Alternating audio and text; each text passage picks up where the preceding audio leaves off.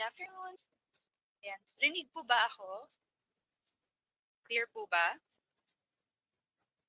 Ayan. Pwede po ba pakichat po kung clear pa?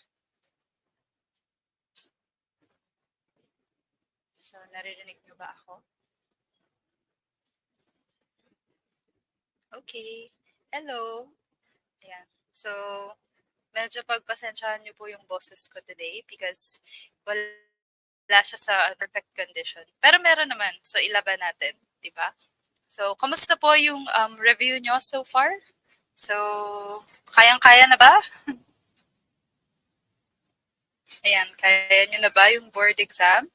Sige, magla-login lang ako dun sa account ko para makapasok ako sa group at makita ko yung magagaling yung comments. Ayan. Ayan. So, sige. Alright. So, sana ready na po ang lahat sa ating final coaching para sa English Majorship. Sabi nila, isa daw to sa pinaka mahirap, one of the hardest majorships, pero subukan natin na itawid po ito at hopefully ma-receive nyo po yung license nyo very soon. Okay? So, start na tayo. Okay? So,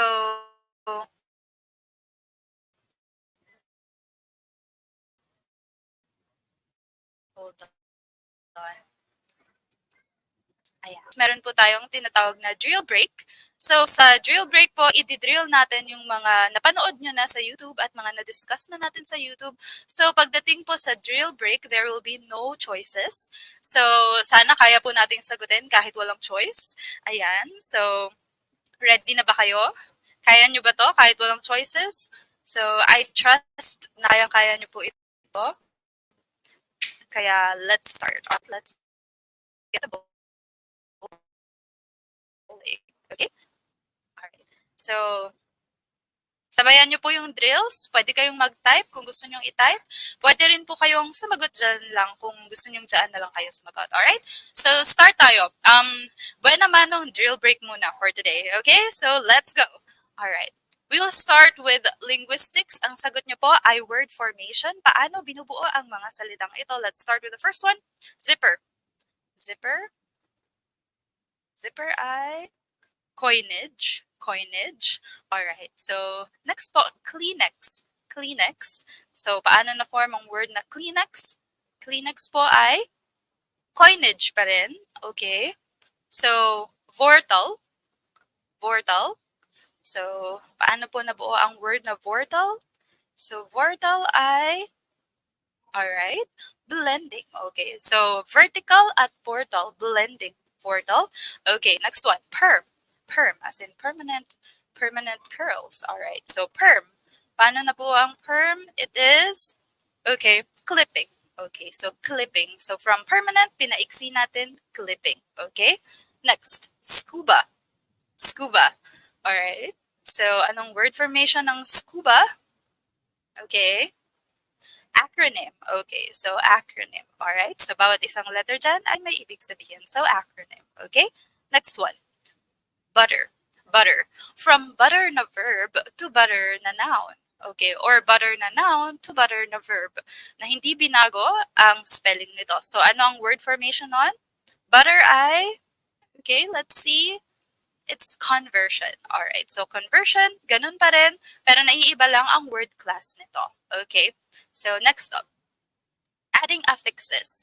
So, sa word formation, if you add affixes, anong klaseng word formation po ito? Halimbawa, teach, nilagyan mo siya ng ER, anong klaseng word formation siya?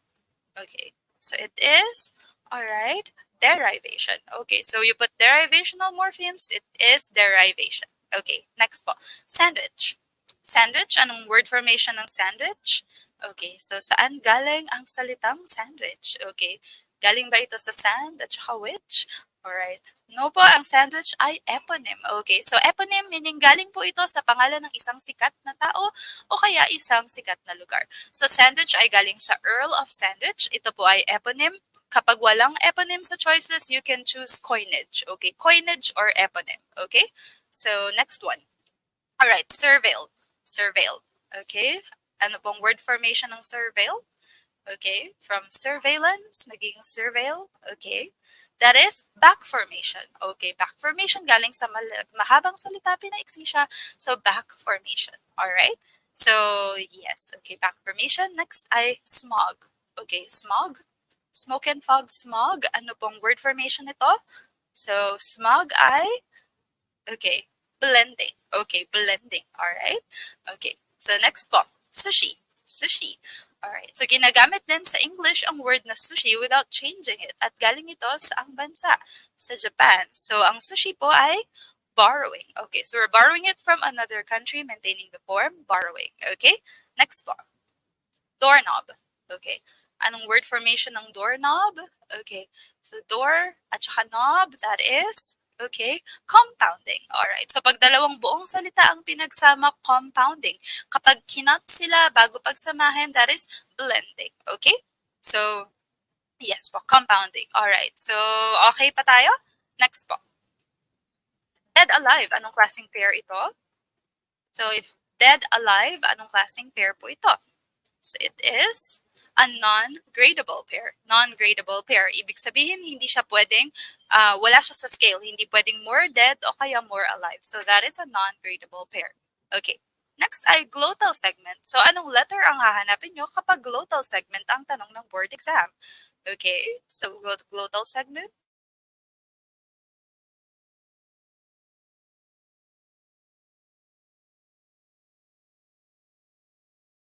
Right? So, glottal segment, that is correct. It is letter H. Okay. Ha sound. Alright? So, like hot, heart, ayan. So, yan po yung ating glottal segment. Okay. How about if palatal? So, if ang hanap ng board ay, ang tanong ng board ay, which of the following has a palatal sound? Anong hahanapin nyo? Okay. So, anong sagot mo dito sa palatal? Alright, that is, okay. Hindi po letter J ha. J po na, J na IPA symbol. So, yung J na naka-enclose sa slashes, that is y sound or Y. So, pag palatal po ang hahanapin niyo po ay y.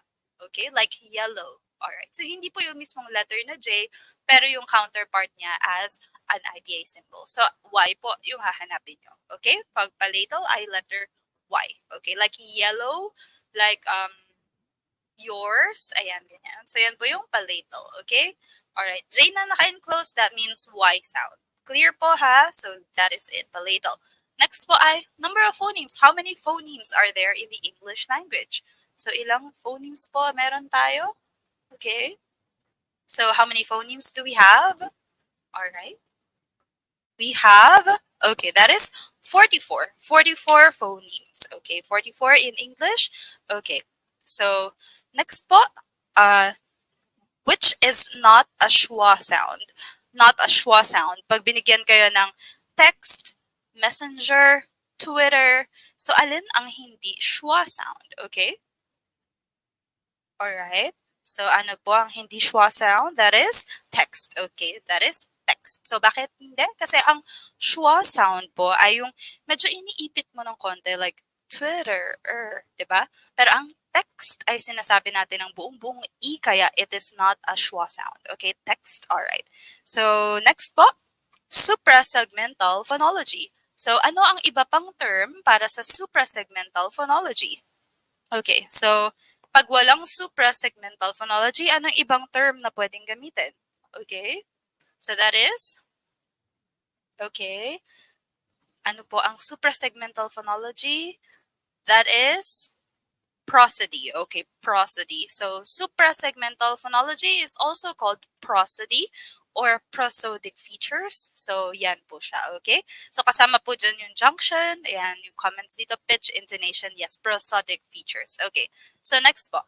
Pasta, spaghetti. Anong klaseng pair or anong klaseng relationship ang meron sa pasta at spaghetti? Okay?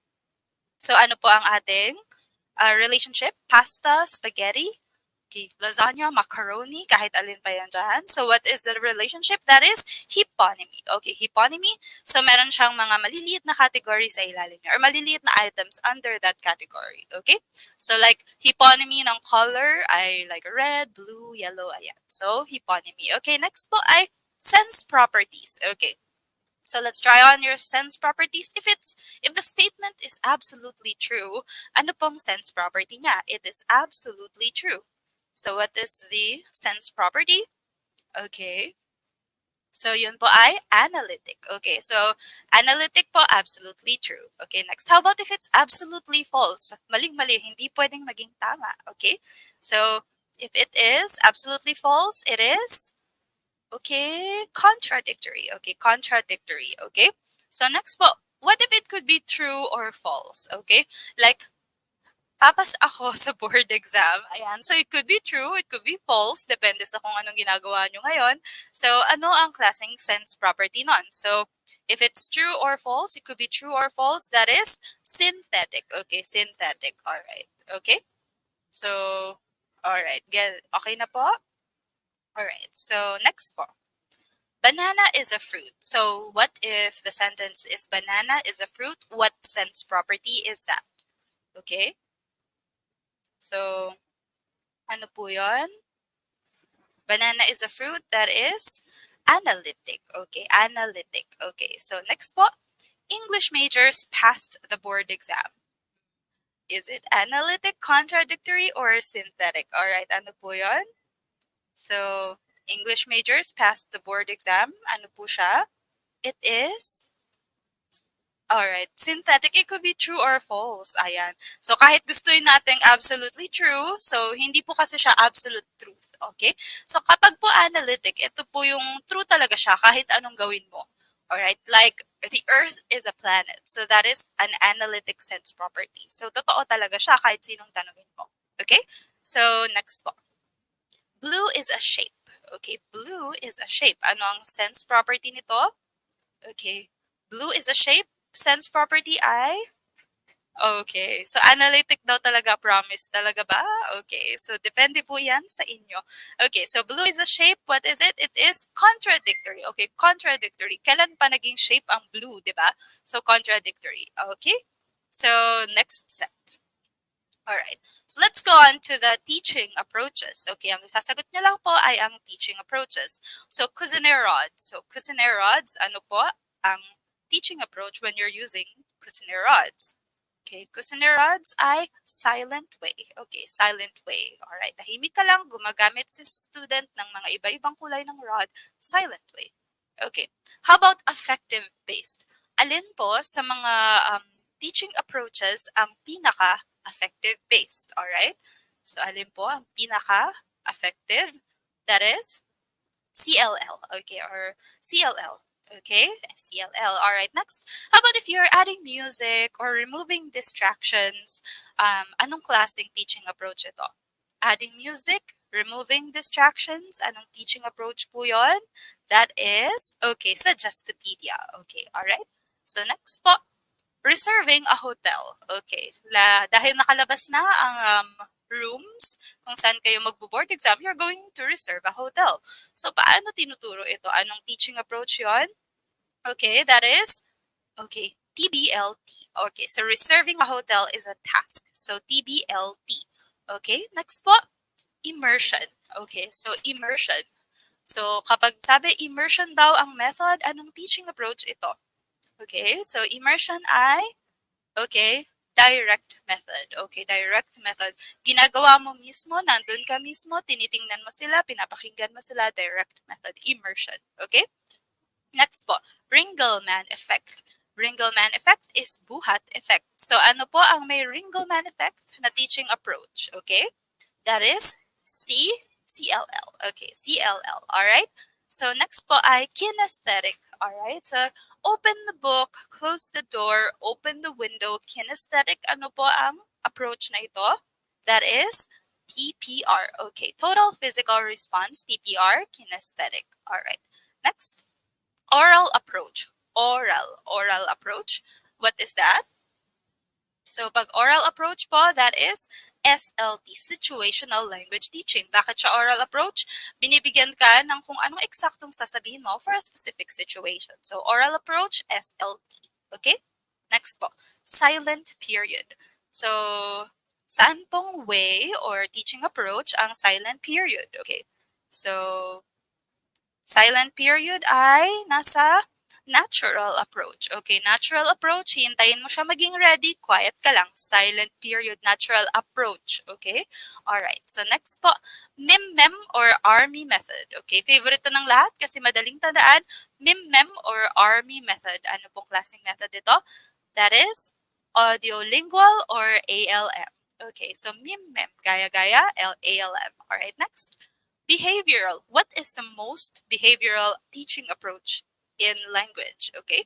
So ano po yung most behavioral? Okay, most behavioral po ay ALM. So ano ba ang ginagawa pag behavioral?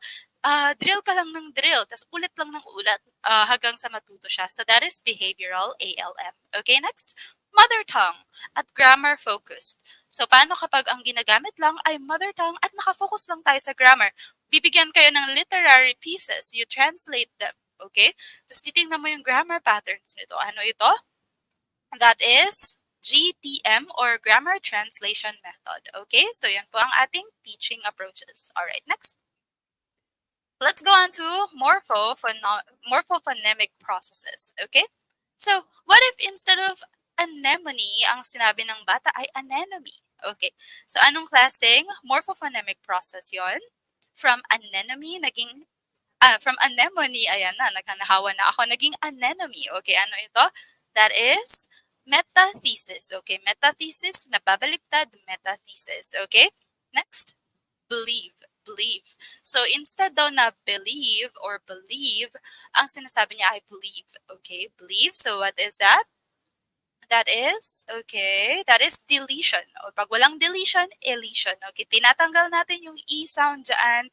So, dahil hindi naman siya accented, hindi siya stressed na syllable. So, that is deletion or elision. Okay? Next, from fifth, naging fifth. From fifth, naging fifth. Anong klaseng morphophonemic process? From fifth to fifth. Okay? That is, alright, dissimilation. Dissimilation. From F na, at TH na parehas mahangin ng tunog, naging T na lang siya. So, lumayo siya ng sound. That is dissimilation. Okay, next. From handbag, naging handbag. From handbag, naging handbag. Anong klaseng process yon? That is assimilation. Okay, so from ND na magkaiba, naging M bilabial to MB bilabial, MB. So, naging magkatulad sila, assimilation. Okay, next. Film ay naging film. Film ay naging film. Okay, ano pong klaseng morphophonemic process? From film to film. Okay, that is epenthesis. Okay, epenthesis, meron kang sinisingit. Okay, merong nakikidagdag, nakikidot-dot. That is epenthesis. Okay, next. Suppose. All right. From suppose, naging suppose or spose. Okay? So, katulad dito ng believe, or that is deletion or elision. Okay? All right. Next, hindi na po ito morphophonemic processes. What do we call pointing language? Ano po ang term na ginagamit sa linguistics for pointing language? Okay? Ano po ang term natin for pointing language, English majors? That is, alright, deixis. Okay? So, pointing language ay deixis. Example nito ay your, my, they, that. Okay? So, tinatawag siyang pointing language kasi nakadepende ang meaning niya kung sino nagsasalita. Okay? So, para sa akin, ang that ko yung malayo sa akin. Para dun sa kausap ko, yung that niya yung malapit sa akin. Diba? So, that is pointing language or deixis. Okay. Next. What do we call the term when we express ambiguity, caution, or indecisiveness? Ayaw natin ng commitment. Anong klaseng linguistic term po ang ginagamit? So, if we're expressing ambiguity, like, siguro, sa tingin ko lang naman, ayan. So, mawalang galang na po. Ayan. So, ano pong ginagamit natin? That is what we call hedging. Okay. Hedging or hedges. Okay. So, hedging. Next, let's go on to Gricean maxims. Okay. Gricean maxims. What if ang sagot ay hindi totoo? Okay. So, maganda ba yung jowa niya? Maganda naman. Pero hindi totoo. So, sarcastic. Pag may kasaling ka-sarcasm at hindi totoo, yun ay ano po yun? That is, okay, quality. Okay. Quality maxim. Okay? So, hold on po. Please wag po kayong tumawag kasi po nagla-live po ako. So, yan. Alright? Next po ay too many fillers. E, I, O, U. Ano yan? Ano pong klaseng maxim ito? That is maxim of manner. Okay, so manner po kapag napakaraming fillers. Na lahat mo na yung vowels, hindi ka pa nakakapunta sa point mo. So, manner. Okay, next. Too much information. Tinatanong ko lang kung sino saan ka nagpunta. Napaka-defensive mo. Dami mong sinabi. So, pag madaming hanash, too much information, that is maxim of quantity. Okay. Too much information, quantity. Okay. So, how about if it's off topic? Okay. So, tinatanong ko kung saan ka nagpunta. Hindi ko tinatanong kung anong kinain mo. So, that is, ano yan, hindi relevant sa question. So, maxim of relation. Okay.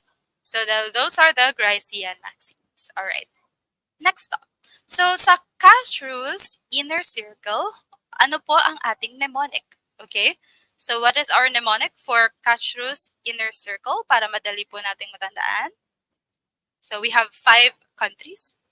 Yeah, under Cashew's inner circle. So, ang tinatanong ng board exam sa inner circle ay ano daw? Part ng Cashew's circle yung nagsaset ng standards ng English. That is inner circle. At ano pong mnemonic natin? That is can you. Okay, can you use CANUU. That is Canada, Australia, New Zealand, USA, UK. Okay, so pag tinanong kung saan sila, that is inner circle. Can you. Okay, next. Cashew's outer circle. Okay. Paano naman po kapag outer circle? Okay. So, ano ang ating, alright, mnemonic for outer circle? Okay, so that is, make big stanza CPNP. Make big stanza CPNP. What does that mean? Malaysia, Kenya, Bangladesh, India, Ghana, Sri Lanka, Tanzania, Zambia, Singapore, Philippines, Nigeria, Pakistan. Okay, so make big stanza CPNP. Alright, so ito po yung ating outer circle. Kapag wala po sa inner, wala sa outer, ang isasagot nyo po ay expanding circle. Okay, so ito na lang po yung tandaan nyo. Can you at make big stanza CPNP? The rest ay expanding circle. Okay, so okay po tayo dyan. Next ay, what kind of morpheme is common in oxen, dodged, and weakest? What kind of morpheme is common in oxen, dodged, and weakest? Okay? So, anong klaseng morpheme daw ang common sa kanilang tatlo? That is, okay, inflectional. Okay, EN, that is plurality, dodge, D, okay, at EST. So, those are inflectional morphemes. Okay? So, next po. How many morphemes are there in enough? How many phonemes are there in enough? How many phonemes are there in enough? So, ilan ang phonemes ng enough? E, N, A, F. E, N, A, F.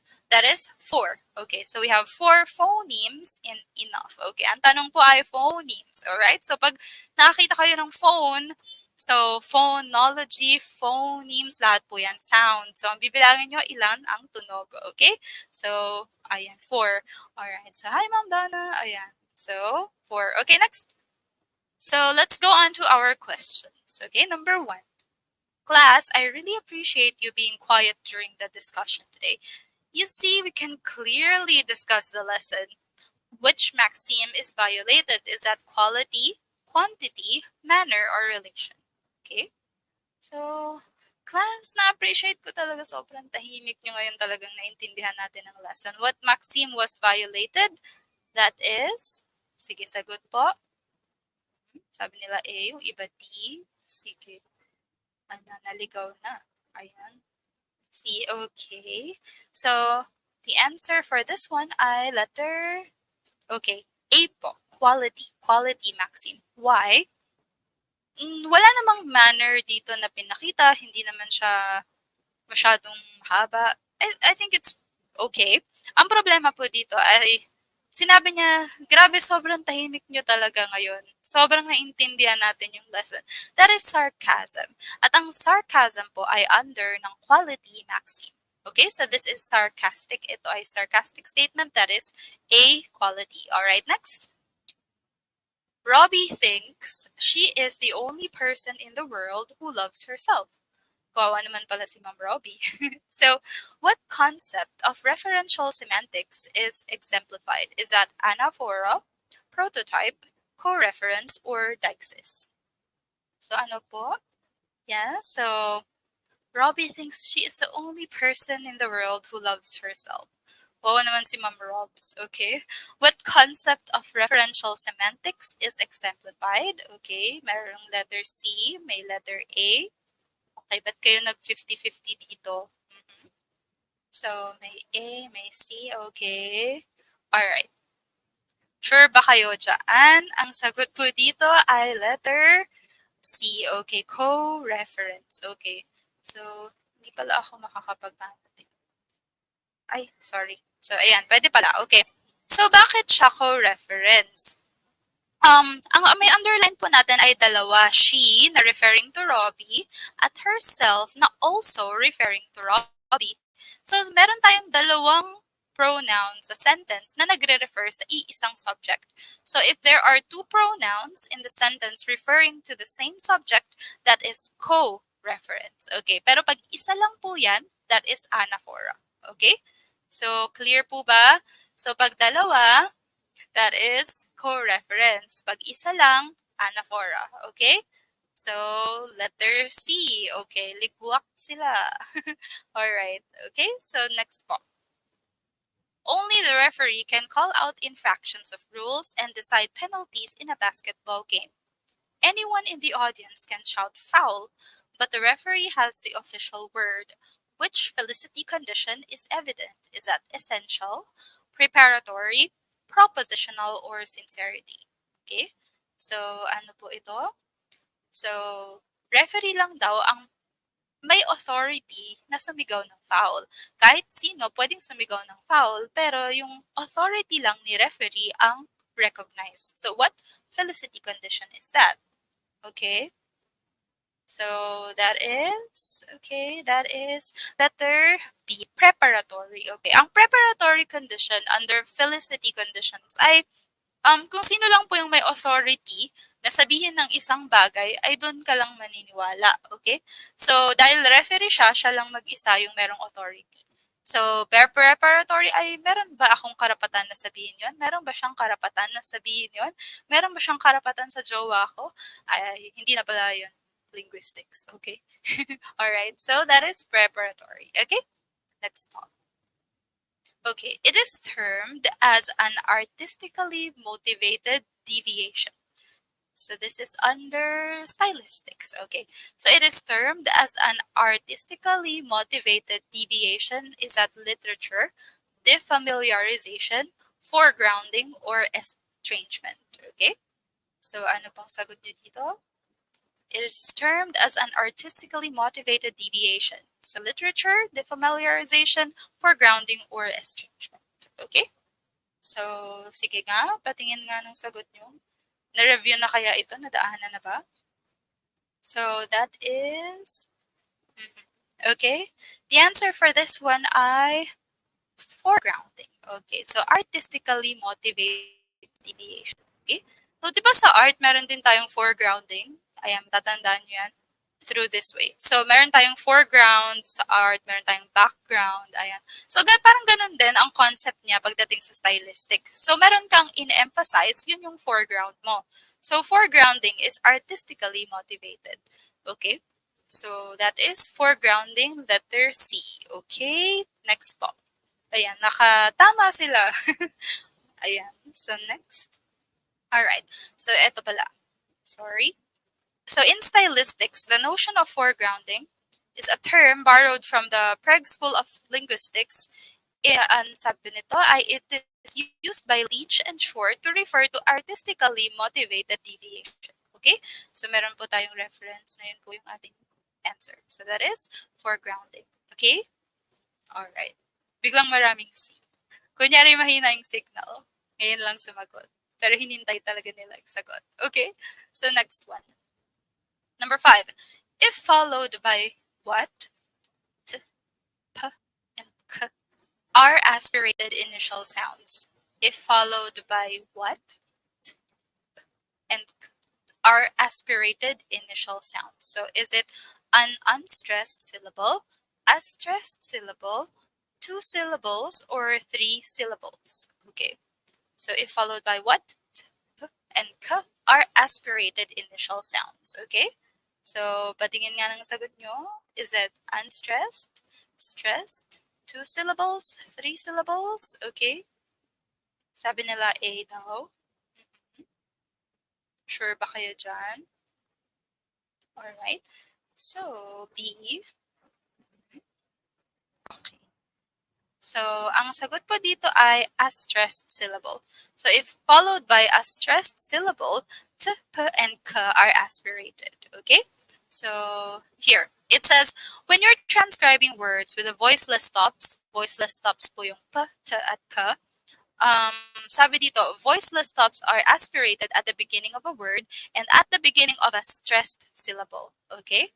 So, kahit hindi nyo siya i-memorize, pwede kayong gumawa ng example. Sabi nga, pag walang example, gumawa ka ng sarili mong example. Okay? So, kailangan daw natin ng stressed syllable. Halimbawa ay potato. Alright? So, eto na naman ako sa pagsulat sa slides. So, potato. Alright. So, yung potato. Potato. So, bakit merong konting hangin yung t dun sa second syllable? It is because this syllable is stressed. Okay? So, inuumpisahan ng isang voiceless stop ang isang stressed na syllable, you add a little bit of air to it. So, gagawin mo siyang aspirated. Aspirated ay parang may hangin. Okay? Instead na potato, we say potato.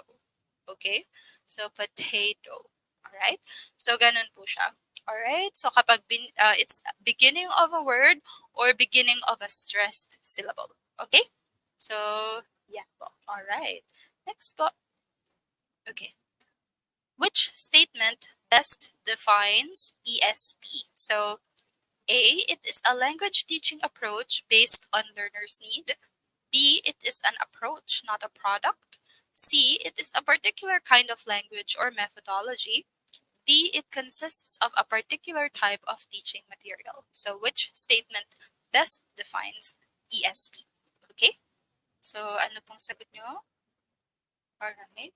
Mamaya na po magpa-add sa GC yung iba pagkatapos po ng live, pagkatapos po ng final coaching.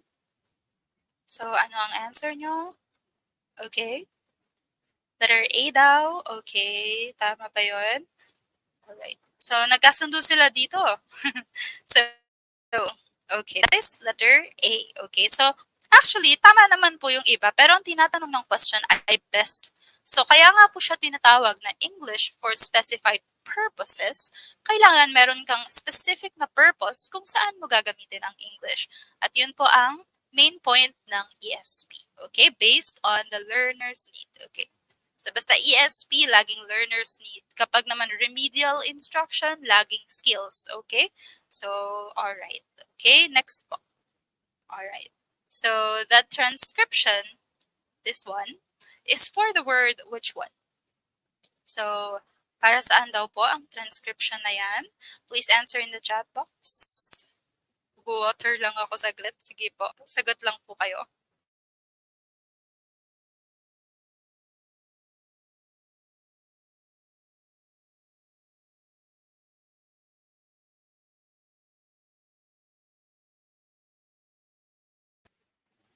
Alright, so the answer for this one ay letter, okay, B. So yung ganyan po na parang letter D, na merong ganon, na merong D, ay the. Yung voiced TH sound po yan. So this is voiced TH. This one is E, okay, E. Alright, so these, okay. Alright, so letter B. Okay. These. Alright. So, very good. Okay. Okay. Letter B. Very good sila. okay. So, letter B. So, next po. Number 8.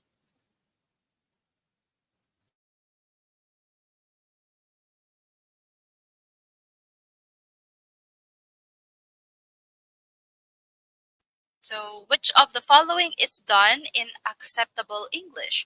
A. Maria desires that you go. Okay. B. Maria cleaned the table up. C. That Maria dances well surprised me. Okay. Letter D. Maria is eager to talk to. So, ano pong sagot niyo dito? Ano daw yung katanggap-tanggap na English? Alright. So, what letter?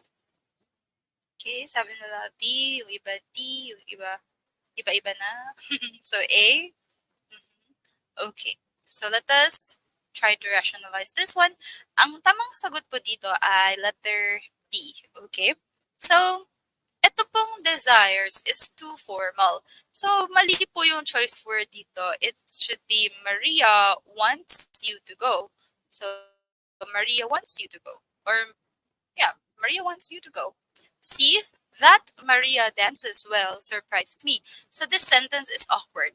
So, pwede mong sabihin na lang na the fact that Maria dances well surprised me. Okay, so di naman, Maria is eager to talk to. Ang eager po ay yung taong nakakaramdam ng eagerness. Tapos merong to. So, dapat po is fun to talk to. Or I am eager to talk to Maria. I am eager to talk to Maria. Or Maria is fun to talk to. Okay? So the answer for this one is letter B. Pwede pong paghiwalayin ang clean at up. It's okay. So letter B po yung sagot. Okay? Letter B. Yay! Alright. So next po. Mababalikan ba? Yes po, mababalikan kasi marupok ang video na ito. Okay? So next one. Number 9. Which of the following describes the appropriate illocutionary force in this situation? Sabi ng librarian, tinuro niya yung observe silent sign. Can't you read? Sabi ng students, sorry ma'am. Ayan. So, the librarian is telling the students to read the signage. B, the librarian is telling the students that they are foolish. C, the librarian is telling the students to stop talking loudly. D, the librarian is asking whether they could read or not. Okay, so ano daw po yun? Alright, so what is that? Is it A, B, C, or D? Okay. Sana all nababalikan. Ayan. Huwag ka na magpabalik. Tama na yun. Ayan. So, letter C daw sila. Okay. How about the others? Letter C daw. Okay, so letter C. Ayan. Okay? So, of course, the librarian is telling them to stop talking loudly. Hindi naman sasabihin niya na, pa kayo, hindi kayo marunong magbasa. That is ba yung foolish? Ganun yung ibig sabihin. No, she wouldn't say that. Yung illocutionary force kasi, ito yung, ano ba yung ibig sabihin ng nagsasalita? Okay? So, locutionary is what was actually said. Illocutionary is anong ibig niyang sabihin. At ang ibig niyang sabihin, please stop talking loudly. So, letter C. Okay? So, letter C, number 9. Kaya pa ba? Alright, so next one. Ayan, so arrange the following words in a line. Levitating, pleased, indifferent, annoyed, furious. Okay, so arrange the following words in a line. So, ano po ang sagot dito? Levitating, pleased, indifferent, annoyed, furious. So, patingin nga po ng organization nyo.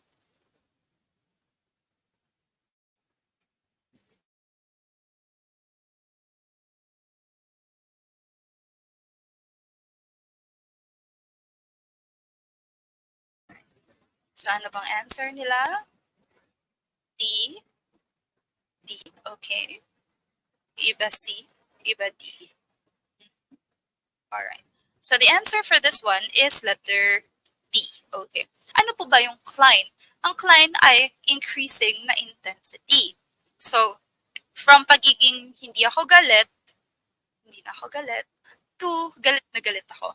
So, itong number 1 ay sobrang saya ko para akong lumulutang, diba? So, sobrang saya niya, levitating. Please, saktong natutuwa lang naman ako sa'yo. Indifferent is, wala akong pakialam. Annoyed is, naiinis na ako. At furious ay galit na ako. So, it started from being not angry Yung parang sobrang saya, papunta sa pinakagalit. Okay? So, ganun lang po yung flying. So, letter D. Okay? So, next one. Alright. What is the correct pitch for this sentence? 1, 2, 3, 3, 2, 1, 2, 1, 3, 2, 3, 1. Okay. What is the correct pitch for this sentence? 1, 2, 3, 3, 2, 1, 2, 1, 3, 2, 3, 1. Okay, sagot po.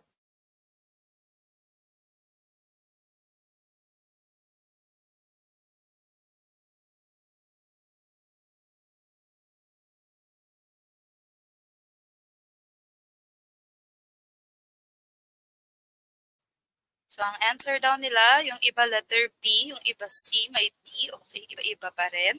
So, ito pong pitch ay depende lang sa kung paano mo binabasa ang sentence. Now, let's try to read it. Have confidence in yourself. So, from average pitch, pataas, tapos bagsak. So, 2, 3, 1. Okay? So, have confidence in yourself. So, pag mababa 1, so confidence yung pinakamataas, so siya yung 3. Have yung average lang, so siya yung 2. So, that is have confidence in yourself. So, 2, 3, 1, D. Okay?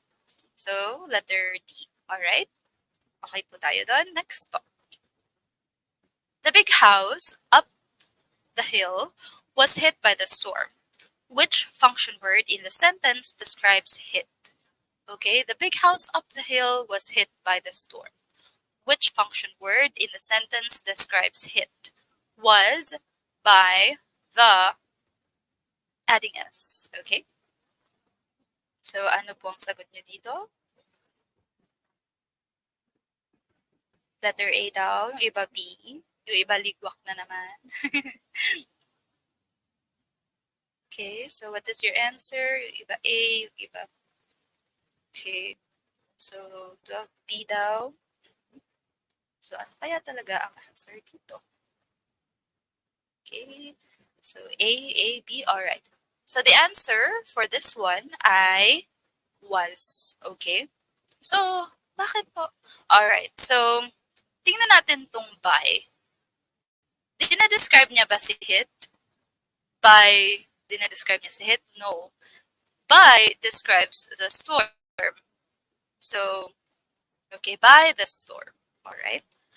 And the, para din yan dito sa storm. The storm. Okay? So, adding S, wala naman din siyang S na dinagdag.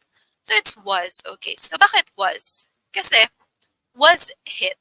Okay? So, it tells you, the function of was is to tell you that it's in the past. Okay? Was hit. So, the function of was ay para sabihin sa inyo na nakaraan na yung pag-hit. Okay? So, that is letter A. So, was is helping hit. Okay. Alright? So, next po. What process in language learning is evident in the statement below? I called Mochi and checked if she eaten already. Habit formation, hypothesis testing, overgeneralization, or simplification. Okay? So, what process in language learning is evident in I called Mochi and checked if she eaten already? Okay? So, ano po ang sagot niyo dito? Okay? So, wag nating tawagin si Mochi kasi mamamatay yung camera ko. Tapos malalaglag yung kaldero. Okay? So, letter C daw. Okay, how about the others? Alright, sabi nila sa wakas, may naitama rin kami. Okay? So, this one is letter... Okay. So, Mochi is life. Okay. Let is life, but Mochi is lifer. Ganon. Okay, so that is letter C. Overgeneralization. Bakit po siya tinatawag na overgeneralization? Because if you notice here, meron siyang past form na called, past form na checked, which are regular verbs, na ang past tense ng regular verbs na ito ay pagdadagdag sa kanila ng D or ED. Okay. Ang akala ng tao, lahat ng past tense ay nilalagyan ng D or ED. Kaya nilagyan niya rin yung eat. Okay? So that is overgeneralization. Yung isang rule for past tense, ginamit mo para sa lahat. Okay? So that is letter C. Okay? Next one. All right. Next one. Which of the following is not a cognitive strategy? Drills, context clues, visualization techniques, or word association? So which is not a cognitive strategy? Drills, context clues, visualization techniques, or word association? Alright? So, patingin nga po. Nakatama din sila. Congratulations! Alright. So, ayan. Letter A daw. Okay, how about the others? A daw. Okay. So, mukhang nagkasundo naman sila dito. Okay. So, the answer for this one ay letter A. Okay. So, cognitive strategy is nag-iisip ka. Pero kapag nagdi-drills ka, hindi ka nag-iisip. Ginagaya mo lang yan, tapos paulit-ulit ka lang. So, when you're getting context clues, you're actually using your brain. So, with visualization, nag-iisip ka pa rin ng images. Word association, same din. So, sa drills naman, hindi talaga gumagana yung mismong brain mo to think. Instead, na-automate lang siya. Okay? So, yun yung tinatawag nga natin na kinesthetic memory. So, dahil lagi mo na siyang ginagawa, natatandaan na lang siya ng ganyan. So, you don't need to think anymore. So, sana, ganun kayo before the board na kayang-kaya nyo na kahit hindi na mag-isipan. Talagang automated lahat ng responses. Okay? So, letter A. Okay? Behaviorist. Yes, that's correct. Okay? So, letter na naman ako. Number 15. So, BICS, B-I-C-S, skills needed in everyday social face-to-face interactions. C-A-L-P, CALP, equals what? Skills used in interpersonal communication. B, skills used in informal settings to build relationships. C, skills used in the classroom in various areas. Or D, skills needed to perform tasks beyond the classroom setting or school setting. So ano po? So, ipopost ko ba dito yung live? Yes po. So, sa lahat po ng platform kung saan naka-live ngayon ay ma-access niyo po yan ulit dyan. So, alin po ang answer nyo? Letter? Okay, C, D, alright. Okay, okay. So, letter C. Alright, so that is letter C. So, skills needed in the classroom. Okay. Not beyond the school. Kasi pag beyond the school, tapos skills needed everyday, di ba parehas lang naman yan? So, after mong pumunta ng school, pag uwi mo, that is your everyday life. So, it's not letter D. Ito po kasi yung Jim Cummins iceberg theory. Meron tayong dalawa. BICS means basic interpersonal communication skills at ang CALP ay cognitive academic language proficiency. So dahil interpersonal ang BICS, ginagamit po ito sa pakikipag-communicate sa ibang tao. At ang CALP naman ay ginagamit sa loob ng classroom. Okay? Basta BICS, communication sa mga tao, everyday life, pagbili sa palengke, period. Okay? Sa CALP naman, ginagamit ito sa classroom. So in the academe. Alright? So letter C. Next. All right.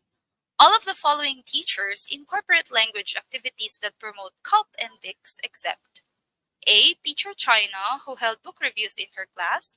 B. Teacher Faith, who conducted classroom debates. C. Teacher Genevieve, who conducted error analysis on learners' outputs. Or D. Teacher Jackie, who gave her students the chance to become teacher of the day. Alright, so alin daw po sa kanila ang gumagamit or nagpo-promote ng CULP and BICS? Ay, hindi nagpo-promote, okay? So letter C daw, C. How about the others? C. Bakit C? So, bakit kaya C ang sagot nila? Okay, so letter C daw. C. Okay, C. So the answer is letter C. Okay. So dahil sinabi niyang CULP and BICS, so dapat meron sila parehas. CULP plus BICS. So, letter A, book reviews. So pag book reviews, makikipag-usap sila sa isa't isa, diba? So, I think na yung libro na to, maganda siya, ganyan. And it is in the classroom. So, CULP and BICS. Conducted classroom debate. So, in the classroom, tapos nag-uusap sila, so CULP and BICS. D, chance to become teacher of the day, makikipag-usap ako sa kanila, tapos sa loob ng classroom, tapos that is called NPICS. Pero sa letter C, yung error analysis ay classroom language lang yan. So, wala siyang communication. Alright? So, letter C. Okay. Alright, next one. Okay. Teacher Joyce is planning to incorporate minimal pair drills in her language class. Which of the following is not part of her objectives? A. To explain how sounds differ. B. To communicate students in each pair. C. To identify which pairs are homophones. D. To distinguish between sounds in each pair. So, alin daw po ang hindi part ng objectives ni Teacher Joyce? Okay? So, ano answer? C daw, C daw. Okay. C daw. Alright. Okay. Sige, sagot lang po. Ay, may except pala. Ayun. So, very careful po tayo dapat sa mga not, except. Ayan. So, letter C daw. Okay. So, the answer for this one ay homophones. Okay. So, identify which pairs are homophones. Kasi nga po, minimal pair. So, gusto natin ma-recognize ng student yung pagkakaiba ng dalawang sound by providing two words na halos magkaparehas ng tunog except one sound. Di ba yun po ang definition natin ng minimal pair. So, explain how sounds differ, that's correct. Communicate sounds in each pair, yes. So, gusto natin na ma-pronounce nila yung L, ma-pronounce nila yung R. So, yun yung P. And D, to distinguish between sounds. So, gusto natin malaman nila ano bang pagkakaiba ng L tsaka R. So, yan. Yung mga Japanese hirap na hirap dyan. Okay? So, letter C. Kasi pag homophones, parehas lang yan ang tunog. So, hindi yun minimal pair. Okay? So, number 18. Alright. So, which of the following is not a learning goal of humanism? Okay, A, to develop learners who have innovative and adaptive thinking skills.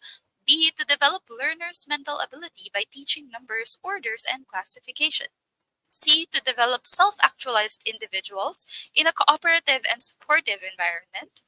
D, to create individuals who learn through mental mechanisms which enable them to recreate and adapt their behavior in different situations. So, ano pong sagot niya? Ang haba po ng choices. Okay. So, power of C daw. Pag yan, hindi letter C, ha? Okay. So, wala pong pattern sa board exam. Gustuin man natin, wala. Okay? So, letter B daw, yung iba C. Okay, B. Ano kayang correct answer? Alright, yung iba B, yung iba C, 50-50. Yung iba D. Oh, okay. So, yun. So, the answer for this one ay letter B. Okay. So, ano ba ang definition natin ng humanistic approach?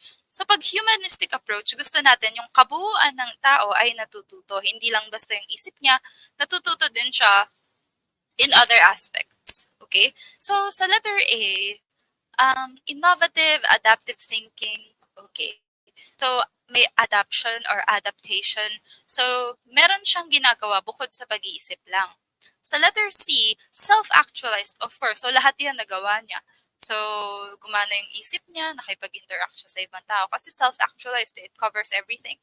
And then D, to create individuals who learn through mental mechanisms, enable them to recreate and adapt. Okay, so meron na siyang behavior. Okay, so letter B naman ay mental ability lang nila. So numbers, orders, and classification. So puro mind lang yung gumagana. So that is cognitive at hindi po siya humanism. Okay? So ang goal ng humanism ay i-develop ang kabuuan ng isang tao at hindi lang ang isip. So letter B. Okay? Letter B. Alright. Next one. Which of the following theories suggest that all normal human beings have an inborn biological internal mechanism that makes language learning possible? Cognitive learning theory, functionalist theory, interactionalist theory, or transformationalist theory? Okay, so alin daw ba yung nagsasabi daw that all normal human beings have an inborn biological mechanism to learn language? Okay? Ano pong sagot niya sa 19? Alright.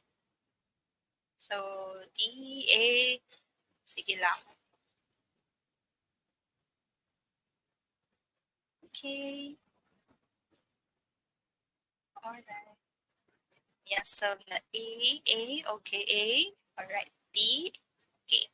So ano po ang answer nyo? Letter A daw, cognitive learning theory. Okay? So yan po ay cognitive learning theory. So from the question itself, meron daw tayong biological mechanism to learn a language. So that is inborn sa brain natin. Okay? So yun. Kasi ano lang ba ang meron kapag ipinanganak tayo? Meron lang tayong brain function. Wala pa tayong behavior. Wala pa tayo nung socialization. So, meron lang tayo ay cognitive ability. So, meron tayong cognitive learning theory, innate. Okay, inborn. Alright? So, next po. Kaya sabi natin si Noam Chomsky ay cognitivist at innatist. Dahil doon. Okay, anyway, ito na tayo kay Chomsky.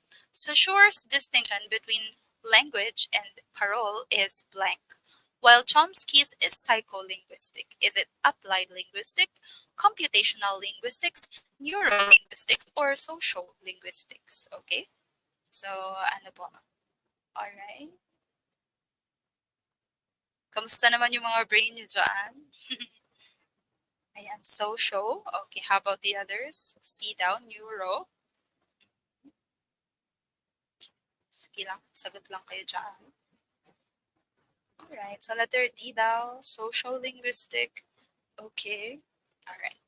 So the answer for this one ay social linguistic. Okay, kapag sa sure, social linguistic, sabi dito sa Britannica, sa sure contended that language must be considered a social phenomenon. Okay. So, ang kay sa sure daw, balikan natin yon. Sa sure daw ay socio-linguistic, kay Chomsky daw ay psycho-linguistic. Okay? Sa sure social, Chomsky psycho. Okay. So, next. Alright. Dahil naka 20 items na tayo ulit, naka 20 items na tayo, let's have a drill break. Okay, ready? Ready ba? So, can you give me hearts kung ready kayong mag-drills? Okay, so tingnan nga natin kung kaya nyo dito. So, okay, drill break. You can type, pwede kayong sumabay, bahala kayo kung paano nyo gusto nyo gawin. Alright, next po. So, this is literature. At ang isasagot nyo po ay ano ang theme or motif ng literary pieces na ito. Okay, Annabel Lee. Okay, Annabel Lee. So, what is the theme or motif of Annabel Lee? Okay, so ang sagot dito ay Gothic. Okay, Gothic theme. Alright? So, recurring theme po kasi ang tinatanong dito ng board exam or recurring image. So, all throughout, nung Annabel Lee ay meron po siyang Gothic theme. Recurring po yung tanong doon. Paulit-ulit, so Gothic. Okay, next. Macbeth. So, what is the theme or motif of Macbeth? Okay? So, Macbeth. Alright. Macbeth ay ambition for power or overwhelming ambition for power. Okay?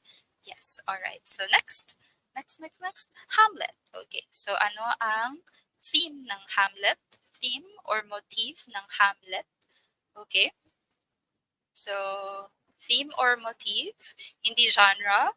Okay? So, Hamlet ay, okay, revenge or indecision. Okay, so revenge or indecision.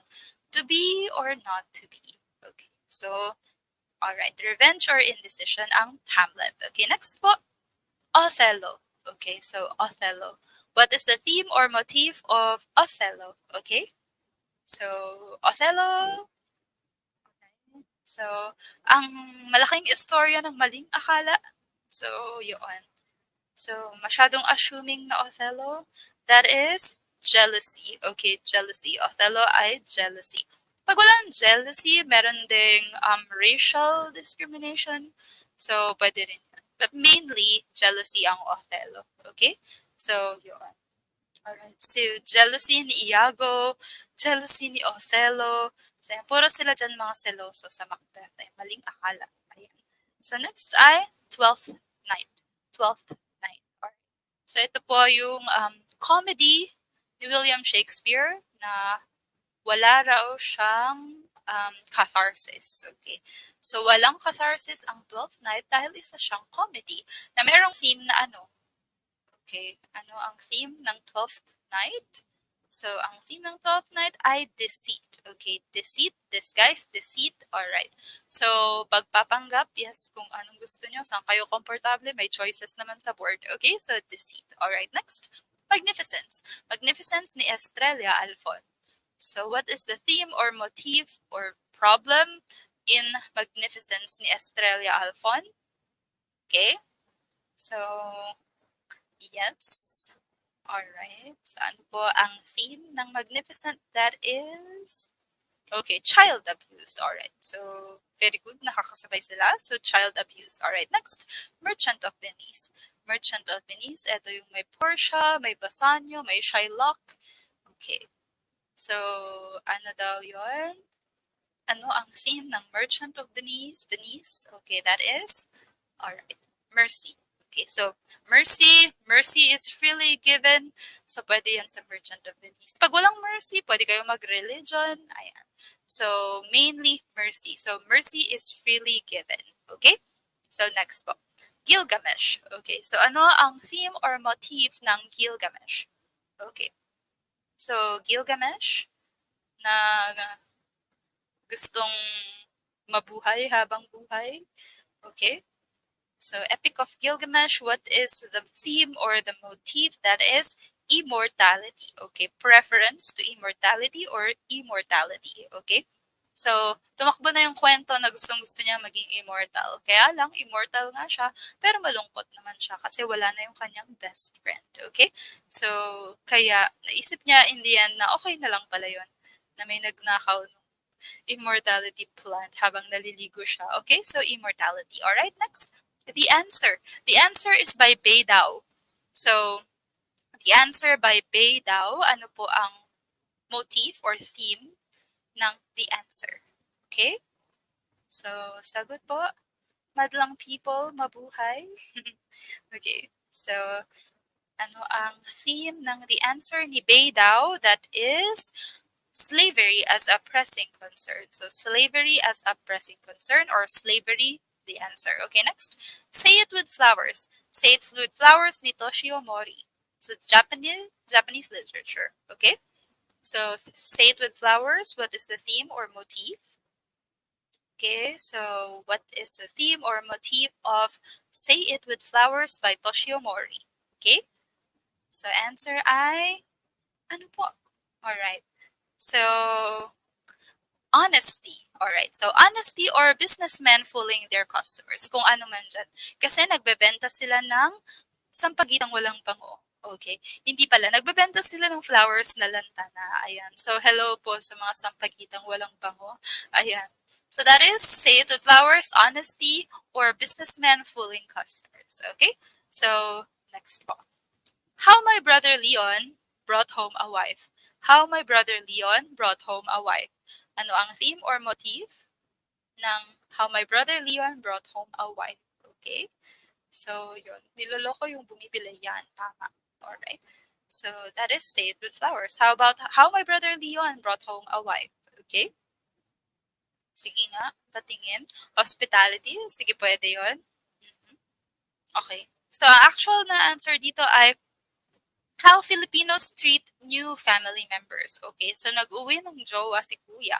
Ayan. So, ang How My Brother Leon Brought Home a Wife ay story kung paano ba nila pinakitunguhan yung jowa ni Kuya. Ayan. So, alright. Hospitality or How Filipinos treat new family members. Okay, next stop.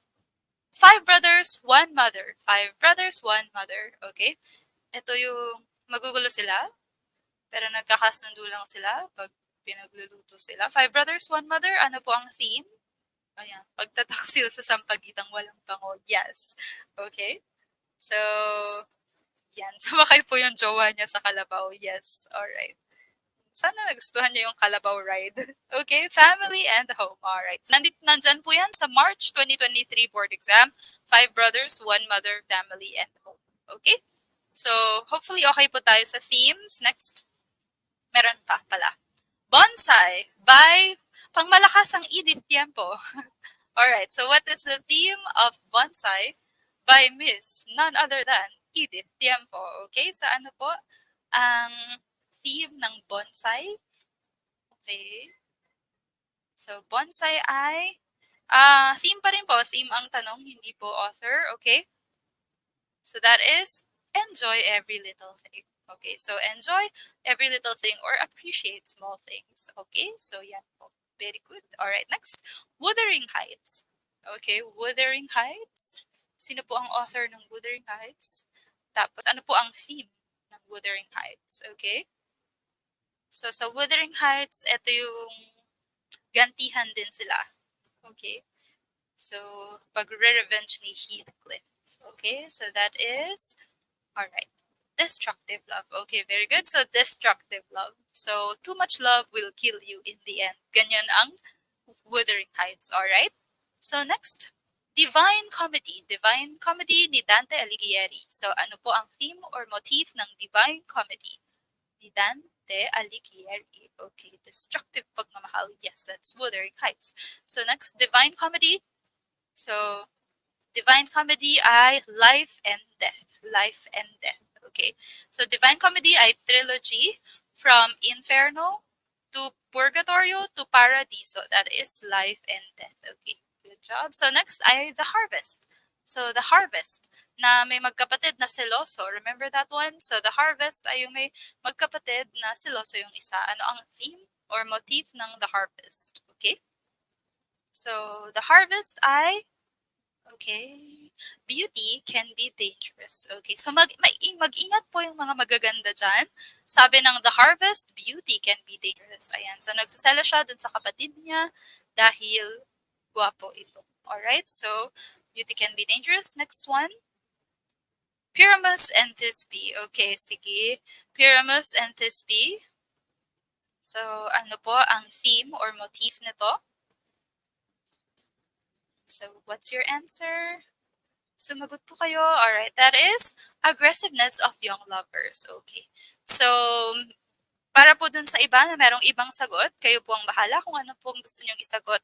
But I provided proof na aggressiveness of young lovers po ang sagot dito sa YouTube po.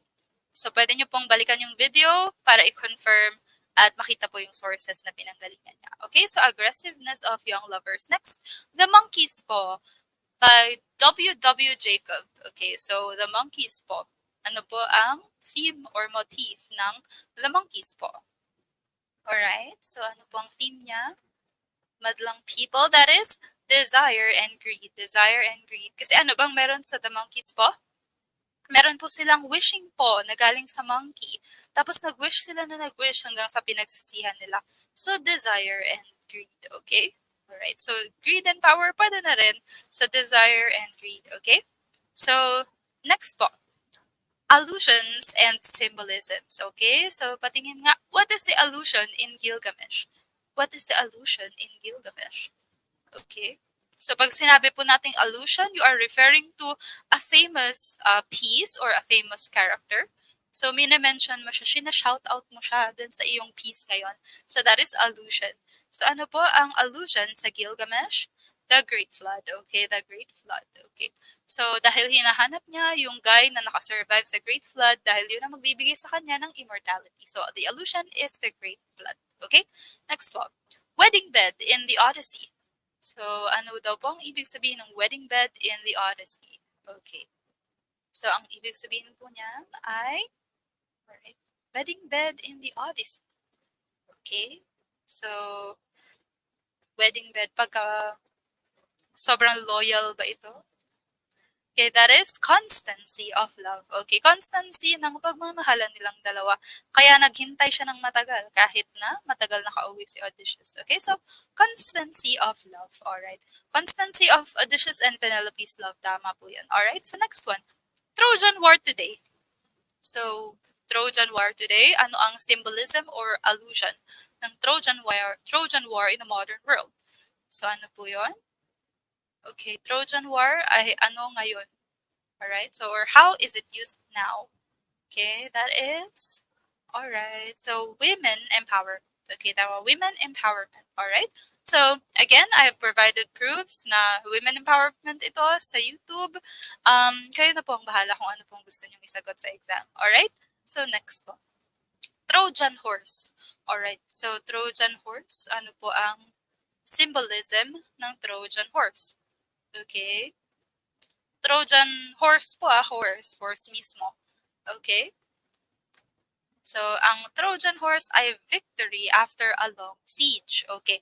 Meron pong sumasagot dito na peace and offering. Pero meron pong verbatim na source na nagsasabi na ang belief ng ang belief nila ay ang Trojan horse ay peace offering, symbolizing the victory after a long siege. So, ang symbolism po niya ay yung victory. So, anong akala nila dito? Akala nila peace offering na nagsisymbolize ng victory nila. So, symbolism ang tinatanong, ang sagot natin ay symbolism. Victory after a long siege. Okay? So, next po. The Road Not Taken by Robert Frost. The Road Not Taken by Robert Frost. Ano po ang sagot niyo dito? Okay. So that is decisions. Okay, so decisions. Si Robert Frost mahilig sa mga ganyan. Decision making. Ayan. Alright? So next, literary pieces. Okay, so who is the husband of Isis? Husband of Isis? Okay, so husband of Isis is Osiris. Okay, Osiris. Alright? So, jackal-headed deity. Jackal-headed deity. Makikita natin to sa mga Egyptian na tawag ng pyramids. Okay, so jackal-headed deity. Ano pong pangalan niya? So that is, alright, Anubis. Okay, so Anubis po ang jackal-headed deity. Two groups at war in the Iliad. So who are the two groups at war sa Iliad?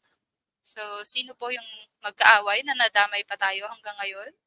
So who are the two groups at war in the Iliad? Okay, that is Trojans and Achaeans. Alright, so gusto nyo Trojans and Greeks, okay lang po. So Trojans and Achaeans or Trojans and Greeks, okay po yun. Alright, so next po. Raven God. Who is a raven god in Norse mythology? Okay, so raven god, pakisagot po. Inom lang po ako ulit ng water. So sige, answer po.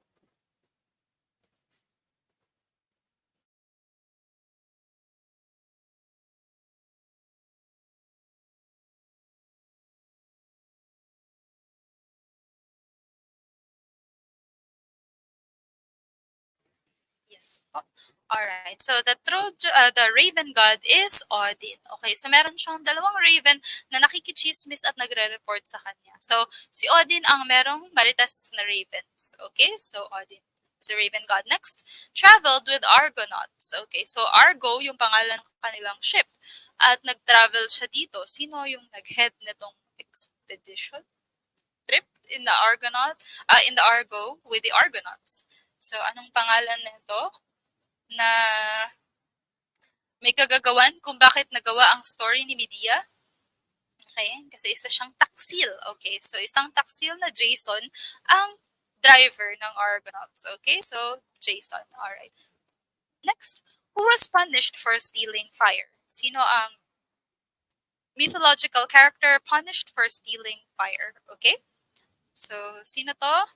Alright, that is okay, that is Prometheus. Okay, so Prometheus po punished for stealing fire. Okay, naawa naman lang si Prometheus sa mga tao, kaya siya nagnakaw, kaya lang, ayun na nga, na-punish siya. Okay, next, who dug out the Grand Canyon? Who dug out the Grand Canyon? Okay, so sino yung may kagagawan nung napakalalim na Grand Canyon na nakakalulang yon? Who is it? So that is Paul Bunyan. Paul Bunyan dug out the Grand Canyon. Of course, hindi ito totoo. So, sabi-sabi lang nila yan that it was Paul Bunyan using his huge na hammer, ayan, na dinadrag niya. So, Paul Bunyan, hammer or axe, yun, something like that. Anyway, next ay pomegranates. Who is the mythological character associated with pomegranates? Sino po yun? Na kain kasi ng kain, ayan tuloy. So, sino to? Pomegranates ay Persephone. Alright, Persephone. Okay? So, yung Persephone na asawa ni asawa ni Hades. Okay? So, Persephone, asawa ni Hades, kumain ng pomegranates. Okay? So, next po. Lameness of humans. Sino sa mga god ang nagre-represent ng lameness ng humans? Dahil isa siyang pangit daw. Bakit daw siya pangit? Kasi may clubbed foot siya. So, sino itong god na ito na nagre-represent ng lameness of humans? That is, okay, Hephaestus. Alright, si Hephaestus na may clubbed foot.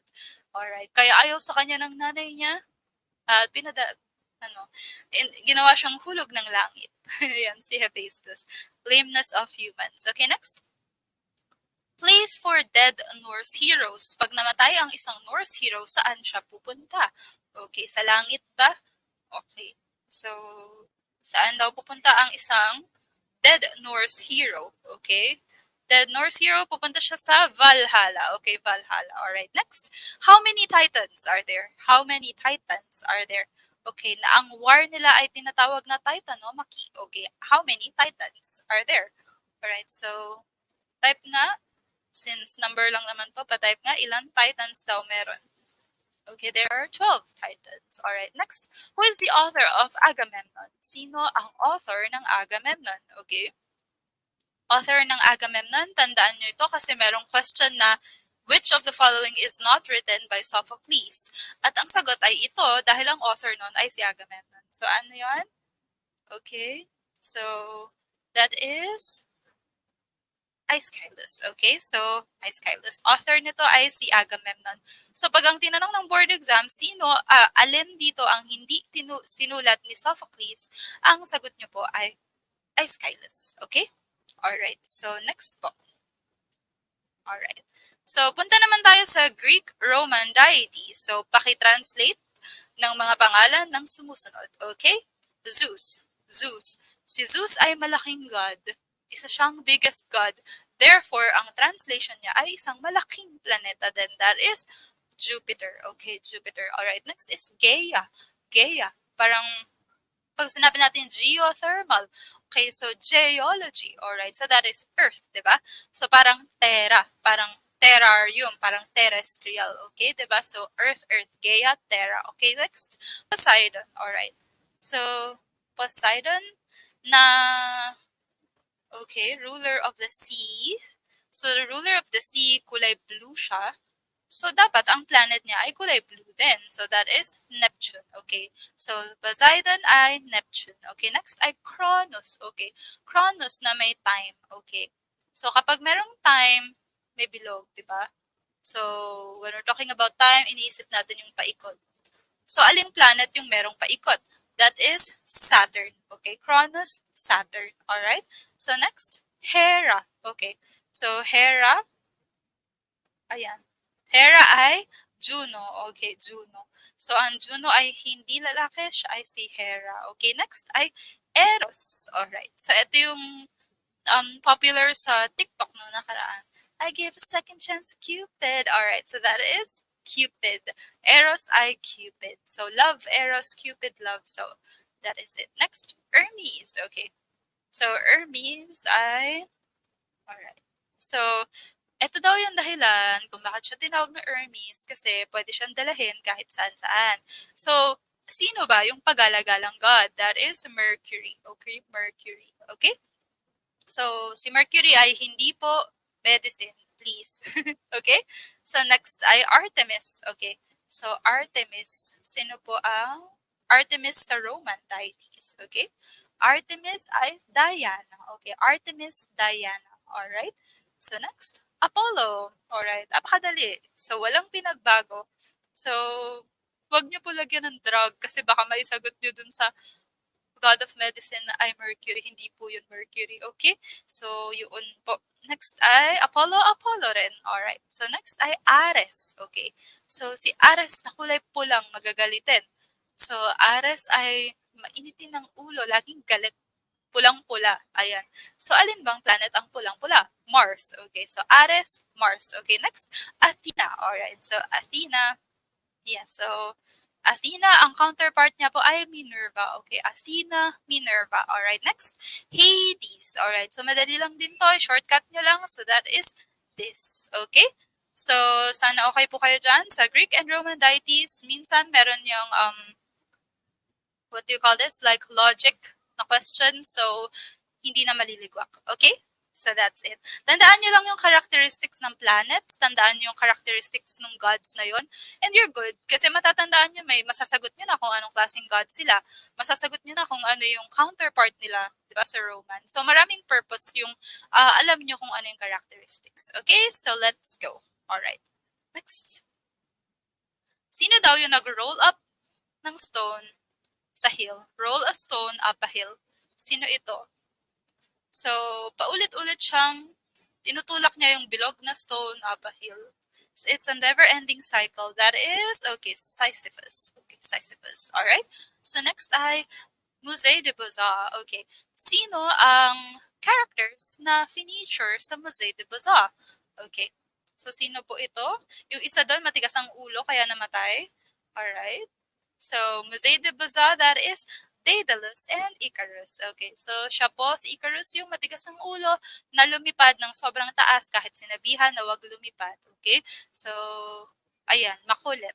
Alright, so Daedalus and Icarus. Okay, next. Pan is in what section or saang world nandoon si Pan? Okay? Alright. So, saang world nandoon si Pan? Nandun siya sa mga Tom's World, si Peter Pan. Okay? Si Peter Pan ay nasa Tom's World kasi si Pan ay nasa Arcadia. Okay? Arcadia. Pan is in Arcadia. Next, reincarnation is based on who? So, sino daw ang myth character na pinagbasihan din ng reincarnation? Kasi, sobrang pagmamahal niya dun sa asawa niya, sinundo niya doon sa lugar ni Hades. Okay? So, sino po iyon? Alright, so who is the so reincarnation is based on which character? So that is, alright, Orpheus. Okay, Orpheus. Alright, next. Who died at the end of Iliad? Hindi sa movie. Sinong namatay sa libro? Sa end of Iliad, okay? Who died at the end of Iliad? That is Hector. Okay, Hector died at the end of Iliad. Okay. Sabi sa Britannica, nagtapos ang Iliad sa kamatayan ng enemy. Alright, so that is Hector. Okay, next. God of death. Death. In Greek, who is the god of death? Okay. So, god of death ay Thanatos. Okay. Thanatos, hindi Hades. God of death ay Thanatos. God of the dead. God of the dead ay Hades. Okay. God of death, Thanatos. God of the dead, Hades. Kaya pag tinanong ng board, alin sa mga sumusunod ang hindi characteristic or hindi title ni Hades, ang sagot ay God of death. Hindi siya God of death itself. Alright? So, next po. So, vain and cruel God. Sino tong vain and cruel God na laging pulang-pula na kinakainisan ng lahat? Alright? So, who is the vain and cruel God? That is Ares. Okay? So, vain and cruel. Kaya siya pulang-pula kasi gusto niya laging makipag-war. Okay? So, Ares. Alright, next. Who popularized haiku in Japan? Who popularized haiku in Japan? So, sino daw ang nagpasikat ng haiku? Binigyan ng problema ang mga Hapon. Okay. So, who popularized haiku? That is Matsuo Basho, of course. So, Matsuo Basho. Okay. So, next. What do you call the Indian fable collection? What do you call the Indian fable collection? So, collection of fables, what is that? So, alright. That is, alright. Panchatantra. Okay, Panchatantra Indian fables. Okay, Indian fables, Panchatantra. Okay, next. So, it is the movement of French-speaking African and Caribbean writers. Sige, patingin kung hindi kayo malilito dito. So, dyan muna kayo, sumagot kayo, and I'm going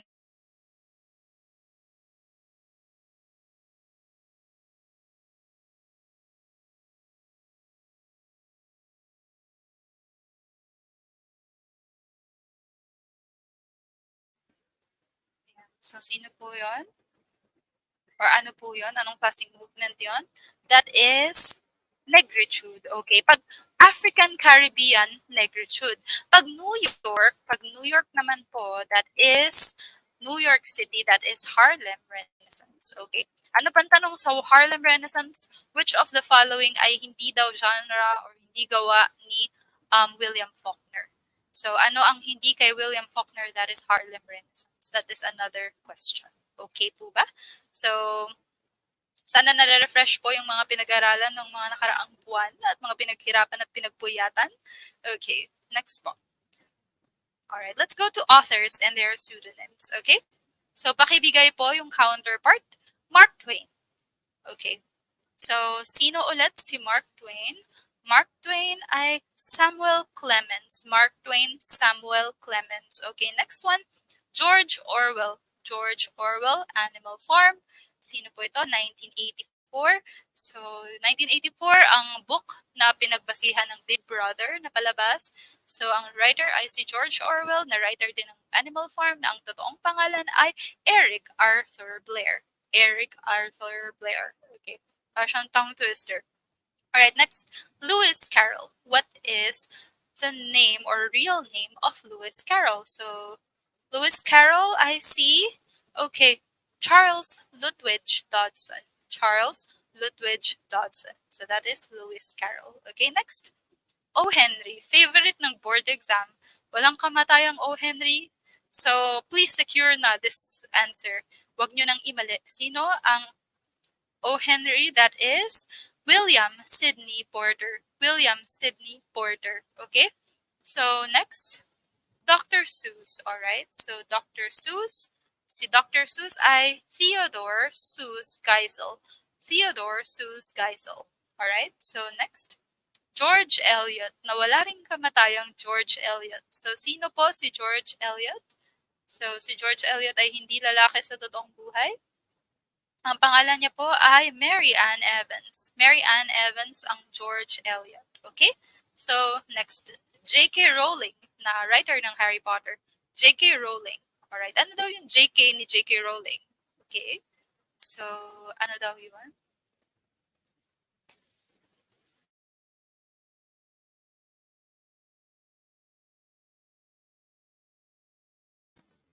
So, J.K. Rowling is also Joanne Kathleen Rowling. Joanne Kathleen Rowling. Okay.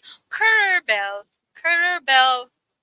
Currer Bell. Currer all the way. Alright, so, ayan. Sino daw si Currer Bell?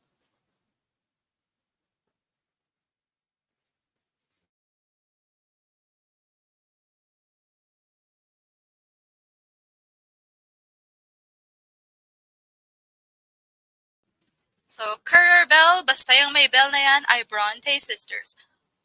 Currer, letter C, Seaton, Charlotte Bronte. Ellis Bell, Edith, Eden, Emily Bronte. Okay, so A, Aiden, that is Anne Bronte. Okay, so yung mga bell na yan ay Bronte sisters. Okay, so how about Richard Bachman? Richard Bachman, who is he in real life? Sino ba to sa totoong buhay?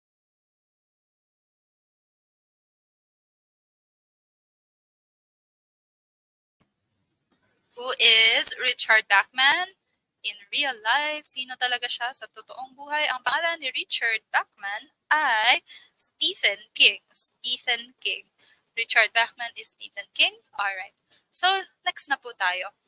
Behavioral learning theories describe learning in terms of observable phenomena. Which of the following is a pedagogical implication of this learning theory?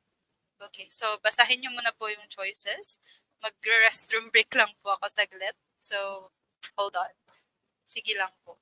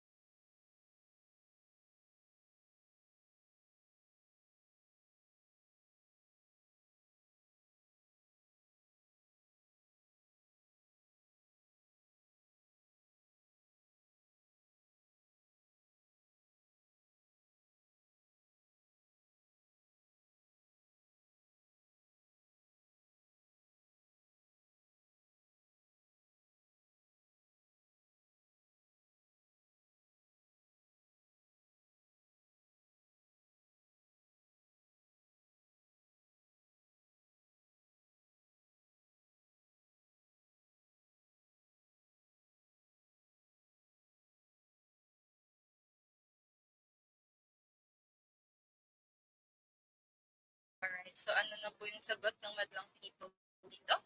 Alright, let's read the choices. Teacher Tala reinforces learning by giving rewards. B. Teacher Robbie treats her students in accordance to their level of maturity. C. Teacher Mark encourages his students to make their own meaning out of the content. And D. Teacher Melvin arranges his curriculum in such a way that concepts on one level are built on the previous one. So, alin daw po dito, ang sabi niya ay behavioral learning theory. Okay, so that is, okay, letter A. Alright. So dahil behavioral po tayo, this works with reinforcements or rewards. Okay? So basta po behavioral, meron tayong binibigay na reward to encourage them to do the action again. So ganun po yung behavioral theory. Okay? So letter A po. Okay ba? Alright, so next.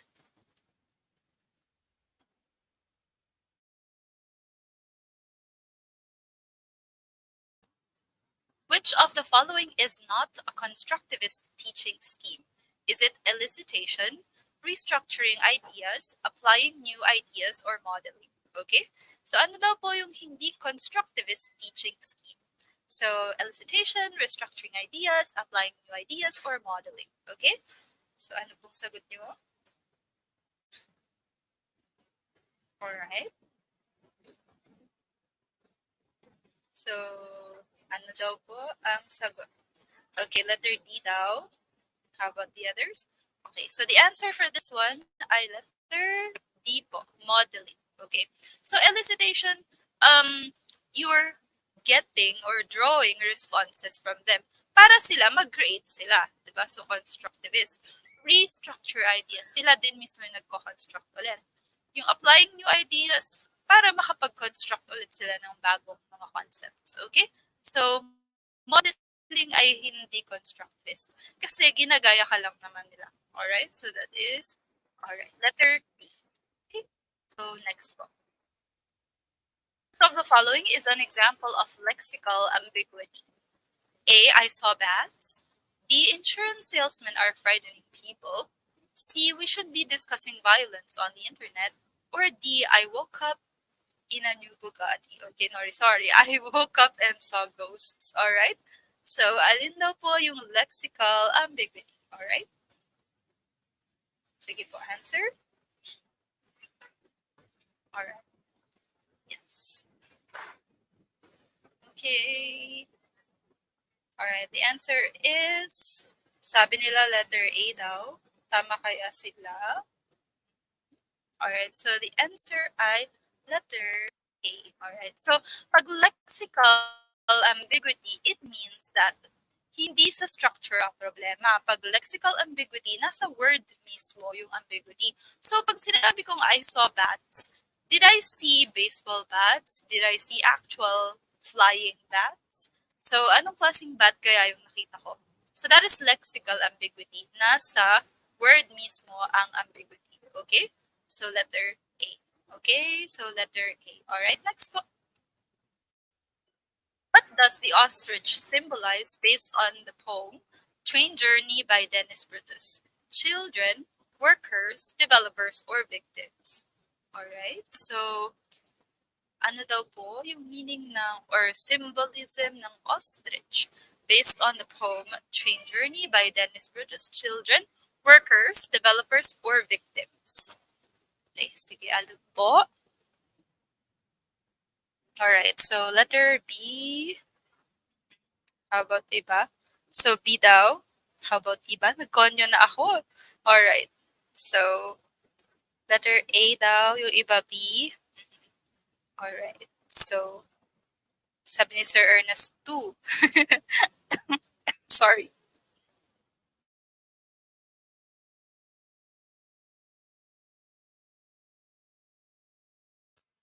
Sure ba kayo dyan sa answers nyo?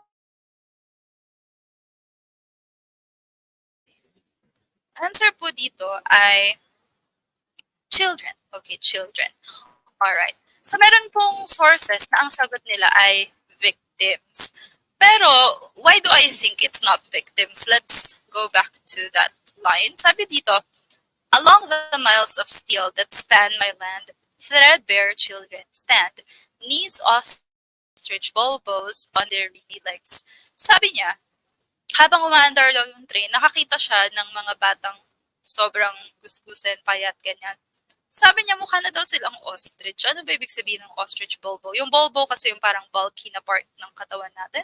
So, parang bulky na yung upper side ng body nila. Tapos payat yung ilalim. Di ba ganun kapag malnourished? So, mukha na silang mga ostrich doon.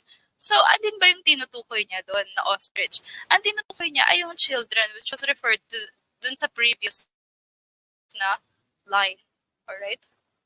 Kasi hindi naman yung victims as a whole yung tinutukoy niya dito, pero yung mga children lang na malnourished na nadaanan niya while boarding the train or riding the train. So, yun po, children. Pero kayo rin po ang bahala kung anong gusto niyong isagot sa board exam. Okay? So, next po. It was the best of time, it was the worst of time. It was the age of wisdom, it was the age of foolishness. Charles Dickens used blank in this opening line of his novel. Is that juxtaposition, paradox, foreshadowing, or anti-metabolate? Okay, so ano po? Alright. So, yes. Alright. Sabi ng, I read a comment here. Sabi niya, akala daw niya victim sila ng poverty. Yes, that's true. But like, take a look at the question again. Wait lang po ha. Sabi kasi doon, what does the ostrich symbolize? So, ibig sabihin, yung ostrich mismo ay symbolism na what we're looking for is a literal thing. Alright? So, that's why letter A po, in my humble opinion. Alright? So, next, number 25.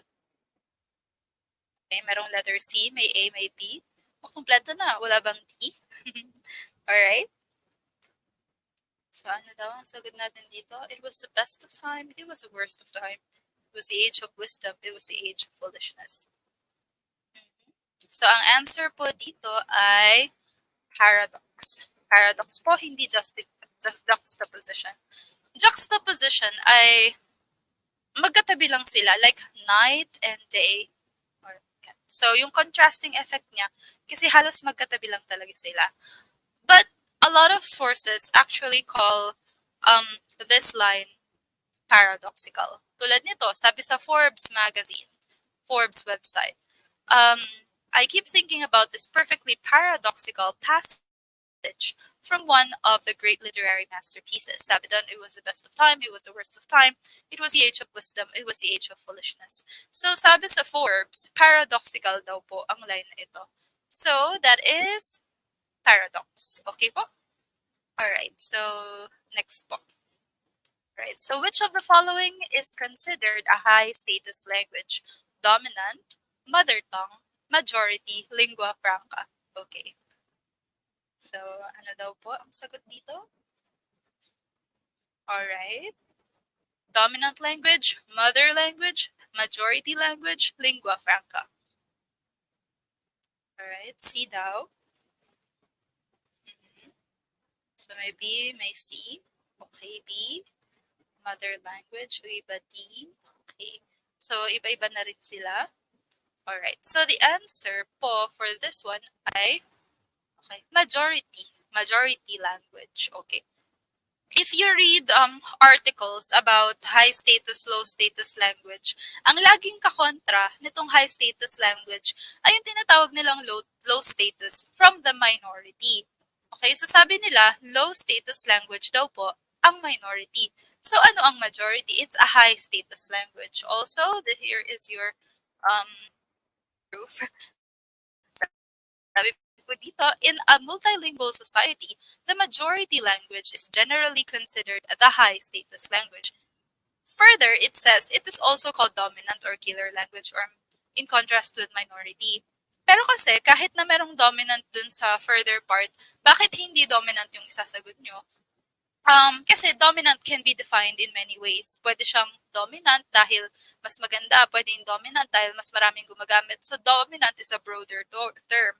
Pero pag sinabi niyong majority language, it is the language used by more people na contrast talaga dun sa minority language na tinatawag na low status. Okay, so majority language. All right.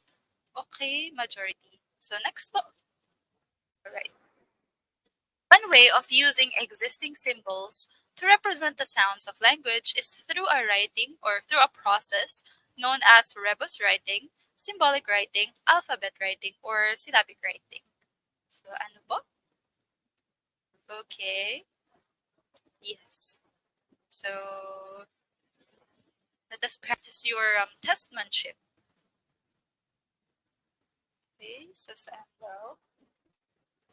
Alright, so what's your answer? Yung iba letter A, okay, yung iba B, D, D, okay, syllabic. Alright, so the answer for this one ay rebus writing. So sinabi doon, gumagamit daw ng existing symbols. Okay, sorry. So, mouse. Anyway, so that is existing symbols to represent the sound. So ito po yun. Rebus writing is like this. So gumagamit ka ng symbols to represent certain sounds. Like turkey, turkey. Ayan. So ayoko na yan i-decode. Basta rebus yan. Alright? And it says here, rebus writing. It is one way of using existing symbols to represent the sounds of language. Okay? So yun po siya. Rebus writing. Alright? Clear? Alright. So next po. Split infinitives are considered to be this type of grammatical error. Dangling modifier, misplaced modifier, faulty parallelism, or tense modifier. So, ano po ang sagot dito? Okay?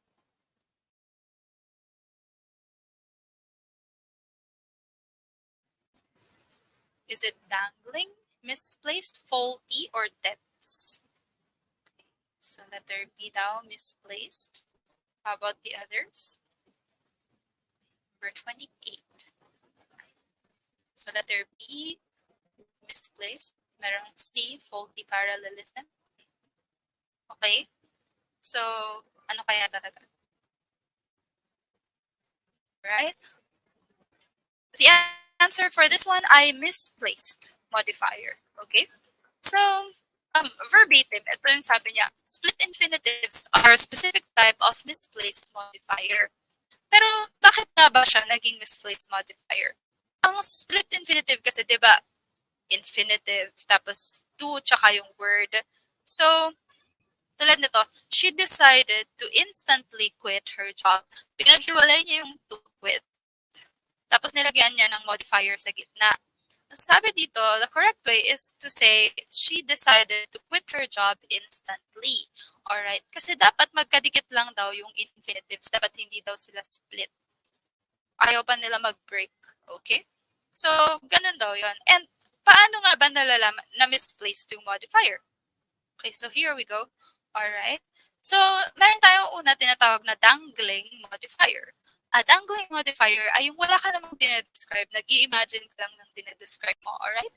Like, having read the book, the film will be a hit. So, having read the book, sino nagbasa ng book? Wala kang nilagay na taong dinedescribe niya. So, that is a dangling modifier. You have a modifier, but you don't have anything that is modified. Okay? So, misplaced modifier naman, it was the minister chatted informally about the cost of living with several women. Okay. So, chatted informally about the cost of living with several women. Okay. So, chatted with several women ba? Or cost of living with several women ba? Ibig sabihin ba nun, tumitira ka kasama yung maraming babae? Madami kang jowa? Ganyan ba yung ibig niya sabihin? Or with several women siya nakipag-discuss about the cost of living. So, dahil sa nilagay siya sa maling lugar, ayan. So, pwedeng maiba yung interpretation niya. That is misplaced modifier. We can say, the minister chatted chatted informally with several women about the cost of living.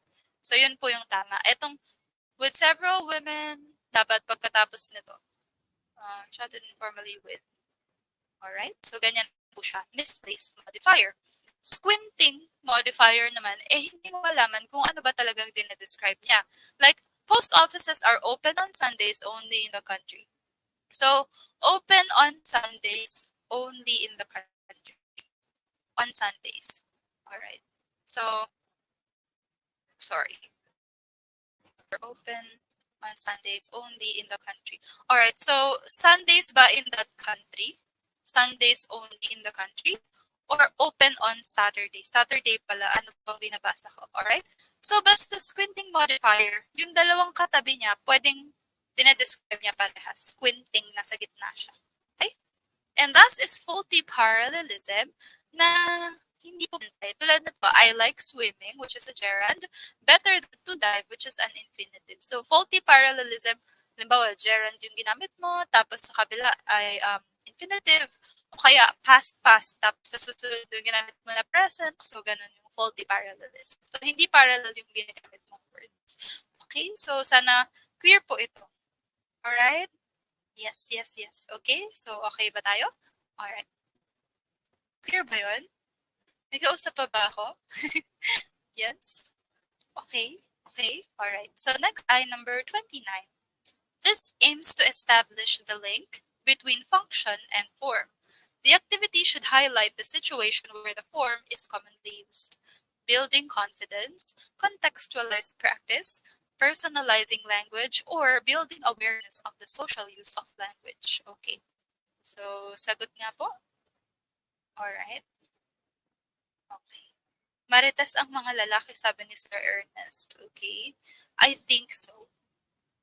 Yun. Madami naman itong marites. Babae, lalaki, lahat na. Alright. So, ano pong sagot nyo dito? Ang aim daw niya ay to establish the link between function and form. Alright. So, letter D daw. How about the others? Anong sagot nyo po? Okay. Alright. So, letter P question mark. How about the others? So, try to analyze the question very carefully. Nandyan din po yung sagot nyo. Okay? Alright. So, sabi dito, it is function and form. Okay? Pag form po, yun yung mismong ginagamit natin. Words. Diba? So, STVDO. Yan. Ang function naman ay paano ginagamit yung salita. Alright? So, this is contextualized practice. Alright? So, context. So, ano yung function na pinagamitan niya? Alright? So, you're practicing the form na may kasamang context. Yung context na yun yung function niya. Alright? Okay, so contextualized practice. Letter B. Okay. Anyway, ito po yung use of accuracy-based activities according to Hedge 2000. Yung building confidence daw ay creating positive climate where students are encouraged to take risks. So, pwede pang magkamali, hindi pa board exam. Ayan, ganyan po yung building confidence. Okay? So, pwede kayong magkamali. Next ay contextualized practice. Link nga daw between function and form. Alright, so ito yung form ng language. Paano natin siya gagamitin? Gagamitin ba natin siya sa school? So, anong context ito? Okay, so ano yung function niya? Alright, next, personalizing language. So, sabi dito, encourage learners to express themselves and engage in interpersonal activities. So, personalizing, interpersonal. Okay. And building awareness of the social use. Okay. So, sabi dito, involve understanding social conventions in the interaction. So, social convention, social use. Right? Interpersonal, personalizing. So, kapag may kasamang function, context. Alright. So, kapag building confidence, pwede kayong magkamali. Alright. Kasi hindi pa board exam. Alright. So, okay na po. Next. Alright. This theory questions texts of all kind and our common practices in reading them. It exposes the gaps, the incoherences, the contradictions in a discourse, and how a text undermines itself. Defamiliarization, deconstruction, naturalization, or pidginization. Okay? So, ano daw po yung fault finder na method? Or fault finder na theory? Yan. So, hanap siya ng pagkakamali. Ayan. So, gaps, incoherences, contradictions. Okay. So, anong klaseng theory po yun? Na mapaghanap ng mali. Okay, that is, alright. Letter B daw, yung iba D. Okay. So the answer for this one ay deconstruction. Okay. So ang deconstruction method po, ito yung bine-breakdown mo nga siya, di ba? Deconstruct. Tapos maghahanap ka ng mali. Okay? Kasi ang thinking ng deconstruction ay wala naman talagang standard. So, pwede tayong magkaroon ng iba-ibang klaseng interpretation. Kahit perfect na tong piece na to, hanapan natin ng pagkamali kasi gusto natin magkaroon ng sarili nating interpretation. So, ganun po yung deconstruction. It doesn't believe na meron talagang standard meaning. It doesn't believe na merong talagang solid na ini-imply yung author. So, ganun po yung deconstruction. Gaps, incoherences, contradictions. Next. All right, here we go. Genre analysis, macro discourse patterns, text analysis, micro discourse analysis are concept developments in linguistics. Which list of authors would you consult to know more about them? Okay. Patingin nga po ng sagot nyo dito. Okay. So, tingnan natin kung natandaan nyo to sino mga Crombie, Sarley, Himes, Odlin. So, anong answer nyo dito?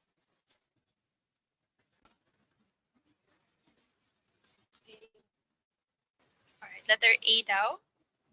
Okay, paano kaya nila nalaman mo?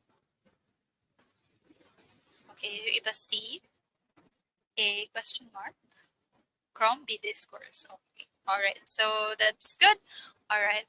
So, ang hinahanap natin dito ay yung nagdi-discourse. Ayan. So, discourse. Ang discourse po ay kay Crombie. So, basta Crombie discourse yan. So, X na to kasi walang Crombie. Ito, X na kasi walang Crombie. So, ang choice mo na lang ay letter D or letter A. Okay. Pero saan ba si John Austen? Okay. So, si John Austen ay, ayan, sorry. Never mind. Alright. Mamaya na pala. Kasi bibigyan ko pala kayo ng mnemonics dito. So, ang answer po dito ay letter A na nandun si Crombie. Later, pag-usapan natin kung sino ba si Austen at si Trimble. Okay? Next. Pedagogical grammar, collocational grammar, ergative verbs, semantic grammar are concept developments in linguistics. Which list of authors would you consult to know more about them? Okay? So, sino daw? Nakita nyo na yung sagot eh, ang daya. Okay. Baguhin ko pala dapat kasi nakita nyo na. Alright. So, A, B, C, or D? 30. A daw.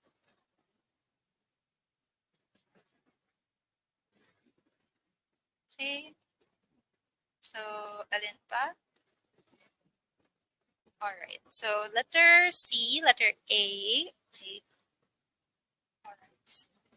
Slomba of Flom. Okay. So, that is F-L-O-M. So, that is Spardic, Leech, Morsha, Odlin. So, ito pong si Morsha, tsaka si Odlin. Okay. Ang mnemonic po natin ay Flom. F-L-O-M. Okay? So, ang FL po ay foreign language. At ang OM naman po, bakit ba ganito yung Yung OM naman po ay Odlin and Morsha. So, ito pong questions, collocational grammar, ergative verbs, semantic grammar, concept developments in linguistics, lahat po yan ay pagtuturo ng linguistics, pedagogical grammar. At ang pagtuturo po ng linguistics or ang pagtuturo ng grammar ay ginagawa sa ESL, EFL, ayan, di ba? English as second language. At sila po yun. So, ang mahilig sa foreign language ay OM. Morsha, Odlin. So, basta may nagtuturo, may pedagogical ng mga grammar, Morsha, Odlin po, hanapin nyo sa sources, sa choices. So, letter A, B, and D, wala siyang Morsha, wala siyang Odlin, so X po. Alright, so X sila dito. Okay, so yan po yun. Next. Pakita po natin ulit mamaya yung mnemonics. Alright, so next, conversational analysis, gambits, adjacency pairs, speech act theory are concept developments in linguistics. Which list of authors would you consult to know more about them? So, conversation, speech. Alright. So, sino to? Okay. Alright. So, anong sagot niyo dito? A daw. Alright. Okay. So, eto medyo madali na tandaan. Okay. Sure yon. So, Delheims, speaking. O, di ba? Speaking, Delheims. Kaya, ito kasi speech act. Alright, so speech or conversation. So, walang Delheims sa BCD, kaya ang answer ay letter A, Delheims. So, siya lang po yung merong speaking. Alright? At ito po yung ating mnemonics. Okay. Speaking si Himes, nahilo si Scarlett Austin. Speaking si Himes, nahilo si Scarlett Austin. Ibig sabihin, si Delheims ay sa speaking. Illocutionary act ay Scarlett Austin. Lahat po yan ay may kinalaman sa speaking. Alright? So, speaking si Himes, nahilo si Scarlett at Austin. Flom, ito na po yun. Foreign language, Odlin Moore siya. So, basta nagtuturo ng foreign language, Odlin Moore siya hahanapin sa choices. Pag discourse, nakakita kayo ng discourse, Croppy. Alright? At ang stylistics naman po ay si leech. You're a leech that's out of style. So, stylistics leech. At technology ay trimble. Okay? So, technology, trimble. Alright. So, si Austin, sabi dito ay speaking siya. Kaya dun sa question kanina, yung letter D, X siya kasi may Austin. Eh, hindi naman po yun yung pinag-uusapan. Kundi discourse. Okay? So, hopefully okay na po yan. Alright, so speaking Delheims. Alright. Which sentence is correct? Okay, so since mahirap yon, dalian natin onte. How much do we have milk? How much milk do we have? How many milk do we have? Do we have many milk? Okay. So, ano po to? How much do we have milk? How much milk do we have? How many milk do we have? Or do we have many milk? Okay. Okay. So, letter B. Yes, bawal na po magkamali dito. Okay, so letter B. So, ang sagot po, of course, ay letter B. How much milk do we have? Pag sinabi mo kasi how much something, you're talking about quantity. Pag how much lang. How much? Alright, so that is price. Okay, so how much is this? Alright, how much do you have? Ibig sabihin, magkano meron ka? Alright, so yun. Dapat yung word modified comes after it. Okay, madali lang naman yan. So next, which would you suggest to your student journalist to help him or her in writing a quote story? Write the story side by side its mother story. Write a summarizing lead in any appropriate form. Make sure to give the first brief news, the brief news of the event. Or D, make the summary arrangement short. Okay, so ano daw ang may sasuggest nyo? So student nyo is writing a quote story. Okay, answer nga po. Alright, so letter B daw. Okay, sure na dito? Iba A. Okay, so the answer for this one ay letter B po. Alright, write a summarizing lead in any appropriate form. So ito po yung ating source. Sabi niya po, the quote story may be charted something. In writing this kind of story, yung quote story, write a summarizing lead in any appropriate form. So yun po yung number 1. Okay, so quote story, write a summarizing lead in any appropriate form. Okay po yan. So next na. Alright. Which of the following is considered in correcting basic sight word or sight vocabulary deficit? So have the students repeat the word each time it is written. Ask the students to read the words repeatedly without correcting them. C, offer big rewards for motivation. Or D, ask the students to answer on the board and correct them in front of others. So ano pong sagot niyo dito? Yan, pinagkakaguluhan nila sa chat box last time. Okay? Alright, so ano po ang answer nila? Letter A daw. How about the others? B. Okay. So, natin. A. Alright.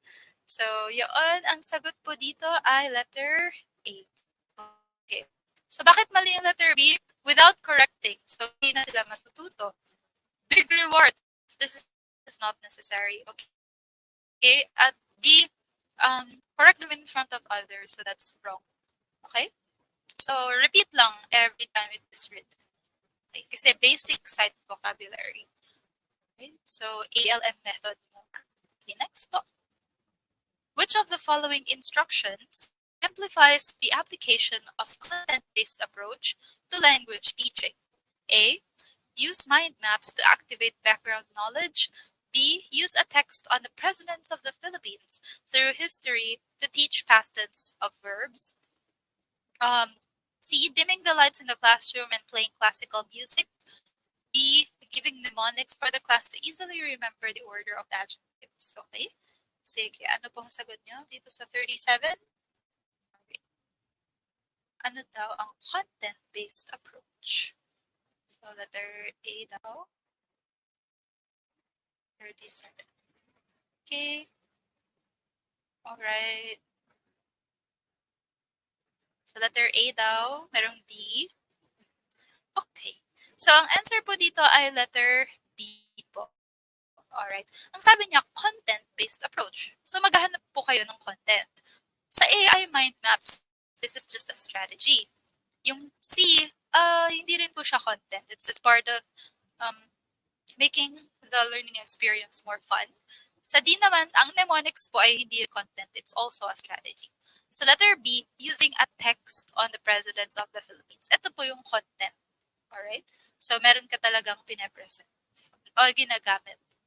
Okay, so letter B. Okay, next. Which of the following methods allows the students to use their mother tongue? Audiolingual, community language learning, direct method, or silent way? Okay, so hindi na sila magkakamali dito. Alam na nila to. Yan. Ano pong sagot nyo dito? Yan. Allow students to use their mother tongue. Pwedeng mag-mother tongue. Sagot nila. Check natin. Ay B daw. Okay. So, the answer for this one ay letter B. Alright? Kasi audiolingual method ay gagayahin mo lang ng gagayahin. So, of course, halimbawa, English yung ginagaya mo, edi English din yung sasabihin mo. Wala namang alterations doon. Kaya audiolingual ay L2 lang. Direct method, lalo na po itong L2 lang. At ang silent way, ay hinihintay mo lang naman din siya magsalita dito.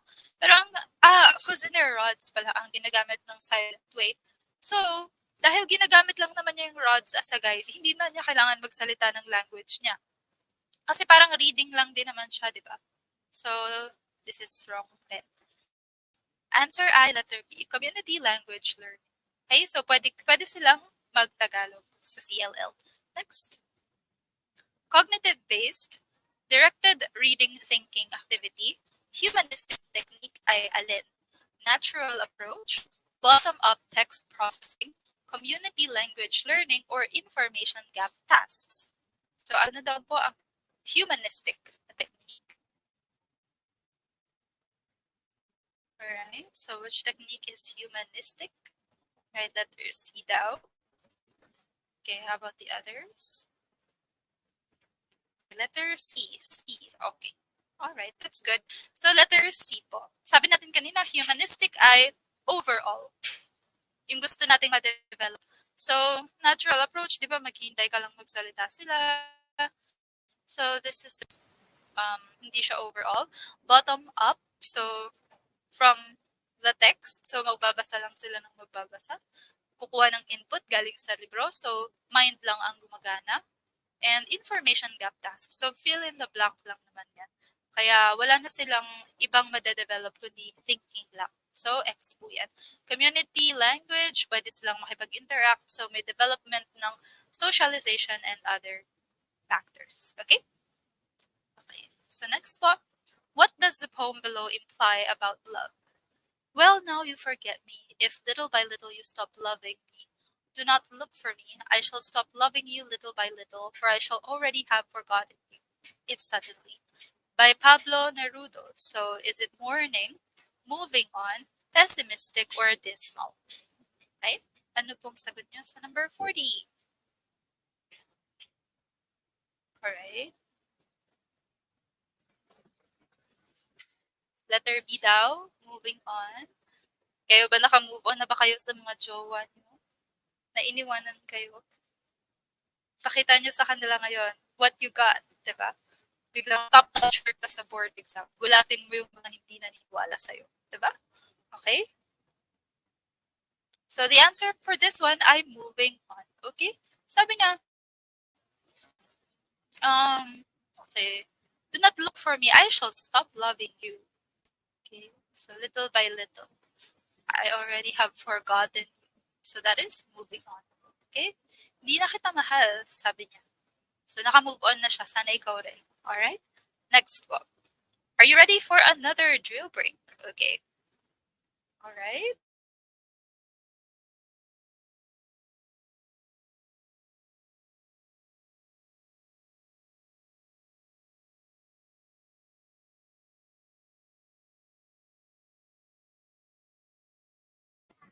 So, drill break po tayo. Are you ready?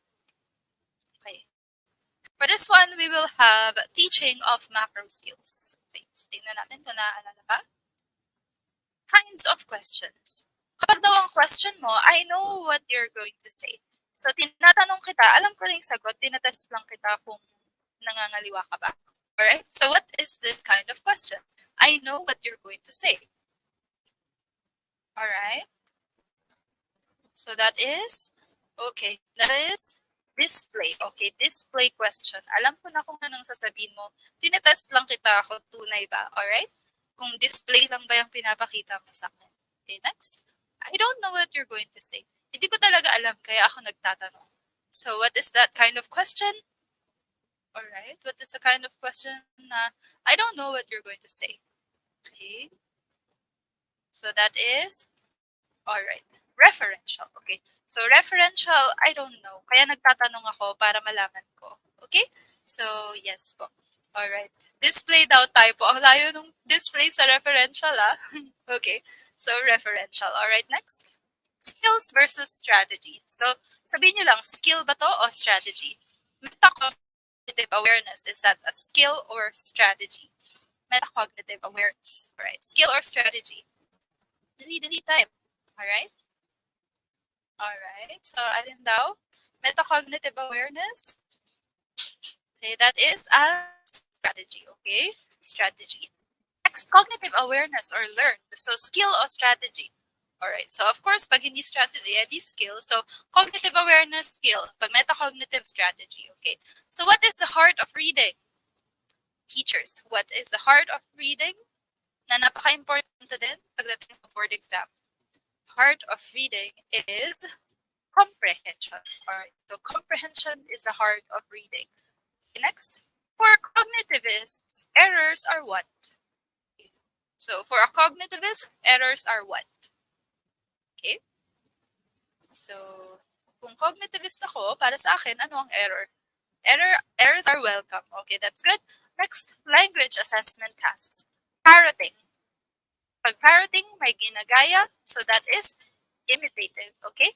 Reports and proposals. Pag nagre-report ka, nagpo-propose na kahaba, extended yung oras. So that is extensive. Okay? So next ay cued tasks. Cued tasks. Ito yung gumagamit ka naman ng pictures or ng text as clues. Alright? So cued tasks are intensive. Okay? So pag proposal, napakahaba, extended, extensive. Okay? Pag cued task naman, gumagamit ka ng pictures. Okay? Or ng other cues like text cues. Okay? So next po. Critical foundation for reading, writing, and speaking. What is the engine of learning and thinking? Sige nga po, kung tatandaan nyo pa tong question na to. What is the engine of learning and thinking? Okay. Oral what? Okay. Oral language development. Okay, so, alright. Pero, good yun na may naalala kayong oral. Okay. So, next. That kind of approach starts with sample sentences before explaining sentence patterns. Alright? So, sample muna bago pattern. What is that? Okay. Oral lang. Okay? So, yun. Yun pala yun. Alright? So, starts with sentences before explaining sentence patterns. Inductive. Okay, alright. So, bibigyan ko muna kayo ng mga sentence. In conclusion, ganito ang rule natin. Okay, so inductive. Alright, so next. What age does a child gain the oral competency that makes him or her a fluent reader? So, ilang taon daw magiging fluent reader?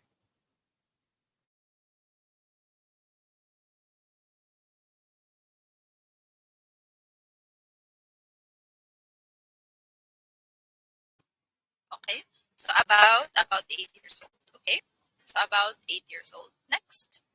True or false? It is better to teach vocabulary than grammar in the early stages of learning. True or false? It is better to teach vocabulary than grammar in the early stages of learning. Okay? So, true or false? T or F? Yes or no? Okay, true. Alright, so true. Alright, so vocabulary muna bago grammar. Kasi paano magtuturo ng grammar kung wala silang alam na word? Okay, next. Which is not learner-centered? TBLT, CLL, GTM, Suggestopedia. Okay, so which is not learner-centered? TBLT, CLL, GTM, Suggestopedia. Alin po ang hindi learner-centered? Okay, GTM, alright, so GTM, okay? Kasi iiwanan ka lang ni teacher sa classroom para mag-translate ng literature. So, ayun, kumopya ka lang sa Manila paper, GTM. Okay, next. Which is not humanistic? Suggestopedia, CLL, TPR, imitation and drill. Which is not humanistic? So, Suggestopedia, CLL, TPR, imitation and drill. Okay. Ito, hindi humanistic. Kaka-discuss lang dito kanina. That is, okay, imitation and drill. Okay, imitation and drill. Okay, hindi siya humanistic kasi gagaya ka lang ng gagaya. Walang overall development. Okay? So, next. Teaching writing approach that is very particular with grammar and mechanics. So, very particular with grammar and mechanics. So, hindi ka free. Pag hindi ka free, ano ka? You are controlled. Okay, so controlled writing approach. Okay, next. From beginning of instruction, a good language program should pay equal attention to meaning and what? From the beginning of instruction, a good language program should pay equal attention to meaning and what? All right, meaning and accuracy. Okay, so meaning and accuracy. Okay, good po. So next, it supports the view that language is primarily speech and is best learned through habit formation. Support the view that language is primarily speech and is best learned through habit formation. Ano to? That is, of course, that is audio lingualism, ALM. Alright, so basta habit formation, paulit-ulit tayo, that is ALM. Alright, so next po.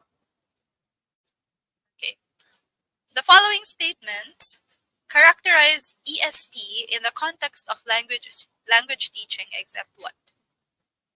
Okay, it is designed to meet the specific needs of the learner. B, it is related in content to particular disciplines, occupations, and activities. C, it is centered on the language appropriate to those activities in syntax, lexis, discourse, semantics, etc. Okay? It is in contrast with general English. Okay, so answer po.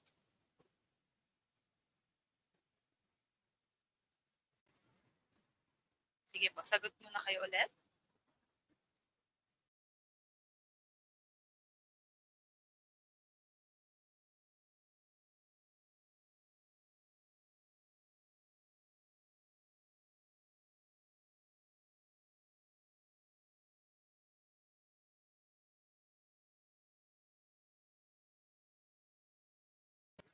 Sabi nila, di na to siguro. Sigurado ba? Okay.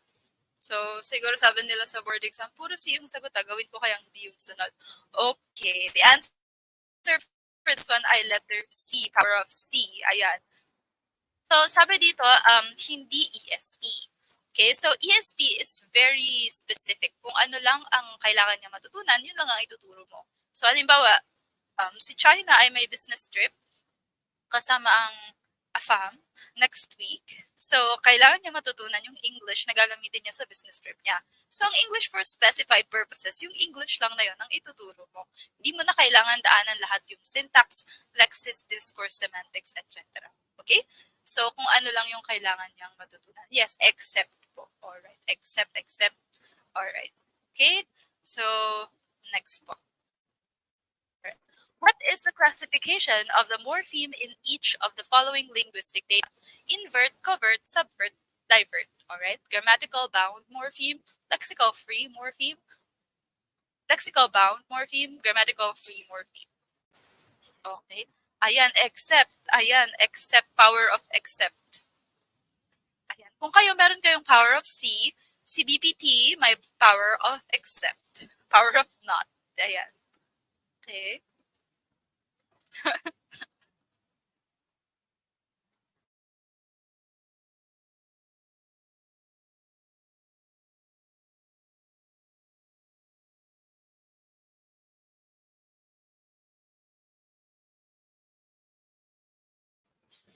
Okay, parang okay naman yung sagot nila. Okay, so that is lexical bound morpheme. Okay.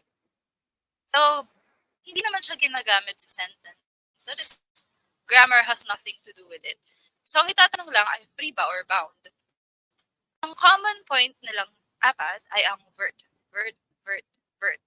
Okay? So, yung vert ba na yun, may word ba na vert that can stand on its own? Wala. Therefore, it is a bound morpheme. Okay? So, letter C. Alright? Kasi walang word na vert that can stand alone. Alright? So, letter C. Next po. Point of view was used in Happiest Boy in the World by NVM Gonzalez. So, first person, second person, third person, omniscient. Okay? So, ano po? Alright. Yes, so letter C daw. Sigurado ba kayo dyan? Nabasa niyo ba si Happiest Boy in the World? Bakit ba siya happiest boy? Okay. So, ang answer po dito ay letter C, third person. Okay? So, third person lang po siya. Dinanarrate lang kung paano siya binigyan ng tatay niya ng opportunity para makapag-aral. Ayan, ganyan. So, may isang tanong dito na ang sagot ay father who cares about education or parent who cares about education. Kasi yun po yung main point ng happiest boy in the world. Gusto siyang pag-aralin sa magandang eskwelahan. Okay? Third person. Pero hindi naman nababasa yung thoughts ng characters, kaya hindi siya omniscient. Letter C po. Okay, so next one. The incident wasn't unfortunate, it was a blessing in disguise.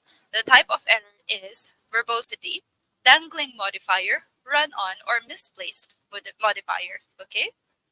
Alright. Yung iba hindi nagbasa ng buong story. It's okay, I read it for you. At wala po talaga siyang omniscient. Third person lang po siya. Okay, letter C daw, run on. Okay. Alright, so this is a run on sentence. Ay, sorry. Kasi po, the incident wasn't unfortunate. Pwede mo na siyang lagyan dito ng period, pero hindi mo nilagyan. So, dinuloy-tuloy mo lang siya. Kahit pwede mo nang pag-iwalayin yung dalawang parehas na thought. And then, hindi ka gumamit ng kahit na anong uri ng pang-connect sa kanila. So, that is run-on sentence. Ganun po siya. Kapag yung pwede mo naman ng paghiwalayin, pinagkabit mo sila, tapos hindi ka naglagay ng punctuation for that. Okay? So, run-on. Next one. Okay, madaling tanong ulit. What is the first bilingual newspaper in the Philippines? Okay. Is that El Liliputense, Kalayaan, Jaryong Tagalog, or Manila Bulletin? Okay? So, ed din ito. Okay, dahil gen-ed din ito, dapat tama kayo kasi lagot kayo kay Sir Melvin. Alright? Okay, ano kayang answer nila? Alright. So, the answer for this one ay Jaryong Tagalog. Okay. So, first bilingual newspaper, Jaryong Tagalog. LA Liputense, yan po yung sa journalism yan. Okay? Alright, how about this one? Inflectional morphemes can be prefix, infix, or suffix. 2. Derivational morphemes are presented as suffixes. Okay, so ano daw po true? Ano daw po ang false? Patingin nga po ng answer nyo. Okay. So, hala, may nagkamali. Lagot kay Sir Melvin yan. Alright. Meron si Sir Melvin na ganun, jar yung Tagalog eh. So, kaya rin po hindi ko na ni-recap lahat ng mga authors kasi meron naman si Sir Melvin. So, dahil inaaral niyo yun sa Gen Ed, mag-focus lang tayo sa mas mahirap na tanong sa majorship. Okay? Alright.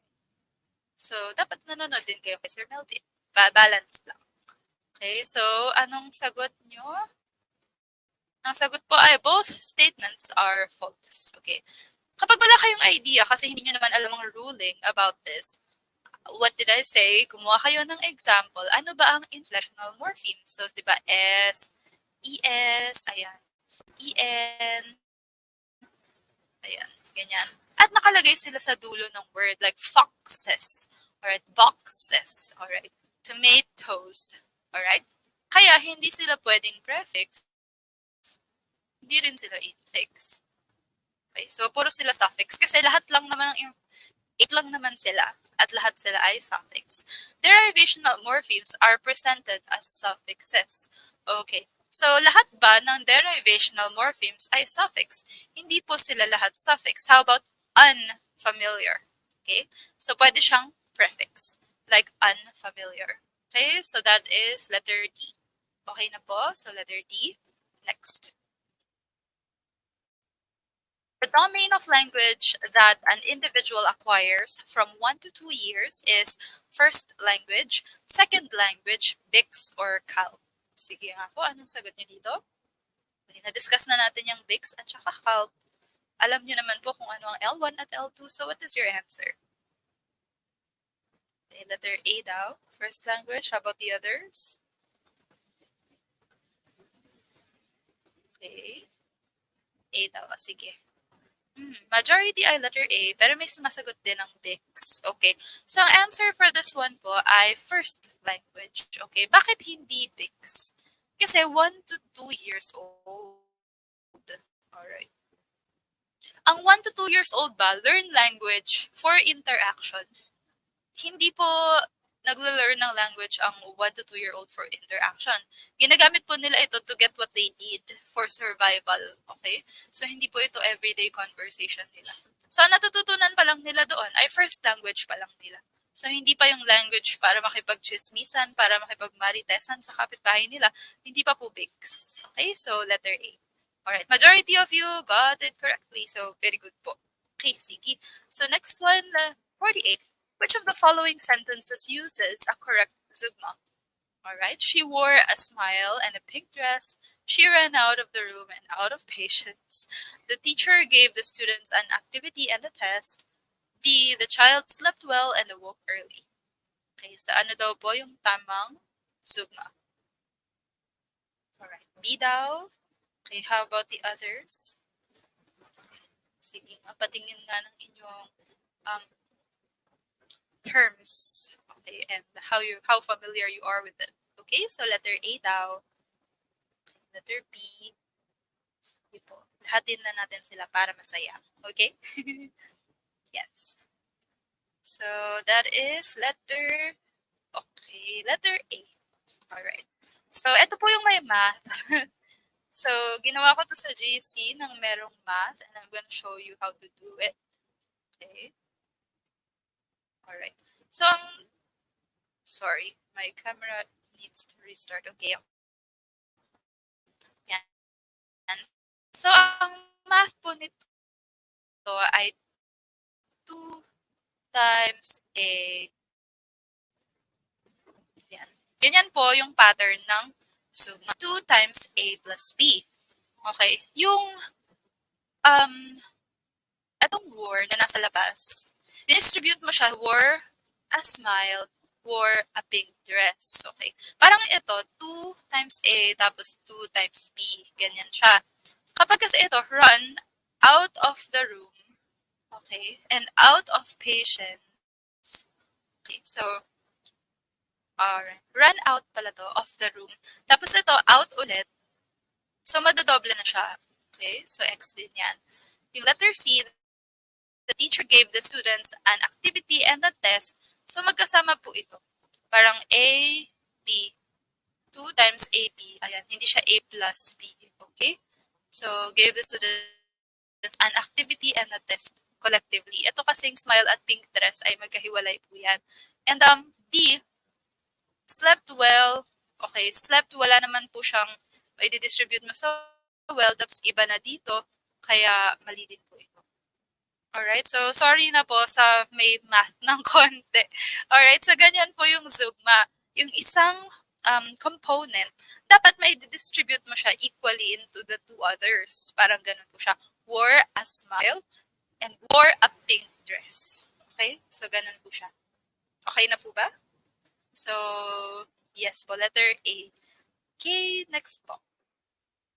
Identify the sentence that uses a correct inverted sentence structure.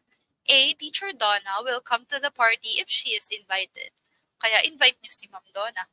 The book that you recommended, I have read. Only after the rain stopped did I go outside. Or D. Mochi loves to eat fish and sleep on a bookshelf. Alright. So, distributive property is given. Alright. Yes. May pamath tayo ng very, very light. Sino may sabi mahina kami sa math? Hindi yun totoo. Alright. So, ano pong sagot nyo? Okay, letter? Yan, sanay daw silang mahirapan. Okay lang yan para sa board exam, hindi na kayo mahihirapan. Okay?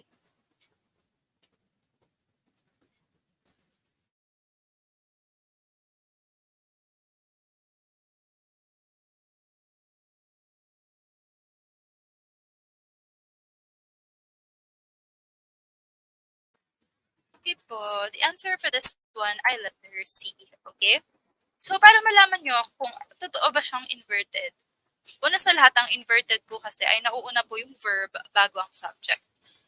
So, verb before subject. Okay. Sure, Donna will come to the party if she is invited. So, ito yung subject, ito yung verb, nauna sa subject bago yung verb. Okay, so this is not inverted. Right? The book that you recommended, I have read. Okay? So, eto lang naman siya. This one is extra lang. Kasi it's like, I have read the book that you have recommended. So, nauna pa rin yung subject bago yung verb na have. Okay? So, that is X. Next. Only after the rain stopped did I go outside. So, balik na rin nyo muna siya. I went outside after the rain stopped. So, ang verb niya talaga ay went. Pero yung isang part ng went na did, na nagpapass sa kanya, ay nauna bago dun sa subject. Okay? So, dahil did muna yung nauna bago yung I, this is inverted. Okay? So, sa last naman po, Mochi loves, so this is subject, ito ay verb. So, yung did po ay part pa rin yun ng verb kasi yan yung nagpapapass sa kanya. So, dahil nauna yung did, that is inverted. Clear po ba? Okay. So, I hope na clear po yun. Clear po kayo sa inverted sentence. Okay. Clear? Okay. Sige, go. Alright. Next. Which of the following characterizes a strategic reader? Chooses easy materials. Refers to the dictionary when unfamiliar words are encountered. C. Refrains from taking notes while reading. D. Previews a selection and rereads difficult passages. Okay. So, alin daw po ang strategic na reader? Okay. Yes. So, okay lang yung mga consecutive answer puro wrong. Huwag nyo lang dadalahin sa board exam. Okay? So, yun. Pagka nagkakamali, natututo. That's great. Okay? So, letter D daw. Okay. Sure na daw sila. O, sige na nga, sure kayo eh. Alright. So, chooses easier reading materials? Of course not. Refers to the dictionary? Pwede, pero okay. Hanging. Refers from taking notes? Wala namang ganitong rule. So, it's either referring to the dictionary or previewing a selection. Ang strategic reader po ay kaya niyang maintindihan ang text kahit yung text lang yung meron siya. Kahit hindi siya mag-cross-reference, kaya niya pa rin. So, sabi dito, ito yung strategies for efficient and strategic reading. Sabi dito ay, okay, preview, tapos dito ay review. Okay? So, previewing and reviewing are for strategic readers. Okay po? Alright, so D. Next. The goal of critical listening is to judge the quality of a message to decide whether to accept or reject it. Which of the following should not be done in critical listening? Okay. So evaluate the speaker's credibility, be opportunistic, listen for information before evaluating, or examine the reader's evidence and examine emotional appeals. So alin po?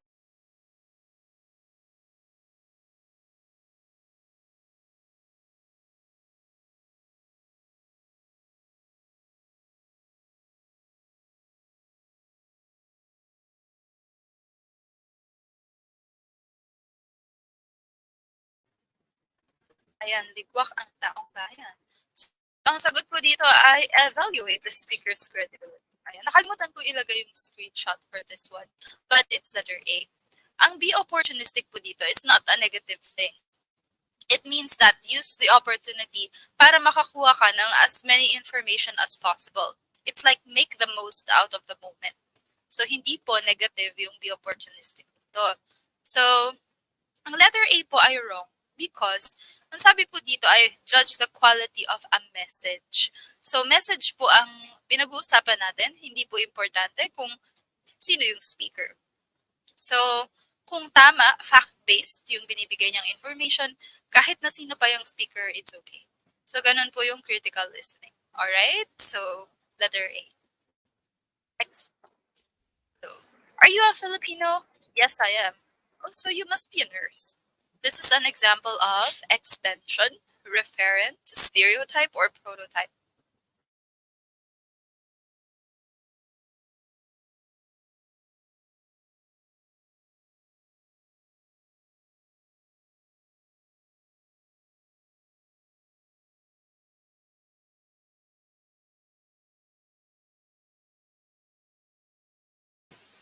Yan. So, tama ba sila? Parang 50-50 pa rin. Stereotype or prototype? Okay. The answer for this one ay prototype. Okay. Think of prototype as giving an example. Halimbawa, can you give an example of a Filipino working overseas? Tapos isasagot niya, nurse. Okay. So, a prototype is a usual example for something. So, like, usually, ang OFW sa ibang bansa ay nurse. Ganun. Ang stereotype naman po ay characteristic. However, nurse is not a characteristic. It's an example. Kaya po letter D, prototype. Okay po? So letter D, prototype. Alright. Yung mga hindi po nakakatama, okay lang yan. Kasi sinasadya ko pong ilagay dito yung mga um, hindi pa na-discuss. Yung mga alam nyo, nasa drills po yan. Okay? So let's go on. Dr. Joyce argues that grammar should be included in her lessons. She believes that it is an integral component. What theory of second language acquisition explains her belief? Monitor model, communicative language teaching, accommodation model, or affective filter hypothesis? Okay.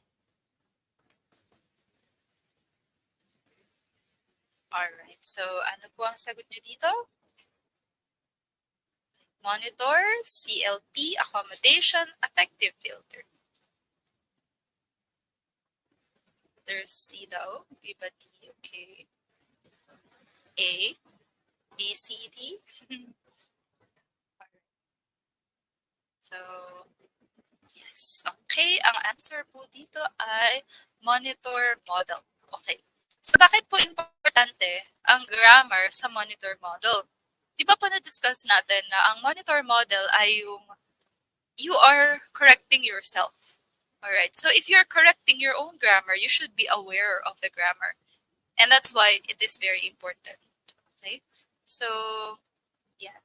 Affective filter naman ay walang kinalaman dyan. Ang affective filter lang ay sa pagtatanggal lang ng affective filter niya to be ready for learning. Ang monitor model ay you learn grammar, you learn everything you need to learn para there will be a time na ikaw na yung magko-correct sa sarili mo. So, monitor model. You are correcting yourself based on what you learned.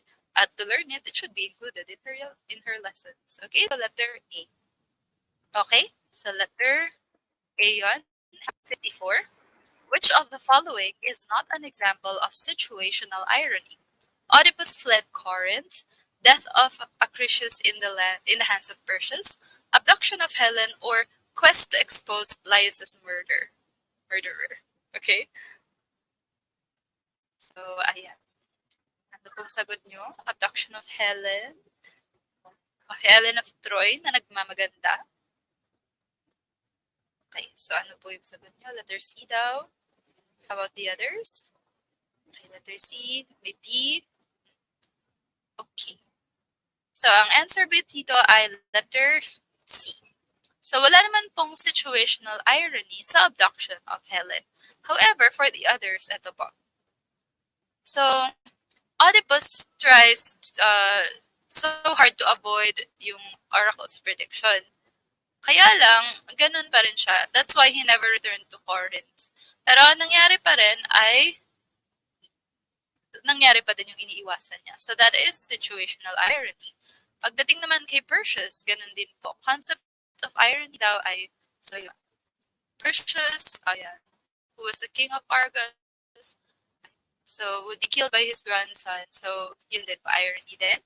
And Oedipus wanted to find the murderer of Laius, so ended up being him, so irony pa rin. Okay, so answer is abduction of Helen. Okay, next. Which literary genre is considered to be the oldest literary form? Drama, essay, fiction, or poetry? So ano daw po ang oldest literary form? Okay? Oldest literary form. Okay. So ano daw po ang oldest? Yes, so A, B, C, or D? Okay, poetry daw. How about the others? Yung iba drama, yung iba poetry. Okay. So, ang answer po dito ay poetry. Alright. So, kahit yung mga sinaunang epic pa, they are written in poetic verses, di ba? So, nauna po yun bago mag-drama. So, yung drama, panahon na lang yan ng mga Shakespeare, ganyan. So, wala pa namang theater nung una. But they did have poetry. Okay, so poetry, letter D. Okay, next. Which type of research is likely to lead to the discovery of a new theory? Is that holistic research, phenomenological research, experimental research, or scholarly research? Diba, mas nahirapan pa ako sa scholarly kasi sa phenomenological. Okay, so ano pong sagot nyo? Letter 56, what letter? Okay, letter B daw, phenomenological. Okay. Alright. Question mark? Alright. May D, may C, may B. Okay. So the answer for this one ay phenomenological. Okay. Ang hinahanap po natin ay isang type ng research kung saan makakapag-discover ka ng new theory. Ibig sabihin, wala ka dapat hypothesis beforehand. So, ibig sabihin, anong klaseng research yon? Inductive. Diba? Inductive, yung wala ka mo ng generalization, wala ka mo ng conclusion. So, that is inductive. And it says here that, inductive strategies ang ginagamit sa phenomenology. Phenomenology. Okay, eto na rin ako. So, phenomenology uses inductive strategies. Yan. Kaya nauuna muna yung mga experience, ganyan. Kasi di ba ang phenomenological ay yung mag-experience ka muna bago ka magkakaroon ng conclusion. So, that is phenomenological. Kung ano man yun. Alright, next. Okay. It is known as run over. Yan. It is a story headline that is continued from one page to another. Okay? Tombstone, masthead, jumphead, running story. Okay. So, ano daw po yun? Run over. Story headline that is continued from one page to another page. Okay. Ano sagot nyo dito? Letter B daw, yung iba C, yung iba D. Okay. Alright. So, anong sagot? D, question mark? Okay. So, the answer for this one ay jump head. Okay? Alam nyo na po kung ano ang tombstone. So, na-discuss natin to sa campus journalism. Tombstone is yung pantay, yung dalawang headlines. So, ibig sabihin, ang nangyayari sa tombstoning ay nag-aagawa ng attention yung dalawang article. Okay? Tinatanong ng board exam yun. Please remember. Ang masthead naman, ito yung pinaka-title ng jargon naman nila, bulletin. Okay? So, that's masthead. Okay? Ang running story naman, hindi po siya yung continue from one page to another. Running story po, ibig sabihin, ay para siyang telenovela. Abangan bukas, ganyan. So, ganun po yung running story. Meron silang ibibigay na part ngayon, tapos bukas ulit yung iba. So, yan yung mga inaabangan. Okay? So, kaya nga siya running story. Tumatakbo yung kwento. Okay? So, yung jump head, yan po yun. Yung meron dito, tapos nasa kabilang page yung continuation. Okay? Jump head. Tumalon. Okay? So, jump head. Next. Blank is the chair designated for the students to use during sharing period. Okay. Patingin nga ng sagot nyo dito. Hot seat, author's chair, reader's chair, speaker's chair. Okay. So, patingin po ng answers. A daw. Tumalon yung head. Yes po, tumalon yung head. Okay, letter A, everybody. A, okay, sige. Alright. So, A ba talaga? Ang sagot po dito ay author's chair. Pwede nyo po yung i-research sa Google kung gusto nyo. Ang author's chair po yung ginagamit for students to use during the sharing period. Ano ba yung sharing period being referred to here? Ito po ay teaching of writing. Sorry.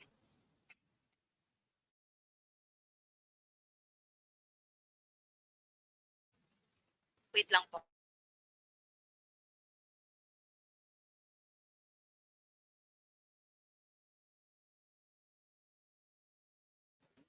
Yeah. Sorry. So, teaching of writing po ito, under teaching of writing.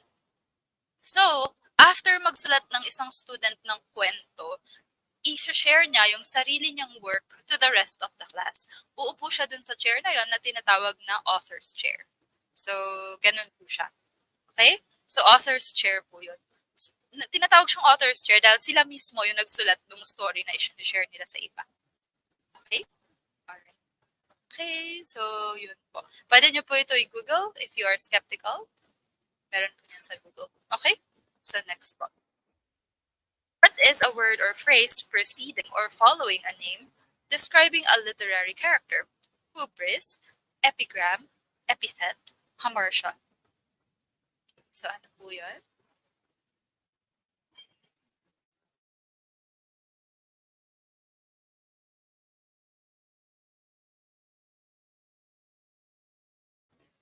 Sige, sagot lang po kayo. Epithet. How about the others?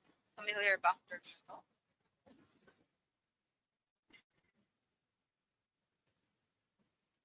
Okay. Alright. So, iba-iba na naman sila ng quest ng answer. Ang sagot po dito ay epithet. Ang epithet po ay halimbawa ay Alexander the Great. Okay. So, yung affix ng pangalan niya or prefix ng pangalan niya na ginagamit to describe him or her. Parang father of let drills Melvin Buracho, ganyan. So, ganun po yung epithet. Okay? So, halimbawa, wala akong makitang pangalan dito sa chat. Pero like, China Top Notcher 2023, ganyan. So, ganun po yung epithet. Okay? Yung hubris po ay excessive pride and arrogance ng character na nag-lead to his downfall. Okay? So, and epigram, ito naman short saying or poem that expresses an idea in a clever, funny way. Like, I can resist everything except temptation. Alright. So, may mga marupok ba dito sa temptation? They can resist everything except temptation. Saka na kayo magpatemtem pagkatapos na po ng December. Alright. So, letter B po yun. Ang hamartia naman po ay fatal flaw. Okay. So, isang malaking pagkakamali ng hero or heroine. So, na nag-cause ng downfall niya. Hubris, excessive pride. Ang hamartia naman po, flaw. So, pagkakamali niya. Alright. So, okay na po. What is the usual type of main character according to description? Flat, round, antagonist, protagonist. Okay? So, usual type of main character according to description, flat, round, antagonist, or protagonist. So, ano daw po ang usual na main character? Ikaw ba yun? Lagi bang main character? Okay. So, letter B, round. Okay. So, Alam mo ba yung friend mong laging kang main character? So, answer for this one are round, okay? Sabi dito, generally, the main characters are round. Kasi kung hindi mo gagawing round yung main character, napaka-boring naman pala ng buhay niya. So, parang hindi naman worth it na sundan yung kwento niya. Unless, merong kakaibang twist yung writer. So, round character. Okay? Next. So, breathe. We will have another drill break. Okay, ready na? Ready na, ready na, ready na? So, dapat kasabay nyo yung pagbasa ko ng question, may sagot kayo agad. Ganyan. Alright? So, ayan. Gulatin nyo ako, wala pang tanong may sagot na kayo, ganun. Okay? So, let's go. Drill break. Speech and stage art. Not part of the script, but it is done to enhance the character. Okay? So, ano po ito? Favorite ng lahat ito. Yes. So, not part of the script, but done to enhance the character. Ayan, very good. Stage business, hindi stage ad-lib. Okay? So, kasi nagkamali sila sa stage ad-lib, halos lahat. Alright? So, stage business. Okay, basta to enhance the character po, ha? Alright, next is not exigence. What is not an example of exigence? Tingnan natin kung may nakakaalala. Alright. So, meron kayo nakaalala nito. Pang top notcher daw. Pag naalala. Okay, so morning sun. Alright. So, exigence again ay yung isang hugot mo para makagawa ka ng literary piece. At ang morning sun ay hindi naman pwedeng maging hugot for a literary piece because it's just an everyday thing. Okay? So, next po. Ignore nationality. Pag kumukuha ka daw ng characters or sa play and you're ignoring the nationality, what do you call that? So, kumukuha ka ng characters for your play and you are ignoring their nationality. So, anong tawag po doon? Sige. Blind casting. Okay, very good. So, color blind casting or blind casting. Okay. Next is spectacle. Can you give me an example of a spectacle? Alright. Ano pong example ng spectacle sa play?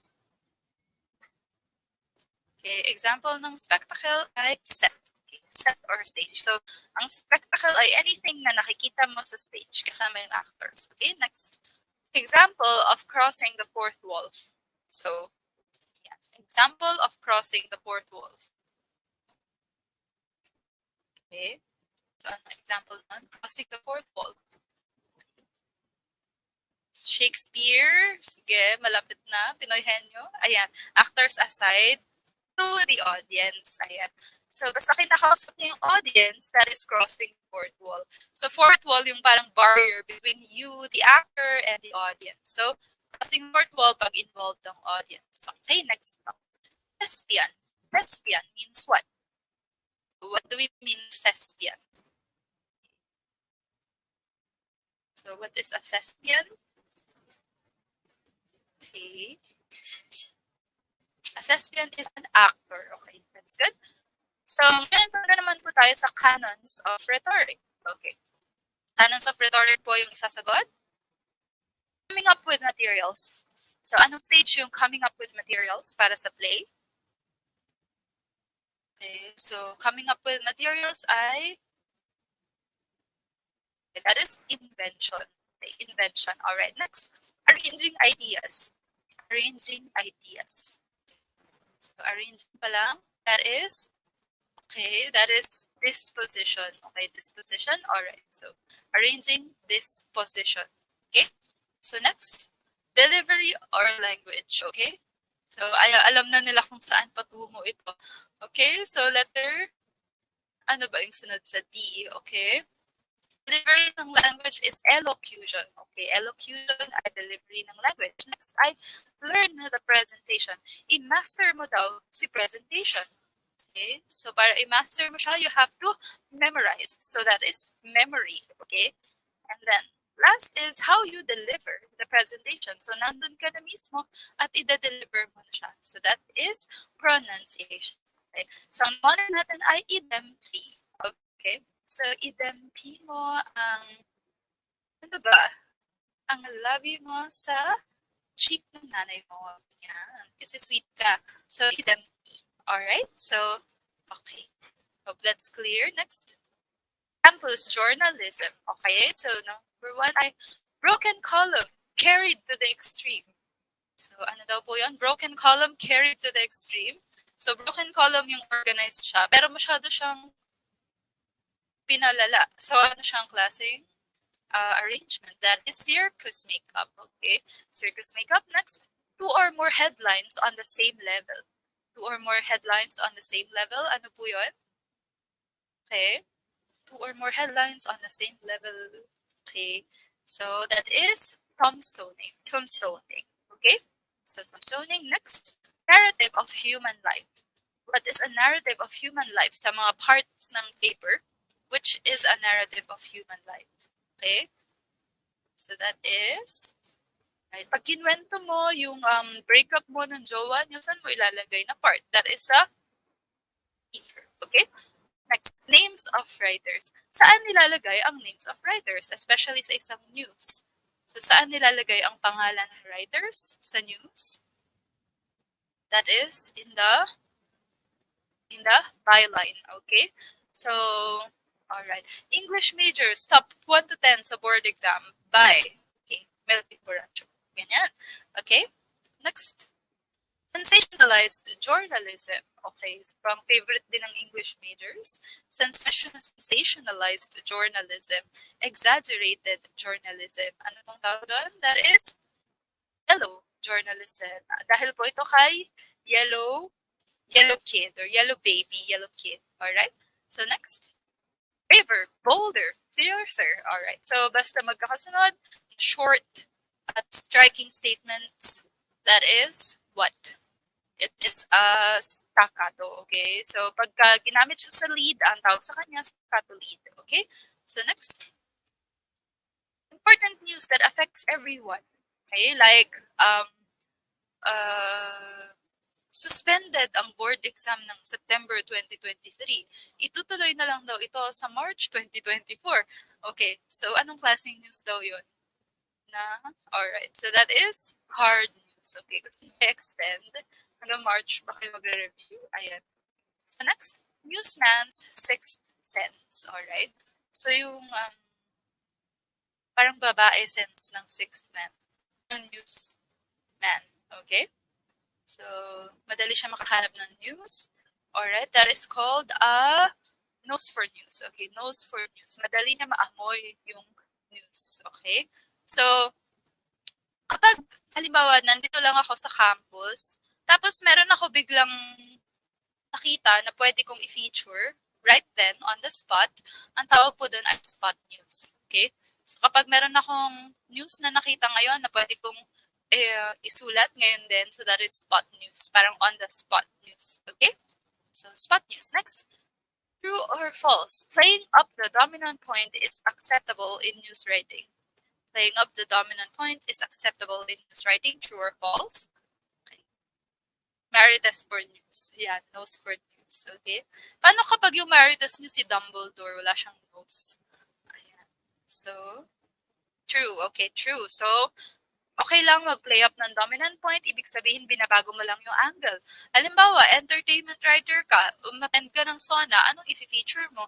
Eh di syempre, yung suot ng mga artista, di ba? So, ganun siya. Binabago mo lang yung point of view, but hindi mo naman pinapakialaman yung story. Kaya okay lang yun. Alright, so next. What distinguishes news from feature? So, ano daw po ang pagkakaiba ng news at feature? Ano po ba? So, difference ng news at okay, so it is treatment. Alright. So, kung paano mo siya i-treat? Paano mo siya pahalagahan? Paano mo siya, yung viewpoint mo about it. That is treatment. Okay? As of press time. Ano ibig sabihin pag nilagyan ko ng as of press time? So, what does that mean? As of press time ay, okay, ano po ibig sabihin nun? As of press time ay before publication. Okay? So, bago i-publish, papunta ng press, as of press time. Okay? So, yes. Next stop. Who checks for grammar, syntax, and information errors? Copy reader or proofreader? Sino nagche-check ng grammar, syntax, info errors? Copy reader or proofreader? Okay. Copy reader. Okay. Pag human error, copy reader. Okay. Pag tapos na i-check yung mga pagkakamali mo, ayan. So, tingnan natin yung pagkakamali ng machine. So, that is proofreader kapag yung pagkakamali na ng machine, ng layouting, ayan. So, that is it. Next. How long is a standard documentary? How long is a standard documentary? So, gano'n daw po kahaba ang documentary. So, that is, how long? Okay, 1 hour or more. All right. Next is unintentional false news. So, pinagkalat mo na yung kapitbahay mo, ano, um, may kapit. Kasi akala mo totoo. So, di mo naman sinasadya. Anong tawag dun sa false news na yun? So, unintentional, di mo naman sinasadya. Akala mo kasi totoo eh. So, misinformation. Okay. How about real, intentional, harmful news? Sinasadya ko talaga. Tsaka totoo naman eh. Bakit ba? So, what kind of information delivery is that? So, kapag sinasadya mo, pati totoo naman, that is mal-information. Okay?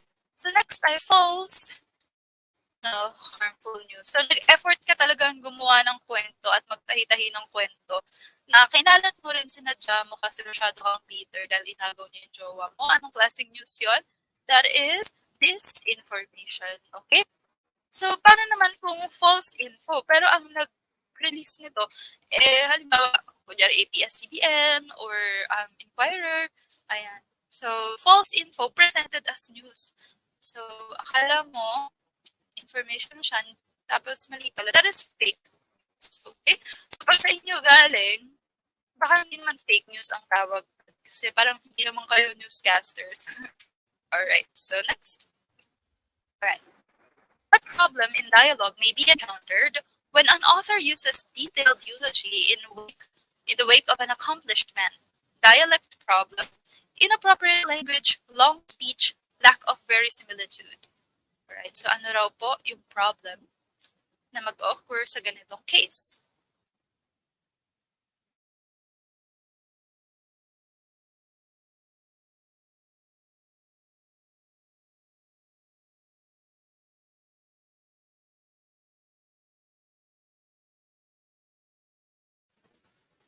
Okay, so the answer for this one ay long speech. Okay. So eulogy ng wake, tapos accomplishment, ibig sabihin napakadami niyang information. So, binasa mo isa-isa, pinanganak siya sa... Baka si Jose Rizal to, wake ni Jose Rizal. Okay? Tapos, ginawang eulogy. Kasi may ultimo daw yung binasa nila doon. Okay? So, yun. Next. Professional journalist named Michael Green said, observe everyday life with blank. Optimism, a writer's eye, a writer's imagination, due patience. Okay, so ano daw po yung tawag? Sa mga nagtatanong po kung recorded, yes po, mai-replay niyo po ito mamaya. Okay. Pag natapos tayo. Hindi ko alam kung kailan tayo matatapos. Alright? So, what is your answer? Okay. So, that is writer's eye. Okay, so sabi niya, observe everyday life with a writer's eye. Okay, so that, sabi po yan ni Michael Green. Okay, next. Alright, here we go. What kind of homonyms are these words? Fair, bill, bat, box, bark. What kind of homonyms are these words? Fair, bill, bat, box, bark. Homonyms, homophones, homophonic homographs, homographic homophones. So, sagot po? So, sige po, answer lang. Okay. B daw. How about the others? Okay. So, the answer for this one ay letter D, homographic homophones.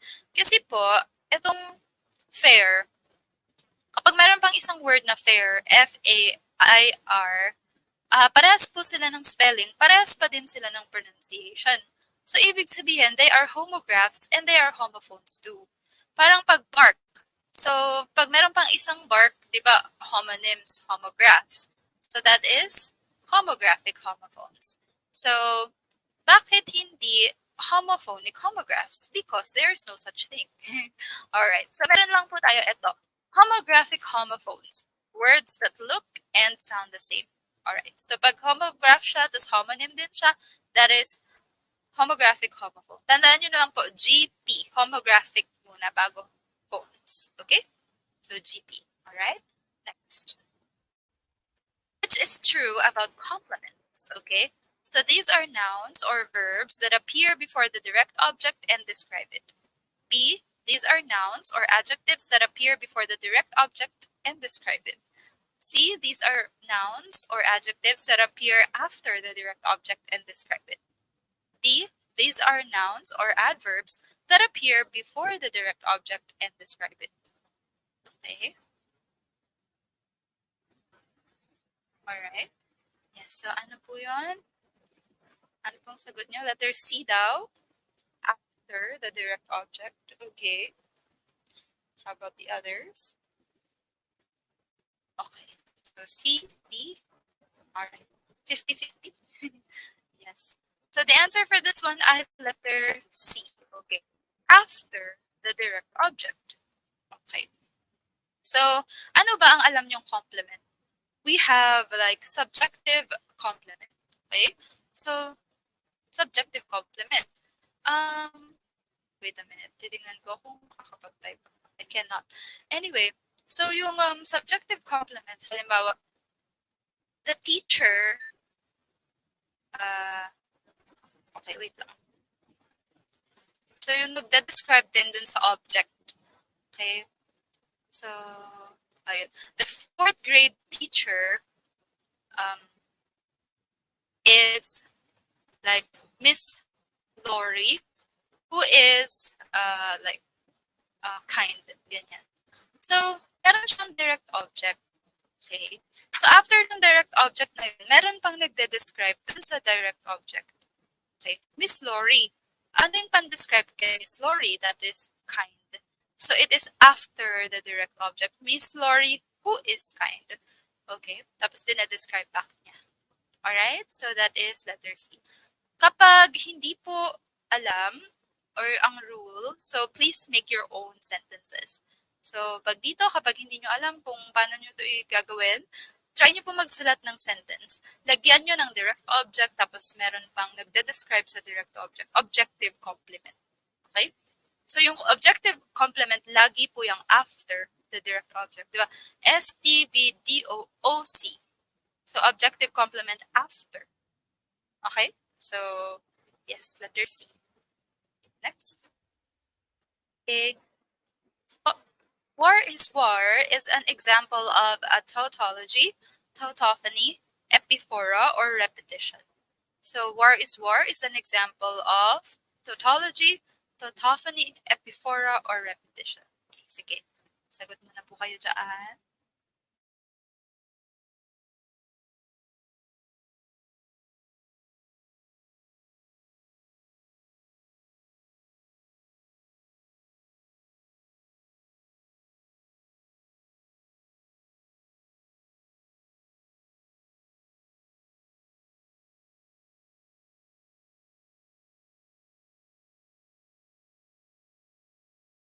Answer nila, letter A daw. Okay, so war is an example of a tautology. Okay. Sabi dito, X is X construction, like war is a tautology. Okay, next po. Sabi dito, meron daw iba-ibang kind of tautology, one of which is an equative or X is X, like war is war. Okay. Again, sabi dito, tautological phrases like war is war. Alright? Okay. So, war is war ay tautology. Next po. Number 66. Okay. So, the myths of the Greeks reflect, okay, that humans and gods live alike. B, that humans are the center of the universe. C. A view of the universe that acknowledges the mystery and beauty of humanity. Alright. Or D. A less strange magic than the myths of other civilizations. Okay? So, ano po ang Greek myths? It reflects what? Okay, so letter C daw. Okay, C ba talaga? Okay. The answer po is letters.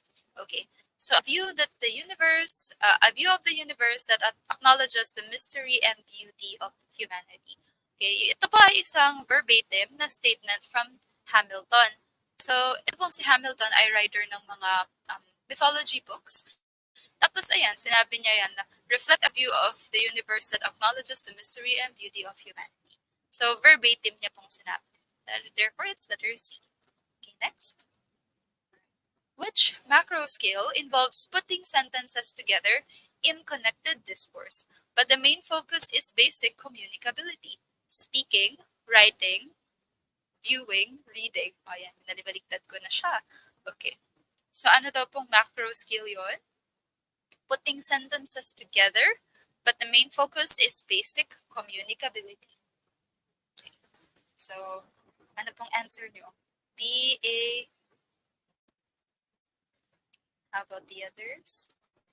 Alright. Yes.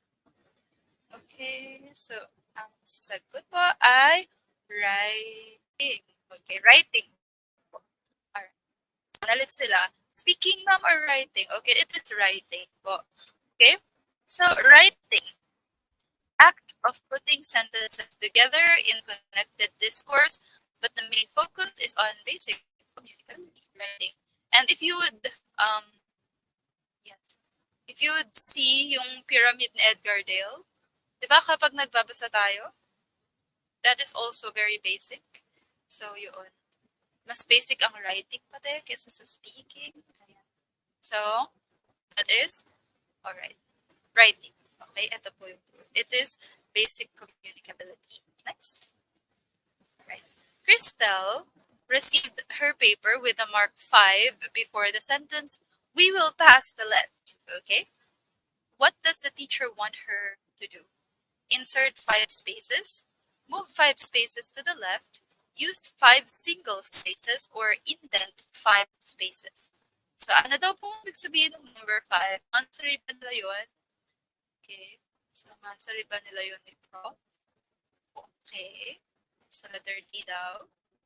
Sure na? Letter D or A? So, merong iba letter A. Okay?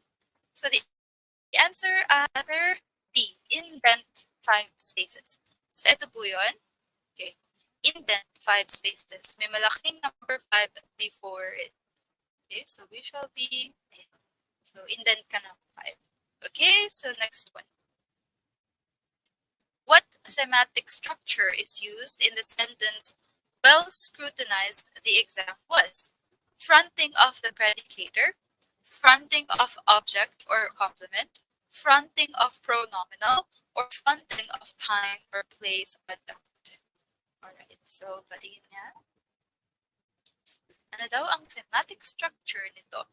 Well scrutinized the exam was. Okay. Letter B. Bakit B? Kasi bebe mo. Alright. So, letter B daw. Okay. So, the answer I, letter B. Fronting of object or complement. Try to imagine if you say, the exam was well organized. Okay. So, ito lagi mo. So, the exam was well scrutinized. Dinadescribe ng well scrutinized yung subject. Okay. So, therefore, ito ay SLVC pattern. Complement, di ba? So, complement ang well scrutinized. Tapos, nilagay siya sa unahan. So, that is fronting of the complement. Okay? So, fronting of the complement. Okay? So, next po. According to a Greek writer, certain gods were originally great people venerated because of their benefactions to mankind. What philosophy in the study of myths tell us this? Rationalism, Romanticism, Structuralism, or Euhemerism. Okay. So ano daw yung nagsasabi na itong mga god na to, galing din sila sa pagiging tao. So, kasi naging hero sila, kaya na-promote sila and became gods. Alright? So, letter, may D daw. How about the others? Merong B, may D. Mas marami namang letter D. So, the answer for this one ay letter D, Euhemerism. So, sabi po sa Euhemerism, ang gods daw na iba ay galing din sa pagiging tao. So, na-reward lang sila for being a great contribution to mankind. Pwedeng gumawa sila ng heroic acts. Ayan. So, Euhemerism. Okay, letter D. Alright? Okay, next up. Some modern movies have characters reflecting the original mythological characters. Okay, tulad ng Percy Jackson. Yan, ganyan. Which technique is used by these movies? Apostrophe, allusion, imagery, or symbolism? Okay.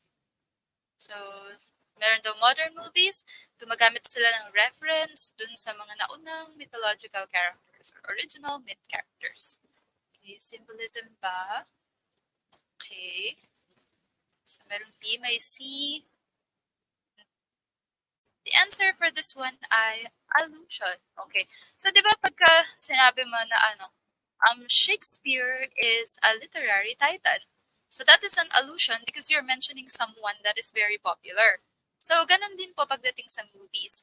Kapag meron ng previous na mythological characters, tapos ni-refer nila yun, ginamit nila yun, that is allusion dun sa movie. Okay? So, paggamit ng characters na existing na, that is allusion. Okay? So, next po. Save time, make noise, do the dishes. What relationship is found in a given set of words? Idiomatic expressions, logical links, collocations, or lexical pairs. Save time, make noise, do this. Okay, what relationship is found? Okay. So, letter C daw. Okay, C, D. Alright. So, medyo hati rin sila. That is letter C, collocations. Alright. So, collocations are a predictable combination of words like make noise, do the dishes, save time. So, collocations po ang tawag dyan. So, usually they come together. Okay? Alright. So, next. Alright. At hindi po yan idiom because idioms po ay yung mga established lang. So, hindi yan established idiom, kaya X po yung letter A. Next is, what is the dominating, dominating like theme of most African literature? Okay, people's struggle to cope with. All right. So, what is the most dominating like theme in most of African literature? People's struggle to cope with something. Alright. Sorry na po sa mga type-type. Okay. So, ano daw ang meron sa African literature? Okay? Is it with their homeland's changing atmosphere, with scarce resources, with fixed marriage, or with African civilization? Okay? So, answer ay letter A po. Okay. So, homeland's changing atmosphere. Okay. So, yung mga African po kasi na-colonize sila and they found it very hard para mag-adjust dun sa mga bagong culture. At it translated into their literary pieces. Okay? So, basta Africa, we have a changing atmosphere. Meron din tayong slavery. Ayan po yung mga usual na motifs at themes. Okay? So, letter A. Next. Which of the following is not a characteristic of modern Japanese literature? A. Individual championship based on inner strength. B. Belief that the world is what we say it is. C. Oppression and submission to colonizers. Or D. Strong and intentional break with traditions. Okay, so ano daw po ang hindi Japanese literature? Hindi modern Japanese literature. So letter, okay, ano po yun?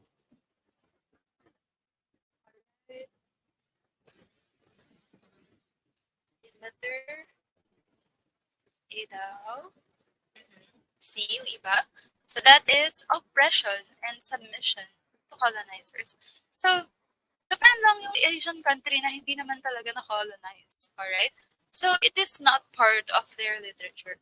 Kasi hindi naman po sila nadaanan ng mga colonizers. Hindi sila na-colonize. Alright? So, they remained closed for a very long time. So, wala silang oppression and submission. Pero sila nang-colonize. Ayan.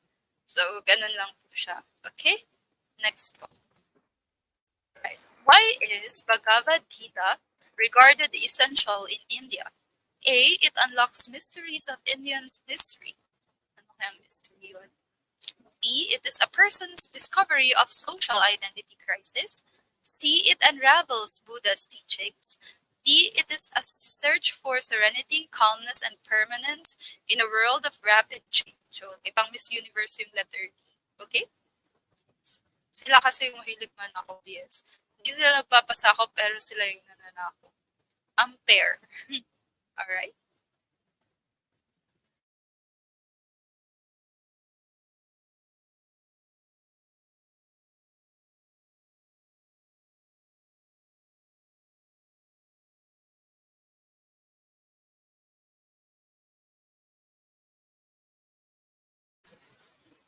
Okay. So, ang answer po dito ay letter D.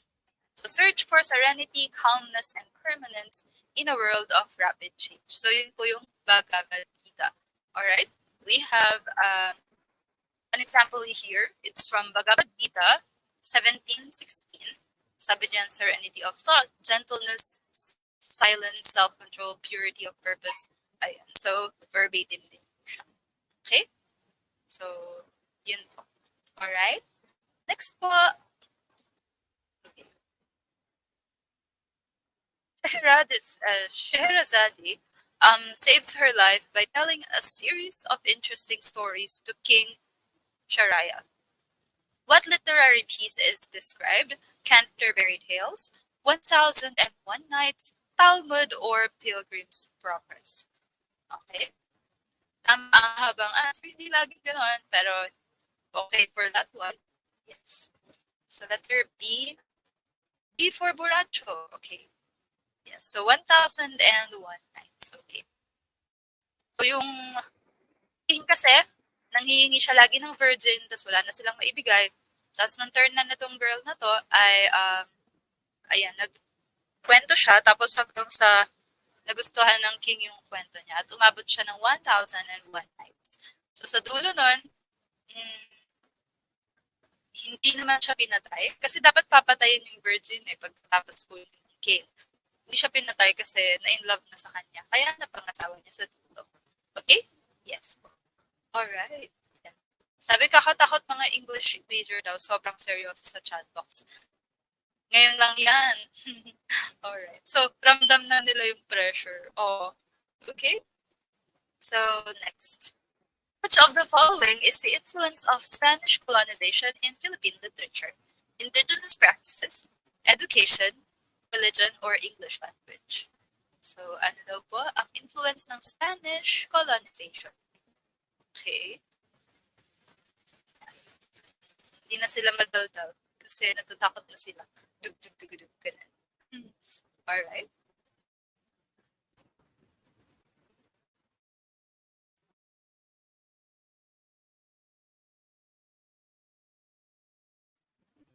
Ayan. So, ang answer po dito ay religion. Religion, yes. Yun po yung influence ng Spanish colonization. Iba yung sagot ng book, pero have a reference. Sabi siya doon ay Spanish regime yung religious needs. Okay, so religion. Okay, next stop. Which of the following shows the evolution of literature? Sorry.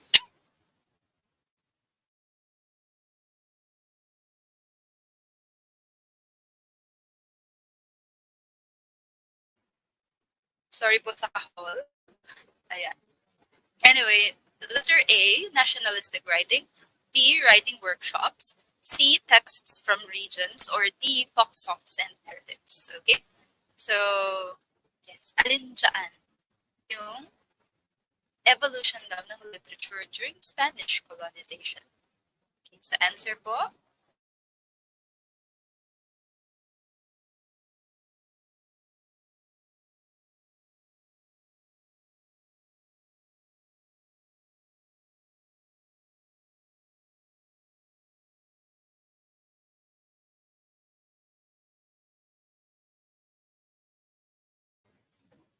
okay? So, iba-iba nga po sila ng sagot. Alright. The answer is nationalistic writing.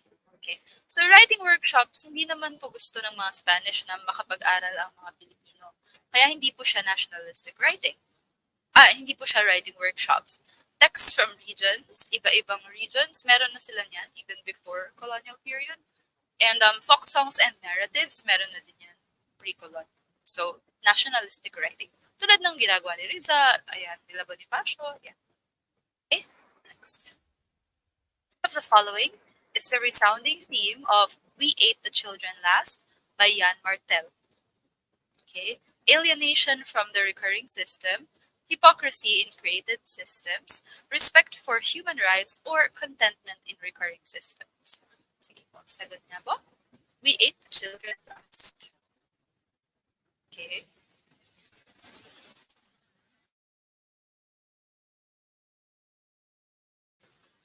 Ayan, sobrang creepy daw nito. Ayan, B. Alright, so, letter B po. Hypocrisy in created system.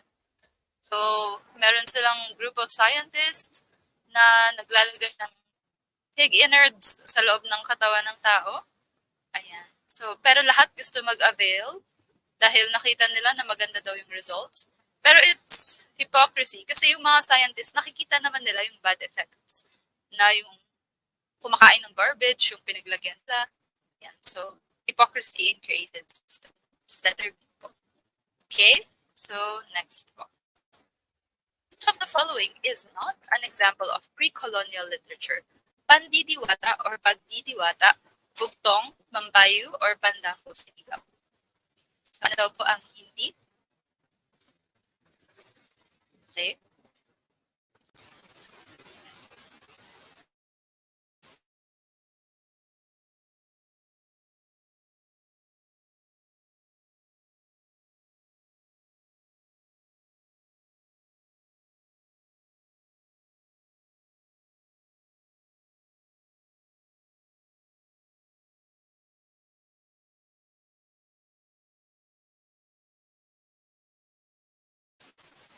Ano po ang answer ng madlang people? So the answer for this one ay letter D, pandango sa ilaw. Because pandango sa ilaw, yung name po niyan ay galing sa fandango. Alright, which is Spanish. Okay, so letter D po, fandango or pandango sa ilaw. Okay? Yung pagdidata, ito po, sabi ng UP, it's inspired from the pre-colonial babaylan, healers, and mediators na gumagawa ng pagdidiwata. So, pre-colonial ang pagdidiwata. Alright. Ang hindi po pre-colonial ay yung galing sa Spanish name, fandango. Alright? So, next po. Okay, let's have a drill break. Are you ready ulit? Ready na po ba kayo ulit? Yes. So, buhay pa ba ang brain cells ng English majors? Okay? Kaya pa? Lalaban pa ba? Okay. So, kaya pa ba nila? Yes. Kaya pa? Alright. Buhay pa. Ayan. So, hanggat may brain cells, lalaban tayo. Hanggat may boses ako, lalaban tayo. Okay? So, yeah. Let's go. Alright. Let's go on to instructional materials, drills. So, K to 12, prescribed primary text. So, ano daw ang ginagamit na primary text sa K to 12? That is, okay, sige, sagot po. Anong primary text na ginagamit under K to 12? Alright. So, that is literary text. Okay, so ang main text natin or primary text ay literary text. Okay, next. Prescribed parallel text. Ano naman po yung parallel text? Okay, that is, yes, informative text. Okay, so pag primary, literary, pag parallel ay informative text. Okay, next. Proponents of the three-tiered model of learning. Sino daw ang proponent ng three-tiered model of learning? Yes. Sino ang proponent nito? That is, okay, Jerome Bruner. Okay, Jerome Bruner po sa three-tiered model. Okay, next. True or false? Story star activates schema. True or false? Story star activates schema. Okay, ano pong sagot nila? Okay, so that is letter, ano po? Yan. The story star activates schema, false. Okay, false. Kasi ang story star po ay star na lalagyan mo ng details like who, what, when, where. So, after reading the text na yan. So, that is false. Okay, next. Production of instructional materials falls under, so ano yan? Planning, implementation, evaluation. Okay. So, saan daw po nagpo-fall under ang production of instructional materials? Okay, that is curriculum planning. Okay, next. True or false? Contrived experiences are those that make the students act out the role. So, pag nag-acting daw ba, contrived experience, true or false? Okay. So, that is, ayan, false. Alright. So, ang pag-acting po, pag-roleplay ay under dramatized experiences. Hindi po siya under ng contrived experiences. Okay? So, next. Alright? Types of validity. Okay, mas specific po tayo ha. Looks like it measures what it is supposed to. So, it looks like it measures what it is supposed to. Anong klaseng validity ito? So, kapag mukha namang na-measure niya, mukha namang English test to, mukha namang ganun. Ayan. So, that is face validity. Okay? Next. It reflects future behavior. Reflects future behavior. Pagka pre-board nyo ba, ganun din ba ang magiging exam, magiging rating nyo pagdating ng board results?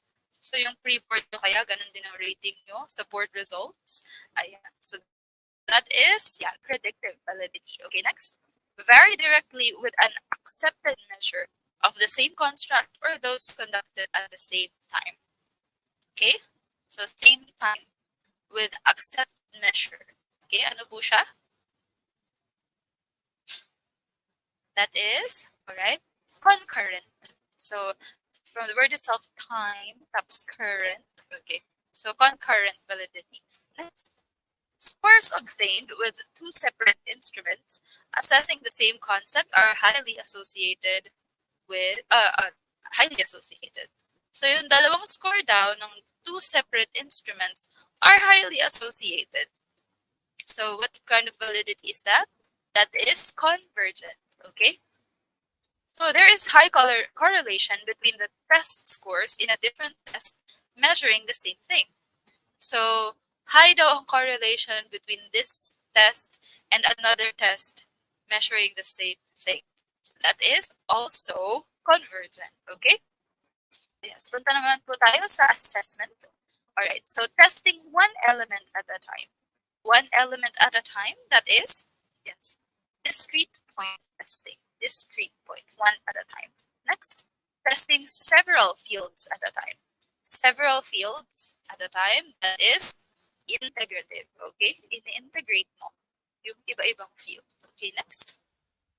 Administer the test in the same settings and circumstances as the live test. So you're administering the test in the same setting and circumstances as the live test. Parang sabi mo, sige, testing natin kung magana ba tong test na to. So that is pilot testing. Okay, next. That is overlooked when the test overemphasized on understanding outcomes. So yung test niya, puro outcome, puro understanding. Walang comprehension, puro understanding, walang application, walang evaluation, puro understanding lang. So it means hindi siya nakapag-focus sa TOS or table of specifications. Next. Assessment tool needs to be prepared when assigning number values to particular tasks. So meron kang number values to particular task. Okay? So, halimbawa, pinagawa mo sila ng TikTok videos, scorean ko kayo, anong gagamitin ko pang score sa inyo? That's a rubric. Okay? So, rubric. Alright? Next po. So let's go on to the three-tiered model. Tulad ng sinabi kanina. Pag language and math, ano to yun? Sa three-tiered model. Language and math. Ito yung pinakataas tuktok. So, ito yung hindi sana magandang gamitin. Okay, so that is, alright, symbolic. Symbols yung letters and numbers. Symbolic. Okay, next, real thing. So, gumagamit ka ng real thing. Alright, what is that? That is, okay, pag real thing na, so, yan. Totoong ahas yung dinala mo sa classroom. Ayan, ganyan. So, that is an active. So, meron action. Dinala mo yung real thing. Okay, so next, furs, dolls, and films. Takot ka sa ahas, kaya dinala mo na lang yung picture ng kaibigan mo. Alright, so ano daw yun? Sa three-tiered, okay, that is iconic. Okay, so icon. So icon, yung picture. Alright, so next po. Ano to? Effect of testing on teaching and learning. What do we call the effect of testing on teaching and learning? Okay, pwedeng maganda to, pwedeng hindi maganda. So, ano ang effect ng testing sa teaching and learning? Washback. Okay, very good. Washback. Alright, next. Reliable test in scoring and grading. Pagdating sa pag-score and grading, anong klaseng test? Test yung hindi pinaka-reliable. Yung pinaka-hindi reliable. So, mahirapan ka mag-score. Pwedeng hindi pantay-pantay yung pag-score mo. That is essay. Okay, essay test. Next, types of tests. Let's go on to before instruction. Okay, test before instruction. So, ano po yun? Ayan, list. Ayan. Alright. So, before instruction, anong klaseng test yun? Diagnostic. Okay. Diagnostic ability levels. So, tinatest mo kung saan level ba sila bagay. Okay? Saan yun? That is, alright, placement test. Okay. Bagay ka ba sa section 1? Bagay ka ba sa section 365? Ayan. So, ganun po yung placement test. Okay, next. Regardless of training. So, testing regardless of training. Wala pa ako na ituturo pero gusto ko lang mag-test para makita ko lang kung ano yung current level nila. That is, okay, proficiency. Okay. So, example nito yung sa mag-apply ka sa company o kaya, tawag dito, yung sa mga ESL, ganyan. That is, tawag nga nila doon English Proficiency Test. Okay, so proficiency next. The amount of learning is called measuring the amount of learning. So if you're measuring the amount of learning, gaano karami yung natutunan niya, that is, okay, achievement test. Alright. So, ayan, next po. You're assessing the strengths and weaknesses. So, you're determining the strengths and weaknesses. Ano po siya? That is, alright, diagnostic test. Okay, so diagnostic test yung strengths and weaknesses. Okay po? Alright, so next one. Let's go on to research. Okay. So, nakakatuwa naman kasi nakakasagot talaga kayo. And I think that whatever effort we put in here is just worth it. Seeing you just answer these questions like madali lang sila. Ganon. So, ayun. Kudos. Anyway, next po. Gas versus Vygotsky. Ano ang meron si Gas at ano ang meron kay Vygotsky? So, ano ang meron kay Gas? Ano ang meron kay Vygotsky? Okay. That is, Gas ay language learning content. Gas. Vygotsky is social environment. So, language learning content. Gas. Social environment, yung Vygotsky. Okay? Yes. Alright. So, next. Research is perceived by senses. So, it is what? So, yes. Top-notch ako sa board exam. Talaga ba? Patingin nga ng result. I-send mo nga sa akin. Kailangan ko ng anong klaseng evidence. That is empirical. Okay, empirical can be perceived by the senses. Nakikita ko. So, kapag hindi empirical, yung expressing nila ng love nila sa'yo, baka na. Kasi, hindi mo pala na-feel. Bakit nandiyan ka pa? Alright? So, next. The gap of language on a research topic is also called what? So what is a gap of knowledge on a research topic?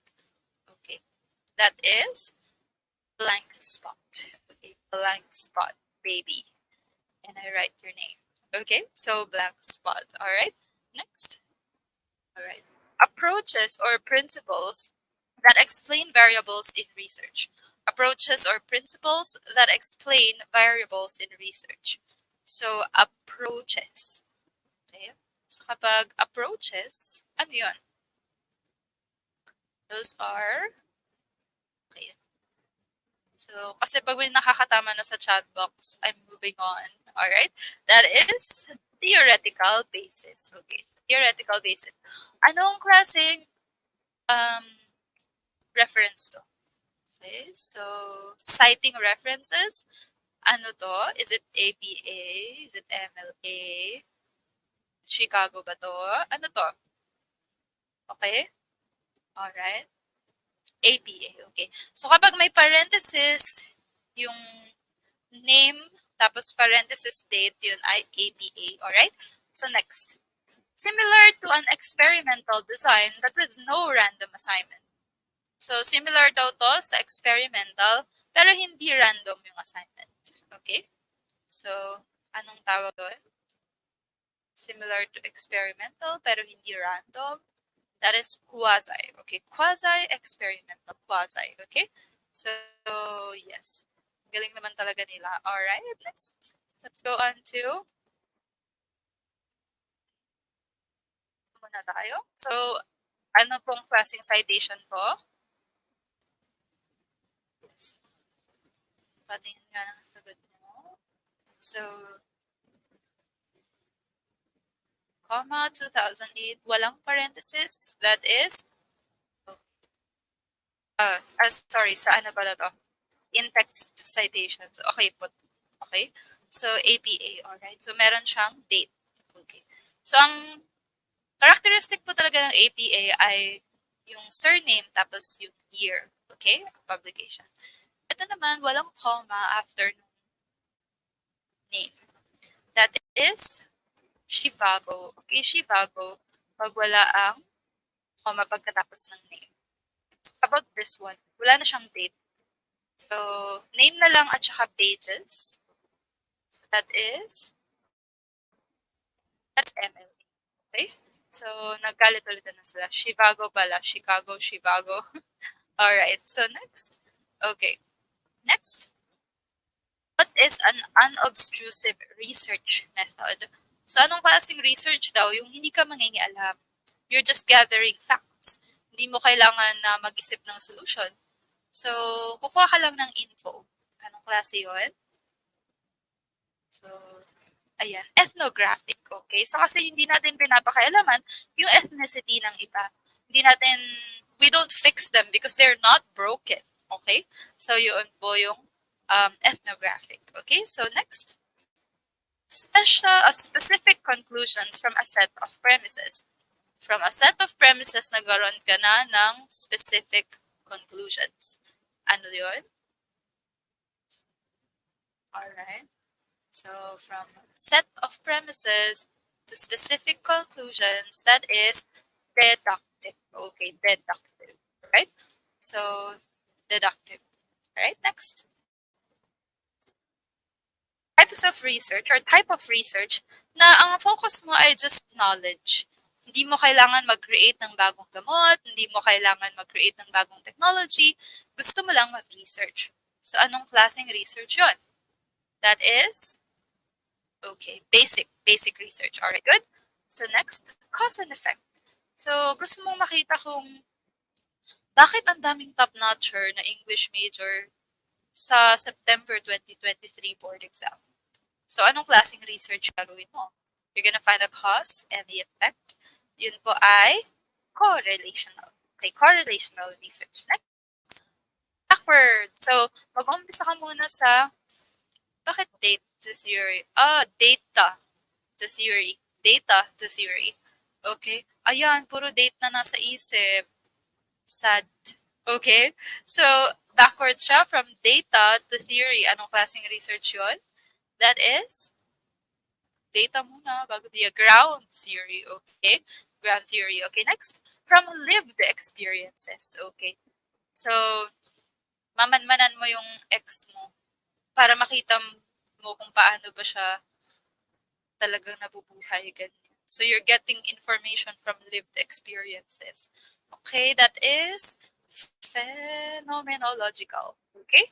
So next, ang goal mo naman ay to solve problems. I can save the world. I can make the world a better place. So anong klaseng research yung ginagawa mo doon? You can solve problems, alright? So you can solve problems ay applied research, okay? And next ay effect of intervention on behavior. Ang example dito sa board ay yung bakit daw hindi nagbubura ng blackboard yung mga teacher. Tapos may intervention program na ginawa, magbubura na kaya sila ng mga sulat sa blackboard. So what kind is that? That is behavioral. Okay? So paano nakaka-affect ang intervention nun sa behavior nung iyong subject? Okay? So those are types of research. Okay, next. Okay. Characterization may be revealed or claimed by all of the following except A. What other characters say about the character being described. B. What the readers say and think about the character. C. What the character says, thinks, and does. D. What the author says about the character. So, alin daw yung may be revealed or gleamed by all of the following except which one? Okay. Alright. Characterization po, ha? Alright. So, letter B daw ang sagot ng taong bayan. The answer is letter B. Okay, so kasi ang letter B ay readers. Sa readers siya galing. Pag characterization, galing sa text, galing sa author, galing sa story. Okay? So, pag binasa na ng reader, hindi na yun characterization. Iba na yun. Opinion na nila yun. Okay, next. Alright. At tawag na doon ay maybe reader response. Okay? Next. Which represents the various social overtones, cultural implications, or emotional meanings associated with a sign. Okay? Denotative meaning, connotation, syntax, euphemism. Okay? Sige, patingin nga po ng sagot nyo. Which represents the various social overtones. Okay? Cultural implications, emotional meanings. Okay? Sagot ay letter. Okay. Letter B. Ayan. So, pag denotative meaning, di ba, ito yung literal na meaning. So, probably anywhere in the world, ganyan ang ibig sabihin niyan. Pero pag connotation, yung hindi literal or beyond the literal meaning, it would change depending on the cultural implication or yung environment. Yan. So, tulad ng, halimbawa, sa isang area, bad word pala yun. Tapos dito sa amin, hindi naman yun bad word. So, mag-iba kasi ang connotation nun sa amin. Alright? So, yes. Okay? Ba yung beyond the literal meaning niya. Okay? So, ganun. Next. I attached myself to nothing and to nobody. What character trait does Gonzalo reveal in this line from Three Rats? Pride, indifference, shyness, optimism. Patingin nga po ng answer nyo dito. Malungkot ba yung beshi nyo? Hindi po ako malungkot, but I am, sick. Ay, nasobrahan ako sa English. Ayan. So, ano po yun? Pride ba? Sure ba? Ang madlang people? Okay, the answer for this one ay indifference. Okay? So, I actually read the whole story and I got some clips or snapshots from it. Sorry, wait a minute.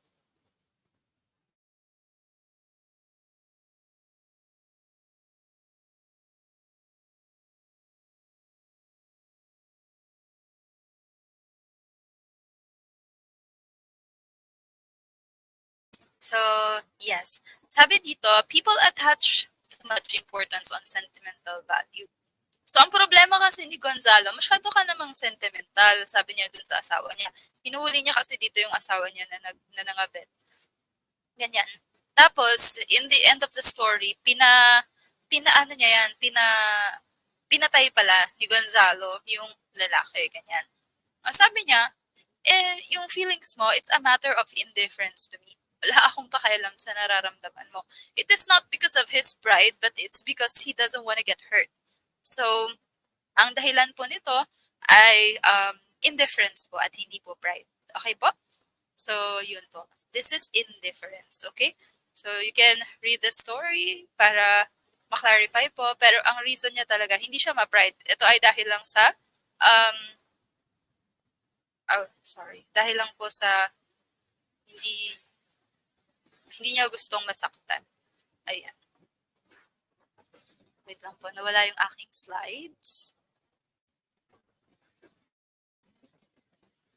Okay pa ba kayo?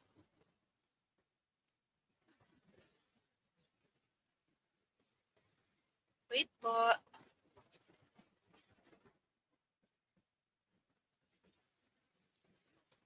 Hindi pa po ulit nakashare. Sorry. Wait lang po.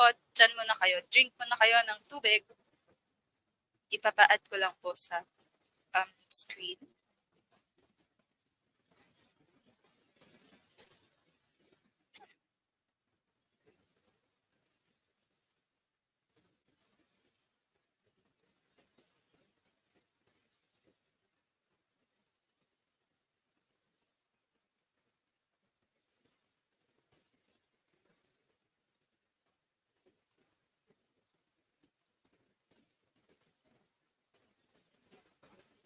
So, ano muna kayo dyan? Inom muna kayo dyan.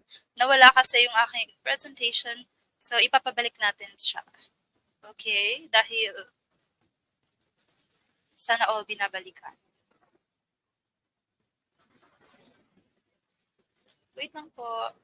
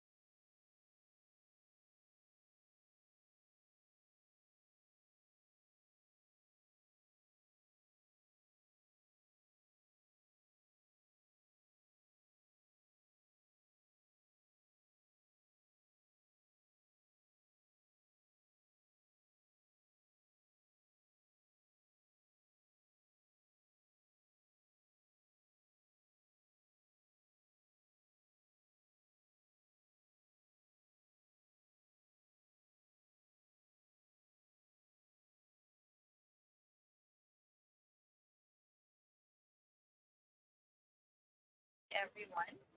Hello po. We're back. Yes. So, sorry about that. Anyway, so, yun po yung story niya. Ang hugot po niya ay hindi naman dahil ma-pride siya, kundi dahil ayaw niya masaktan. So, he is indifferent about the situation. Okay? Sabi niya, kahit mamatay ka dun, bahala ka. Alright? So, next po. Okay. Which item is an example of ESP needs analysis? Advocacy analysis, psychoanalysis, material-based analysis, target situation analysis. So ano raw po yung example ng ESP needs analysis? Okay? So alin po? So, okay. Alright. Letter D daw. Okay. So the answer for this one ay target situation analysis. Kasi nga po ang importansya or the importance of ESP ay yung purpose. Okay? So maghahanap tayo ng target na situation natin.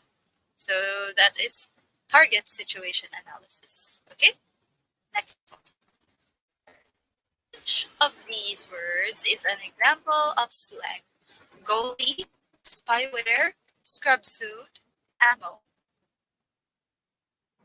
Okay? So yes. Which of these words is an example of slang? Goalie, spyware, scrub suit, ammo. So, alam na nila to? Yes, I think so. Alright. So, ang answer po dito ay ammo for ammunition. Sabi po dito, it's a slang. Right, next. Which of the following does not qualify as a product for EAP? Alright. Does not qualify as a product for EAP. Right? So is that thesis abstracts, lab reports, annual reports, or financial reports? So ano pong answer niyo dito? Sa 86, which is not or does not qualify as a product for EAP. So ang answer po ay annual reports. Kasi ang annual reports po ay English for occupational purposes. Ang EAP po ay English for academic purposes. So para sa pag-aaral lang siya, ano yung annual report? Yan yung mga magkano kinita ng kumpanya, ganyan. So EOP na po yun. Okay? So next po. Which generalization in the area of phonology can be drawn from the following linguistic data? Table, attack, can, paper, space, accordion. So, ano daw pong generalization? A voiceless stop is aspirated if it begins a syllable of a stressed vowel. B, a voiceless stop is aspirated if it follows a stressed vowel. C, a voiceless stop is aspirated if it is in between a consonant and a tense vowel. D, a voiceless stop is aspirated if it is in between a stressed vowel and a voiced consonant. Right. So ano po yung sagot? Okay, letter A po. Okay, so it begins a syllable of a stressed vowel. Okay, halimbawa ito, table. Alright, so ito po yung stressed. Diba? So, attack. So, yung stress niya kasi nandun. Can. Alright, paper. Alright, space. Accordion. Alright, so lahat yan ay pa-stress. Tapos dun natin makikita yung voiceless stop. So T, C, P, ayan. So yan po siya. Letter A. Katulad din po ito nung kanina. Okay? So, next po. What is the morphological error of the following sentence? The boys in the camp exercises are held in the morning. Okay? The inflectional morpheme is used before the derivational morpheme. Two derivational morphemes are used in the noun, which is boy. Two derivational morphemes are used before the inflectional morpheme, or two inflectional morphemes are used in the head noun of the noun phrase. Okay. So, batiin na po ng sagot niya, number 88. Okay? Alright, letter C daw, letter A, letter B, okay. D, alright. How about the others? Okay. Ang sagot po dito ay letter D. Two inflectional morphemes. Bakit? Kasi pinural niya na yung boys, tapos nilagyan niya pa ng possessive S. Okay? And ang rule po dyan, dapat boys in the camp apostrophe S. Dito po siya dapat ilalagay. Hindi po dun sa, dito sa boys. So, two inflectional morphemes. Yung S na plural at yung apostrophe S. Okay? So, in the head noun of the noun phrase. Okay? So, letter D. Dapat po kasi the boys in the camp apostrophe S exercises. Okay? So, sa dulo po dapat ng noun phrase at hindi po sa head noun. Yan po siya. Okay? Next. The following does not refer to audiolingualism. Okay. It believes that language development is characterized by a rule-governed creativity. B, it upholds the view that language is primarily speech and is best learned through habit formation. C, it is mostly associated with Skinner, Price, and Bloomfield. Okay. Yan, magugutom na kayo dito. D, it is a language teaching method that grew out of behaviorist technology. So, sorry na po sa mga typo. Ano pong answer niyo dito? Ano daw ang hindi audiolingualism? Okay. So, the answer ay letter A. Okay. So, characterized by a rule-governed creativity. If you would remember, ang ALM ay nanggagaya ka lang, di ba? Repetition. Ayan. So, kapag nagre-repeat ka, you don't need the rules. Kailangan mo lang, gayahin mo lang sinasabi sa'yo. So, behavior-based lang siya at hindi rule-governed. Okay? So, letter A po. Alright. So, next.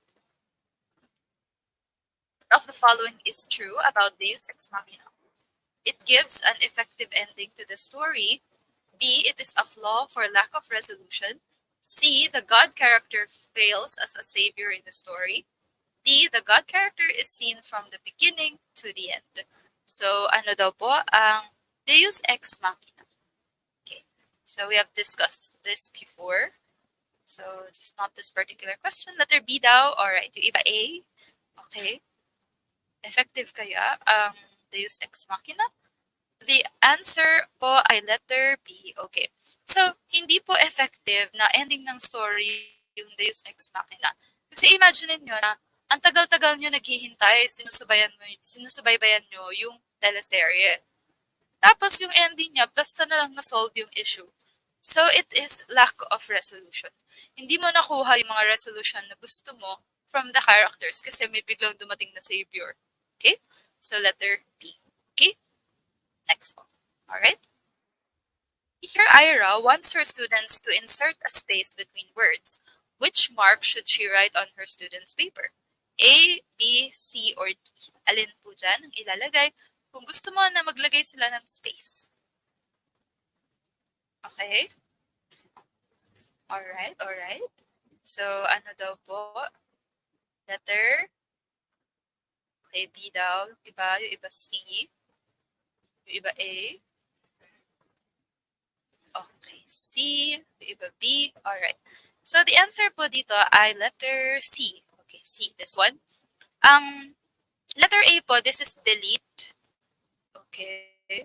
So, alright. Delete. This one I insert. Hindi na ako makapagsulat ng ayos. Basta letter B is insert. Okay. And then letter C, I insert space. Kasi yung line po na yan ay space. At yung letter D, I make them close together. So, yung, halimbawa, A space ko, lalagyan mo siya ng ganyan para pagtabihin nila yung A at saka ko para maging ako. So, ganun po yung letter D. So, make them close together. Yung C, insert space. Yung B, insert. So, pwede mong lagyan yan sa taas ng kung anong gusto mong i-insert nila. So, yes. At letter A po ay delete. Okay? Alright, next. Arthur Miller's play, Death of a Salesman, is called Tragedy of a Common Man because it is written with a serious style, fits Aristotle's definition of a tragedy, exemplifies fall from grace of an important person, or D, gives an ordinary salesman's death weight and meaning. Okay? Yes. So, ano po yun? Letter D. Okay? So, letter D. Yes. So, tragedy of a common man. Kasi di ba yung usual na tragedy, yung mga kailangan butasan yung pader para marinig yung jowa sa kabila, like Pyramus and Thisbe, ayan, or yung mga Romeo and Juliet, masyadong extreme. So, dito sa Death of a Salesman, yung namatay na character ay isang common man lang. So, very relatable para sa mga pang-araw-araw na tao, ganyan. Yan. Okay? So, letter D. Okay, next po. Do you not see what a man I am, how huge, how splendid, and born of a great father and mother who bore me immortal? This excerpt is spoken by who? Achilles, Hector, Patroclus, or Lycaon? Okay? Yes. So, may 93 na agad. Sabi ko sa inyo, gulatin niyo ako eh. Sumagot kayo kahit wala pang tanong. O, di ba? Ang galing. Ayan. So, letter A daw. Okay? Yes po. So, the answer for this one ay letter A, Achilles. Okay? So, si Achilles, ang kausap niya nun ay eto, si letter D. Tapos, ayan. Still grieving siya dun sa nangyari kay Patroclus, ang kanyang best friend. Ayan, na pinagugatan ng lahat ng sama ng loob niya. Okay, so that's from Achilles. Okay? Next. Alright. This fallacy uses tireless repetition of an idea until it begins to be taken as the truth. Okay. So, paulit-ulit na sinasabi sa'yo para maniwala ka na yun ng totoo. So, ano daw yun? Talagang pinagpipilitan niya na tama yun kahit hindi. Ayan. Tapos, para maniwala ka, kailangan daw ng repetition. So, ano daw yun? May B, may C, may D, P, bandwagon, glittering generalities. Okay. So, ang answer po for this one ay ad nauseam. Okay, ad nauseam. So, nausea parang nahihilo, di ba? So, ganun din yun. Parang hinihilo ka niya sa kasasabi sa'yo nung bagay na yun for you to believe that it is true. Okay? So, like, sasabihin niya, eto nga yung sagot, eto yung sagot. Araw-araw, sasabihin niya yun ang sagot. Hanggang sa maniwala ka na yun ang sagot. Kahit hindi. Alright? So, ad nauseam. Okay, letter C. Okay, next po. Ito pala. Argument by repetition ay argumentum ad nauseam. Okay, sabi niya, repeating an argument over and over again. Okay? In place of better supporting evidence. Wala kang ebidensya, ulitin mo na lang baka sakaling maniwala pa. Okay? So, ganun po siya. Next. Which of the following is not an objective of a diagnostic test? A. Determine what program or modifications are required to meet individual needs. B. Determine the range of activities or range of individual activities. C. Determine the level of study that the students would benefit from. And D. Determine the students' existing knowledge, skills, and needs. Okay? So, yes. Alright. Yep. Ayun. Na nakakasuka na daw yung kakapaulit-ulit. Yeah. So, a sickening degree. Okay? Alright. So, the answer daw ay letter B yung iba C. Okay. Not an objective of a diagnostic test. Okay? So, the answer is letter C. Okay. So, level of study ang sinasabi sa letter C. Ano ba yung may level of study? That is placement. Placement test. So, A ay programs or modifications to meet individual needs. So, this is for working on the person's weaknesses. So, ginagawa mo yung letter A para i-work out yung weaknesses niya. So, diagnostic. B, determine the range of individual activities. Yeah. So, ano ba yung gagamitin mo? So, kaya mo siyang dinadiagnose. And D, existing knowledge, skills, and needs. Okay? So, letter C po siya. Level of study. Hindi po ganun. Yes. So, yung specific activities yung gusto natin malaman. Okay, next. The last step in the application of situational language teaching is elicitation, question and answer drilling, correction, or substitution drilling. Okay, so ano po ang last step ng SLT? Okay, so not, ayan na naman tayo, not. Okay, so yes, letter C daw, correction. Okay, letter C po, C, alright. So the answer is letter C. Okay, so correction. Ito po yung steps niya, una elicitation, substitution drilling, Q&A, tapos correction yung last. So correction po. Okay, next. What is the difference between phonemes and allophones? Okay, letter A, phonemes are the smallest unit of sound in a language, while allophones are variations of a phoneme that do not change the meaning of a word. B, phonemes are variations of a sound that change the meaning of a word, while allophones are the smallest units of sound. Okay, C, phonemes and allophones both refer to the way words are pronounced. D, there is no distinction between them. So, ano daw po pinagkaiba ng phonemes at allophones? So, letter A daw sila. How about the others? Ang seryoso nyo na ngayon, di ba? Feel na nila yung last hear it na to. Okay? Alright. So, the answer for this one ay letter A. Okay. Phonemes are the smallest unit of sound. So, allophones are the smallest unit of sound. Mali po yan. Okay? Both refer to the way words are pronounced. Hindi po siya ganun. Okay. So, ang allophones po ay may variation. Okay? So, hindi din sila no distinction. Ang allophones ay variations ng phoneme na hindi nagbabago ang meaning. Halimbawa, sa akin, ang gusto kong sabihin ay, hello, mommy, how are you? Pero sa iba, hello, mommy, how are you? So, binabago nila yung mga certain sounds. Yun yung allophones nun. A single sound, maraming iba-ibang pwedeng pronunciation. Pero hindi naman nagbabago ang meaning. So, those are allophones. Okay? So, yes. Next. 98.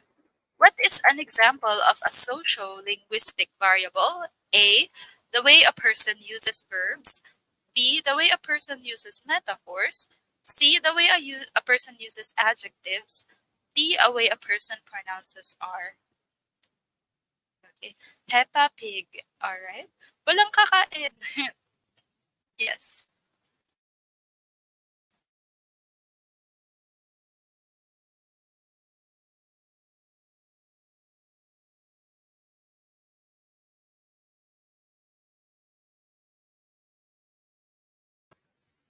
Ayan. So, ano pong sagot nila? Answer is letter D.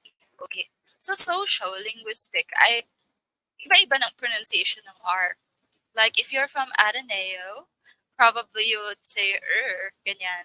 Pero kung taga-ibang lugar, R lang na ganyan. So, it depends on the social environment. So, yung pronunciation ng R.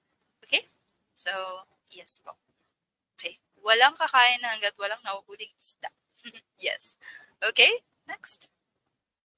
What is the role of input in language learning according to Krashen's theory of second language acquisition? Okay. So, ano daw po ang role ng input? Letter A, it is the conscious effort to practice the language. B, it is the language that learners are exposed to. C, it is the innate ability of the brain to acquire language. D, it refers to the explicit instruction of grammar and vocabulary. Okay.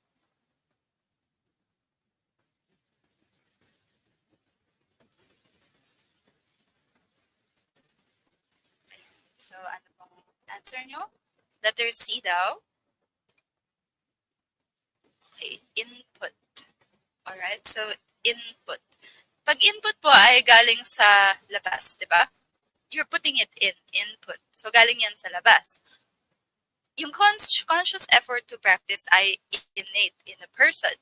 Yung C naman, innate ability ay also in the person. Yung D, explicit instruction of grammar and vocabulary, hindi naman po yun yung nire-refer ni Krashen.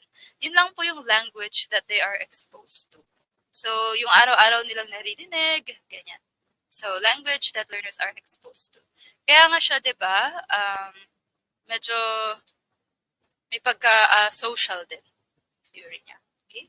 Kasi may comprehensible input. Diba? So, language that learners are exposed to. Okay? Yes. Alright, next po. Ayan. What atmosphere do these lines create? The graves a fine and private place, but none, I think, do there embrace apprehension, peacefulness, warmth, or solitude. Ano po yun? Okay.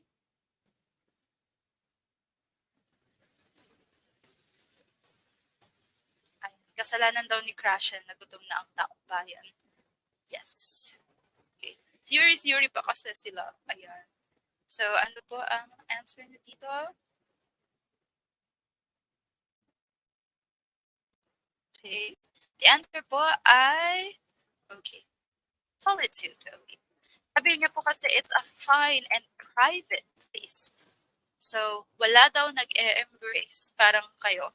So, solitude, mag-isa lang siya. Okay? So, it's a private place. None, I think, do their embrace. So, wala siyang kasama, parang kayo. Yan. So, solitude, letter D. Okay. So, ready ba for another drill break?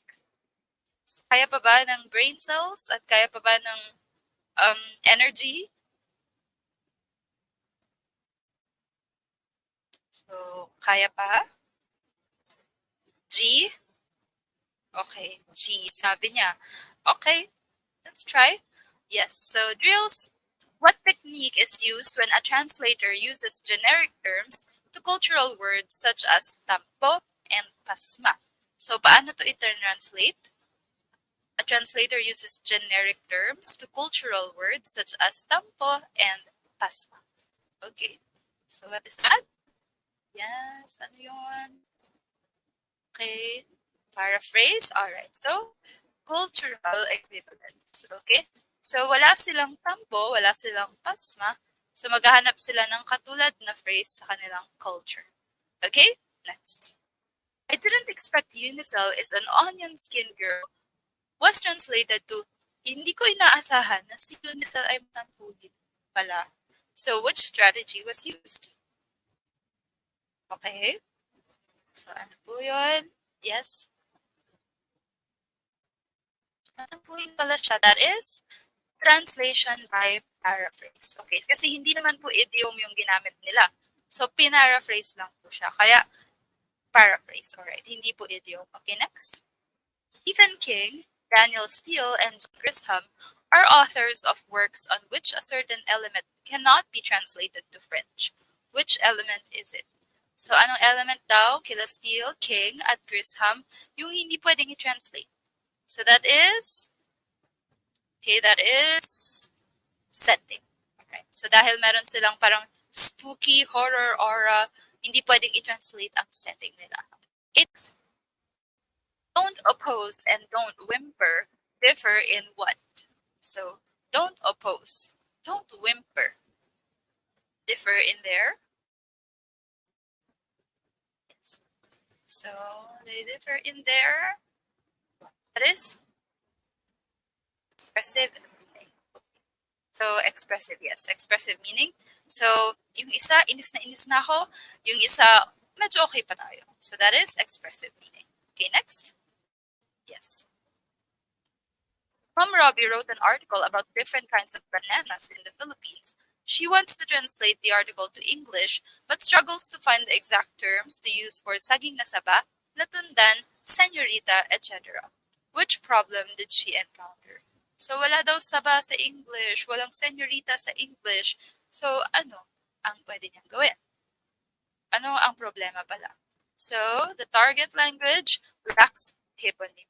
Wala kasi silang iba-ibang uri ng saging. Meron lang sila saging lang. Okay? So, pero hindi iba-ibang size. Hindi iba-ibang colors and shapes. Okay? So, next. Shampoo the hair lightly and towel dry. To the target text, lavar cabello fatar ligeramente con una toalla. Wash hair lightly with towel. So, anong klaseng translation po ito? Okay? That is a more, okay, general term.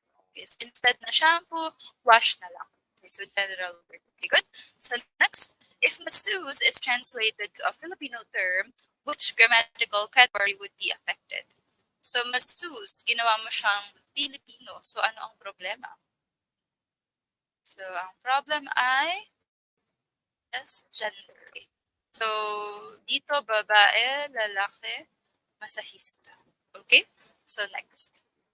In the Oxford English Dictionary, hikay translates to what? Alright. So inaway niyo pa si Oxford dahil dito. Ano daw ba talaga ang hikay? Sabi ni Oxford. Okay? Hikay daw ay what? Alright? Flirtatious. Okay, flirtatious. Ayan. So mali-mali sila ng translation. Tayo tuloy nadadamay. Okay? In Oxford English Dictionary, hikay kid. Ayan, may kid naman. Translates to what? Okay. So, baka sabihin nyo, flirtatious pouch, ha? Ayan. Cosmetic pouch. Okay? So, cosmetic pouch. Hindi flirtatious pouch. Okay? Next. Definitions and citations may be added by a translator for clarification. What is described? So, if there are definitions, may citations na nilagay dun sa copy niya ng text, ano daw yung described? That is annotation. So, naglagay siya ng annotation. Sentence in which an element is emphasized by being put in a separate clause with the use of an empty introductory word such as it or that. Okay. So, nilagyan na lang siya ng it sa umpisa. Anong tawag sa ganito? Okay. It daw at saka that. It is you that I love. Okay, so that is cleft sentence or predicated. About this one, Donna wants to translate po and opo to English to explain the concept to her Arab friends. However, she failed to do so. The words cannot be translated because they are what? Okay? So, bakit hindi daw ma-translate yung po at opo? Dahil sila ay culture specific. Dito lang siya sa Pilipinas. Okay, next. What is the benefit of bylines sa newspaper? Benefit of bylines ay popularity. Okay. So, enjoyed by families of deceased writers. So, ano yung in-enjoy nila? Pagkatapos mamatay, yung mahal sa buhay nila na nagsulat ng sonnets, ganyan. Sorry.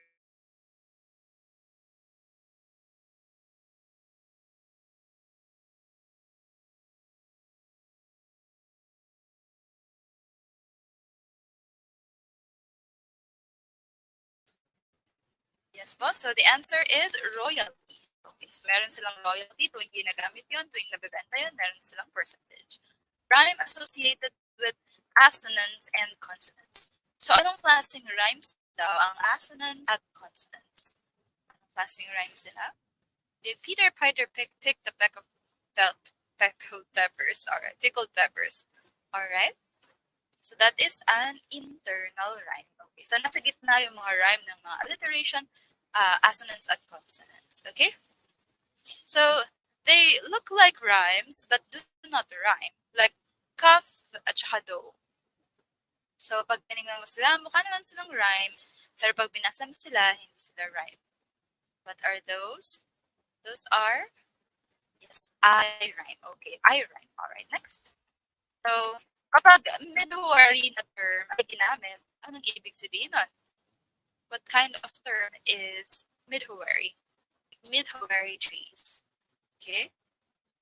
So that is, yes, but midhuary, that is archaic design. Okay. So, old word na to at hindi na ginagamit ngayon. So obsolete na siya, it's archaic design. Next, portmanteau. Can you give me an example of a portmanteau? Okay? So example ng portmanteau ay, yes. So example ng portmanteau ay e-book. Okay, so e-book. Alright. Hindi po fanny, ang fanny po ay pun. Okay, next. Dirty, filthy. So pag may description siya na dirty, filthy kitchen, ano pong tawag doon? That is over-modification. So masyado naman maraming adjectives. Okay, next. What kind of fiction ang Adventures of Huckleberry Finn and Adventures of Tom Sawyer? So anong klaseng fiction po sila? So Adventures of Huckleberry Finn at Tom Sawyer ay category fiction. Okay? So next, what kind of journal ang Grapes of Wrath? Grapes of Wrath, what kind of journal? That is working journal. Okay, so it shows yung life niya dun sa pangungumuha nila sa working journal. Okay, next. All right, number 101. Okay, a teacher notices that one of her students frequently code switches between Filipino and English when speaking with friends. Which of the following is the most appropriate response? A. Ask the student to use English exclusively to gain proficiency. B. Correct the student's grammar and pronunciation to help them achieve native-like fluency. C. Acknowledge and respect the student's linguistic background and encourage them to use both languages appropriately. D. Ignore the student. Okay? So, ano magandang gawin ni teacher? Dun sa bata na laging nag-code switch. Okay? So, ano daw po? Doon ba papaluin? Ganyan. Okay, so, pag palaging nagko-code switch, ano ang gagawin niya? Alright, so the answer is letter C. Okay. So, acknowledge and respect the student's linguistic background and encourage them to use both languages appropriately. So, kahit na nagtuturo tayo ng second language, hindi natin tinatanggal yung worth or value ng kanilang first language. Alright? So, laging isipin natin na hindi tatanggalin yung first language. Alright? So, next po. The following is a phonological rule. A. Using an apostrophe to indicate possession. B, using collective nouns like some collective nouns take singular verb.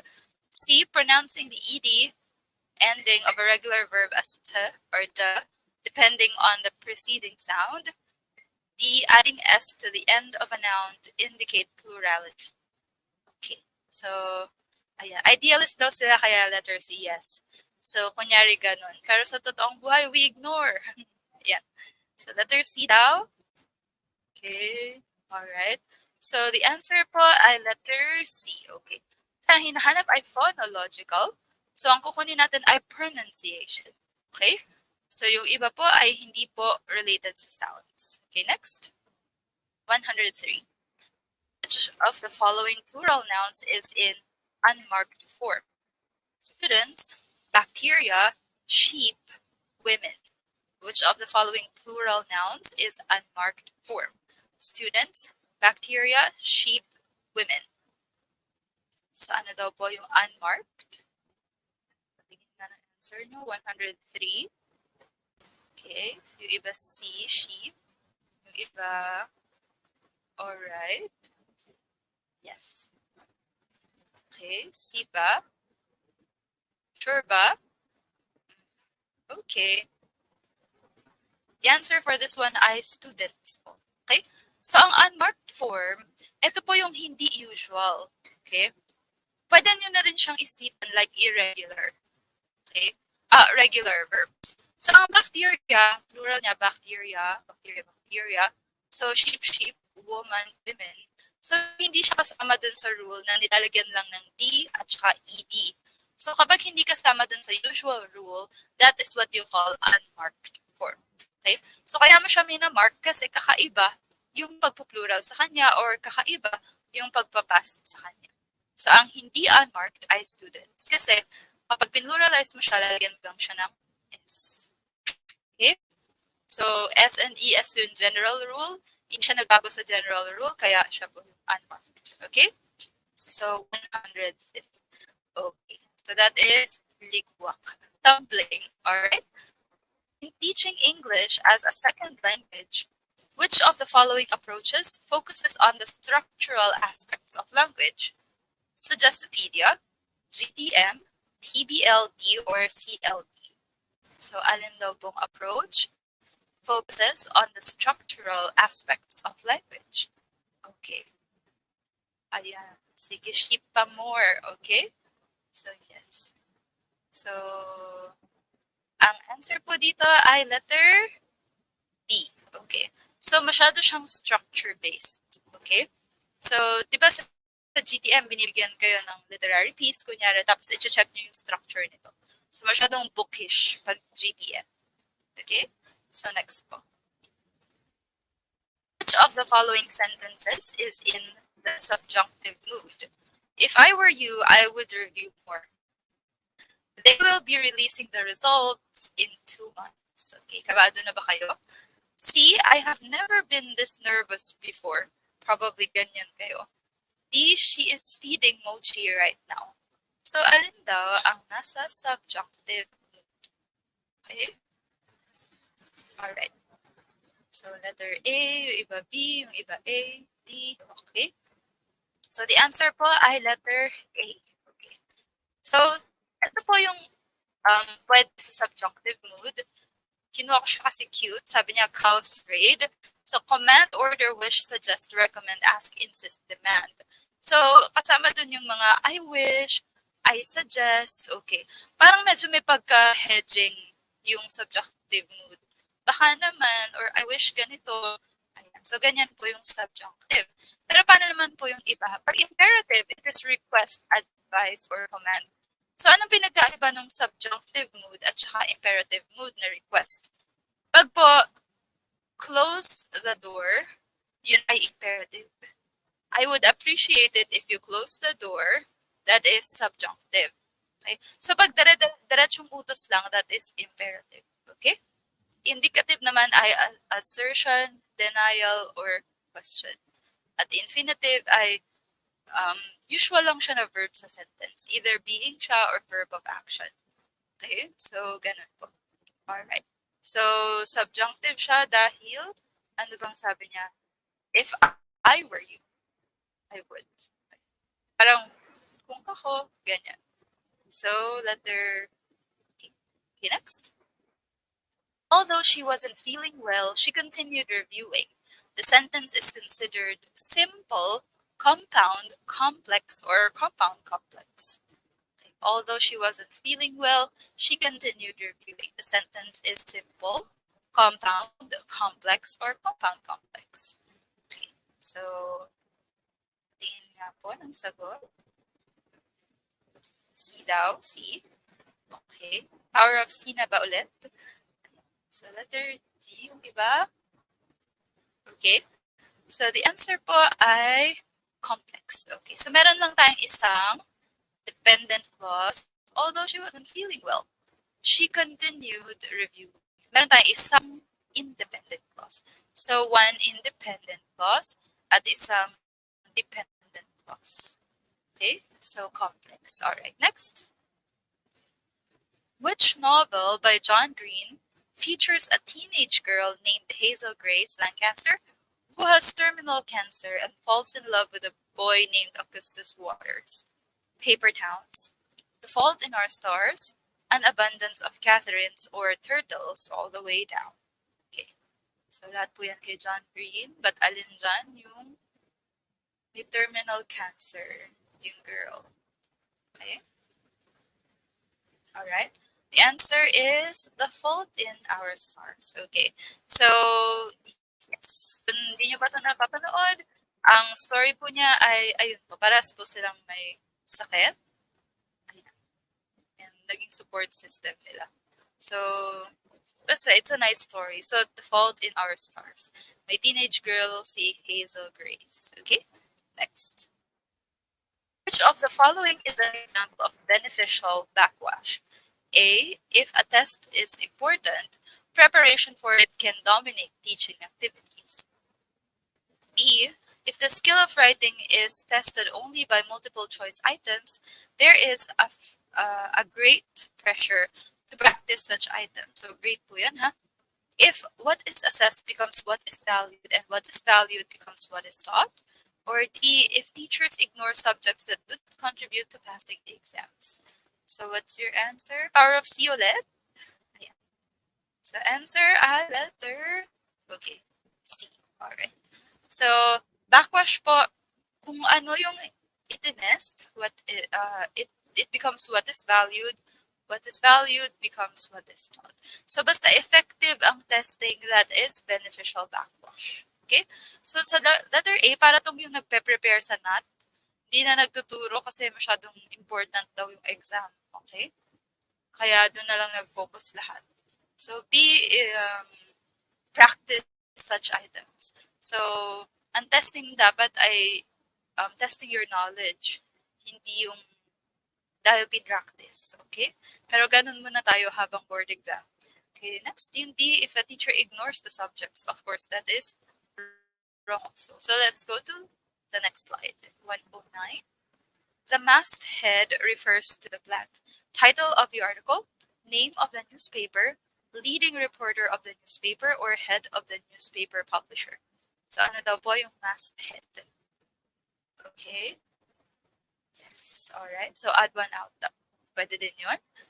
So, ano daw ang masthead? Okay. Yes. So, title, name of newspaper, leading reporter, head of the news publisher. Okay? So, that is the name of the newspaper. Di ba sabi ko kanina, masthead ay parang Manila Bulletin, yung malaking blue dun sa taas. Blue ba? Inquirer pala yun. So, yun. Bulletin din, parang blue din. So, yung malaking ganon, box na may title, newspaper. So, that is name of the newspaper, masthead. Okay? Next. Filipino family migrated to the US after 5 years. The child's accent is typically Filipino. He did not learn the accent of the Americans. When his mother was asked why her son did not acquire the accent and facility to communicate in English, she responded, he didn't want to mingle with other children in the US. So what explains the phenomenon? Ito ba ay nativization, discourse theory, monitor model or accommodation model.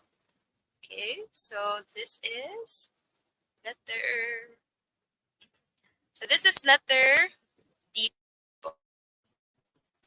So, accommodation model ay may kinalaman sa iyong motivation. So, kaya hindi ka natututo, hindi naman dahil sa, kaya hindi siya natututo ng language, hindi dahil sa hindi niya kaya, but because ayaw niya makipag-mingle dun sa mga tao. That is accommodation theory, okay, or accommodation model. So, next. In which class is code switching allowed? Saan pwede mag-code switch? Code switch, ALM, communicative classroom, GTM class, or TPLT class? So, saan pwede mag-code switching? Pwede mag-Tagalog, pwede mag-Bisaya, ayan. So, ano po yun? Saan daw siya allowed? Okay? B daw, C. Alright. So, code switching ay allowed sa communicative classroom. Kasi sa GTM, ginagamit mo naman talaga yung mother tongue. Yes. However, hindi naman kasi ikaw nagko-code switch kasi most likely nagsusulat ka lang. Okay? At nagpo-focus dun sa mga patterns. So sa TBLT, dahil may task ka kailangan gawin, you have to speak L2. Sa ALM naman, dahil ginagaya mo lang, hindi ka magpo-code switch. So communicative classroom. Ito kasing communicative yung pinaka-open, yung pinaka-welcoming na environment. So CLL po. Okay? So yes. Next. In Chomsky's transformational grammar, to what does a deep structure refer? A, the version of the sentence that we articulate in here. B, the final stage in the syntactic representation of a sentence. C, the abstract representation of a sentence. Or D, the outward form of the sentence. Ano daw ba ang deep structure according to Chomsky? Okay, so sagot po na po kayo dyan. Restroom break lang po ako ulit. Sorry, wait lang.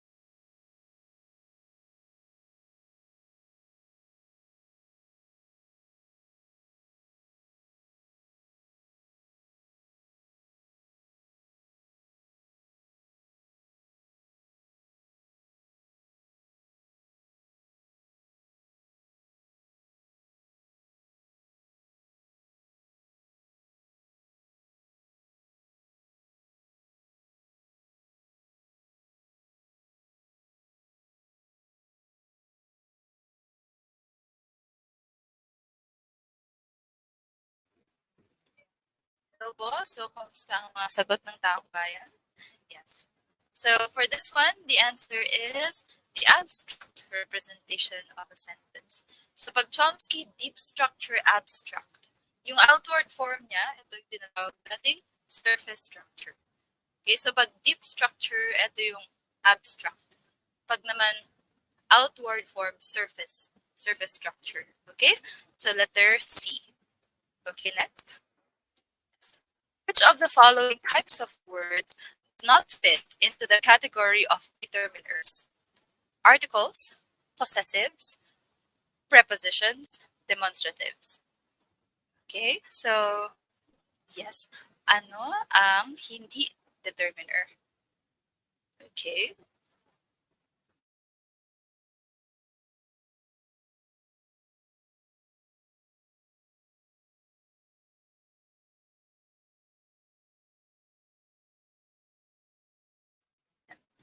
So, ang determiner po, it tells alin. So, aling bagay ang tinutukoy mo. Halimbawa, a dog, so a dog, isang aso kahit aling aso. The dog, so yung aso na alam mo at alam ko. Okay, so articles ay determiner. Possessive, yung aso ni, yung aso ni Moji. Ganyan. So, Mochi's dog. So, dinedetermine din ito kung aling aso. Sa demonstrative, that dog, yung aso na yun. So, that is also a determiner. Ang hindi po ay ang preposition. It tells where it is. It tells you which one it is. Okay? So, articles, possessives, and demonstratives are under determiners. Okay? So, next. Which of the following is not a basic simple sentence pattern in English? Subject plus verb plus object, subject plus verb plus indirect object plus direct object, subject plus object plus verb. So, alin daw po yung hindi basic simple English? Okay? So, letter D po. Alright, so we don't have an SOV pattern dito. Ang ginagamit po natin ay laging subject tapos verb. Okay, so hindi kasama sa basic simple patterns yung subject tapos object. Okay, so next. Which of the following does not characterize deconstructive reading of text? Okay, so na-discuss ko kanina konti yung deconstruction. Is it language is a fixed system of signs? B, authorial intentional fallacy renders meaning uncertain. C, a text is a combination of multiple shades of contradicting meaning. D, it is a reading which analyzes a text's critical differences from its intended meaning. So, alin daw po yung hindi deconstructive? Okay, that is letter A. Okay. Language is a fixed system of signs. Sabi lang kanina, sabi sa deconstructive theory, wala namang talagang fixed. Everything is open for questioning. Okay, so that is deconstructive. Next. Which of the following can be a subject matter of humanism in literature?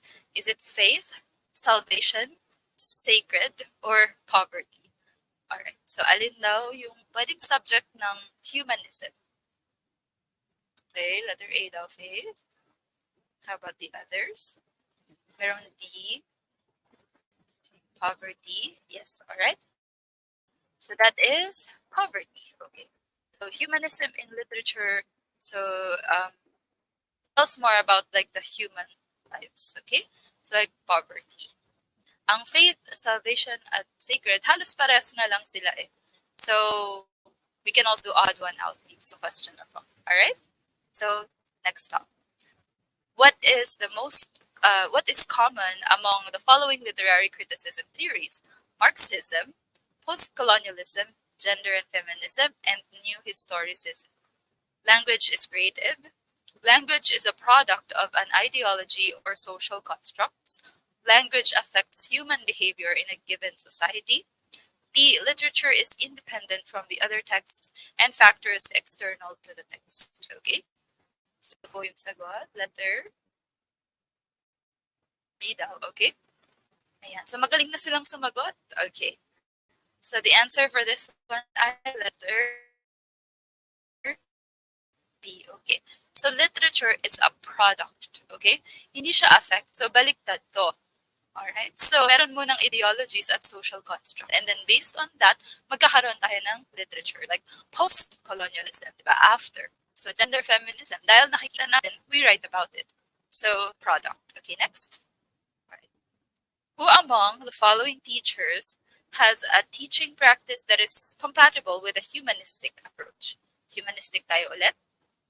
Letter A, Teacher Dar, who assesses the language learner's motivations. Okay. So, o baka naman kaya kayo na, okay. So, next one, letter B, Teacher Nick, who integrates topics from other subjects. C, Teacher Joel, who emphasizes good pronunciation and less grammatical errors. Or D, Teacher John, who assesses immediate communicative needs. Alright. So, alin daw yung compatible sa humanistic? Okay. Compatible sa humanistic. Alright, which one is it? So, the answer is letter A po. Okay. So, kasama daw doon yung motivations. Okay? So, hindi lang siya basta topics, hindi lang basta pronunciation. Kasi pag immediate communicative naman, so ano lang yung kailangan niya ngayon? So, ibig sabihin nun, hindi rin masyadong broad at hindi rin magiging holistic yung approach sa kanya. So the answer is letter A. So we assess the motivations para holistic ang learning, humanistic. Okay? So next po. All right. Which of the following is an example of a well-written behavioral objective in language teaching? A. The learner demonstrates respect for cultural diversity. B. The learner makes a distinction among the different communication models. C. The learner makes use of the comparison contrast pattern by writing a paragraph on the similarities and differences among the features of several social media platforms. Or D. The learner identifies different communicative strategies. So alin daw po yung maganda yung pagkakasulat ng behavioral objective. So this is a little bit related to Prof. Ed.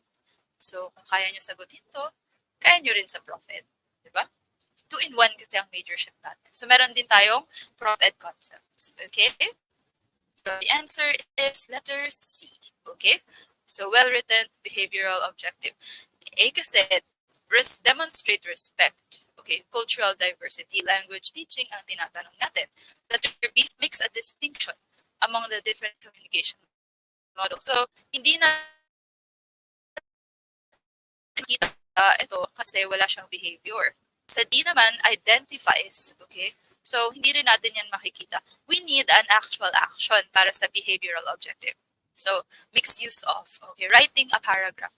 So, ang concept kasi ng behaviorism, di ba, makikita mo yung sa actions nila, yung, what occurs in their mind. So, kung walang action na involved dun sa objective mo, paano mo malalaman na ganun yung thinking nila? So, dapat merong actual action. Okay? So, next. Sensory motor period, peekaboo. All right. Concrete operational period, what? Simple experiments, charts and illustrations, letter cutouts, or Play-Doh. Ayan. So, ano daw po para sa concrete operational period? Okay? Ayan. Yes. C for caldereta. Ba't puro pagkain? Ayan. So, yes. Letter. Merong A, may D, may C. So, ang answer po dito ay simple experiments. Okay? Diba, smart people catch fish, SPCF. So, yung sensory motor, basic pa lang yan, peekaboo nga. Tapos yung sunod pa nun ay pre-operational. So, doon pa mapupunta yung mga Play-Doh, ganyan. Pag concrete operational, kaya na nila yung simple experiments lang naman. So, we do letter A. Simple experiments. Okay? Kasi hindi na yan sobrang bata. Pero, hindi pa naman formal. So, concrete pa lang. Kaya, simple experiments. Okay, next.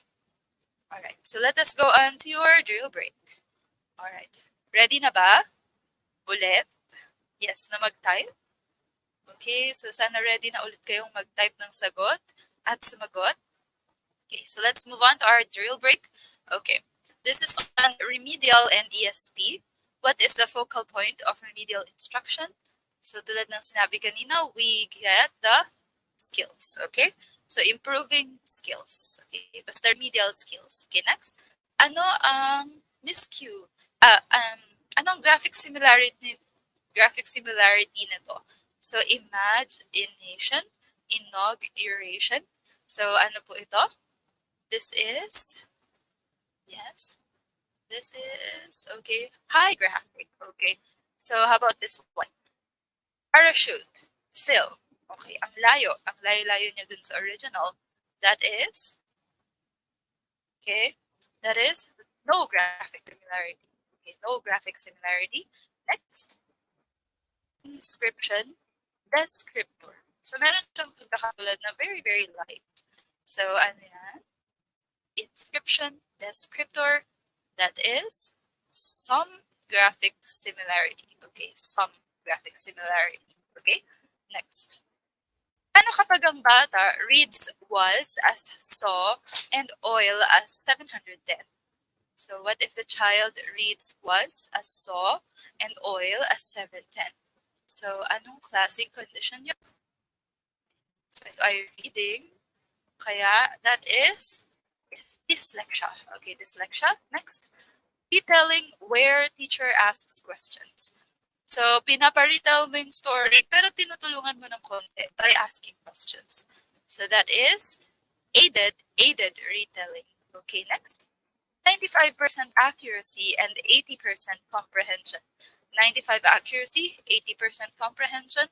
That is instructional level. Okay, next. What is an example of a business jargon?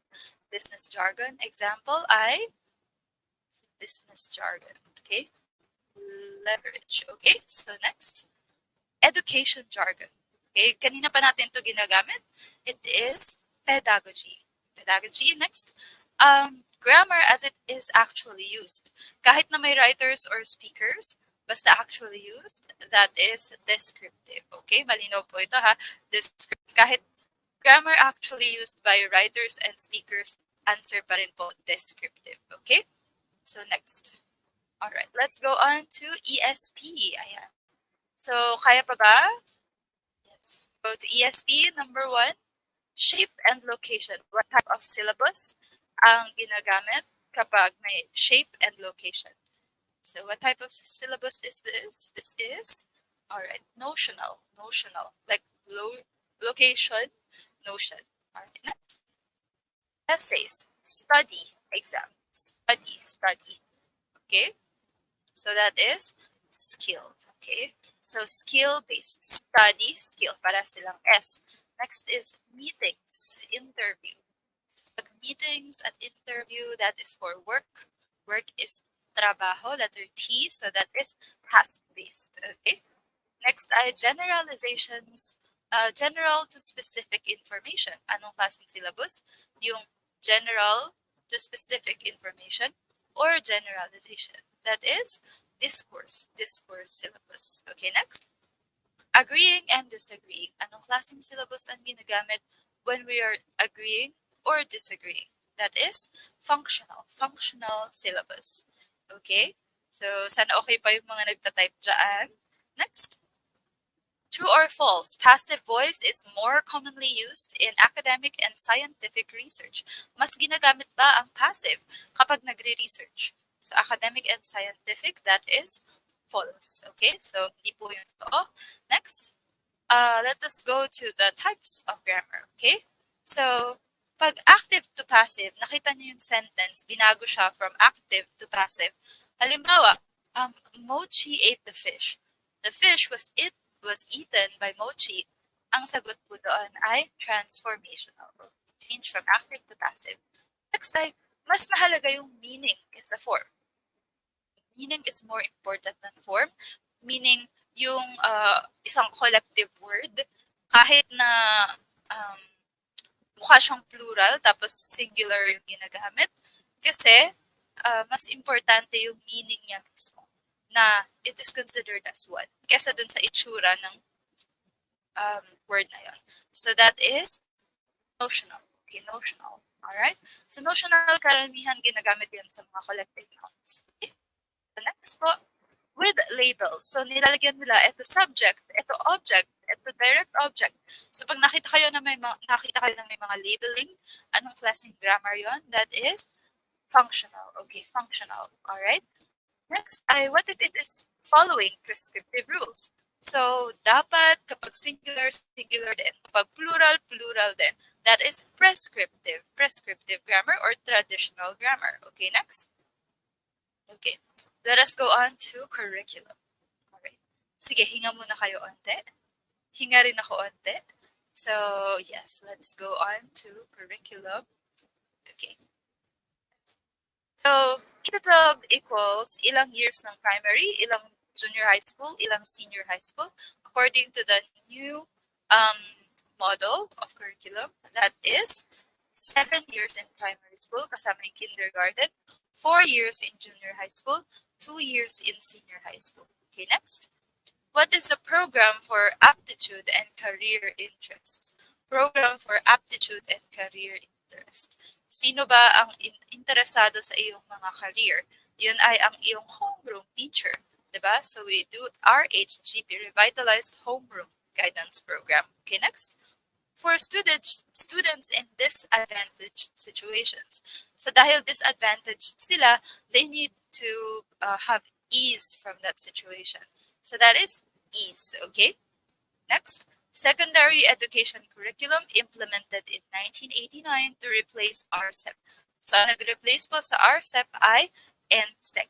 Okay, NSEC. Next, competencies that the basic education curriculum aims to develop. So ano to? That is linguistic or grammatical, social-linguistic, discourse, at strategic. So kung ano, pag tinanong ano ang hindi competency na gusto nilang i-develop, basta wala dyan sa apat na yan. Linguistic or grammatical, social linguistic, discourse, at strategic. Okay, next. All right. So first beneficiaries of the free senior high school program. So sila ay ang incoming freshmen of 2013 to 2012 to 2013.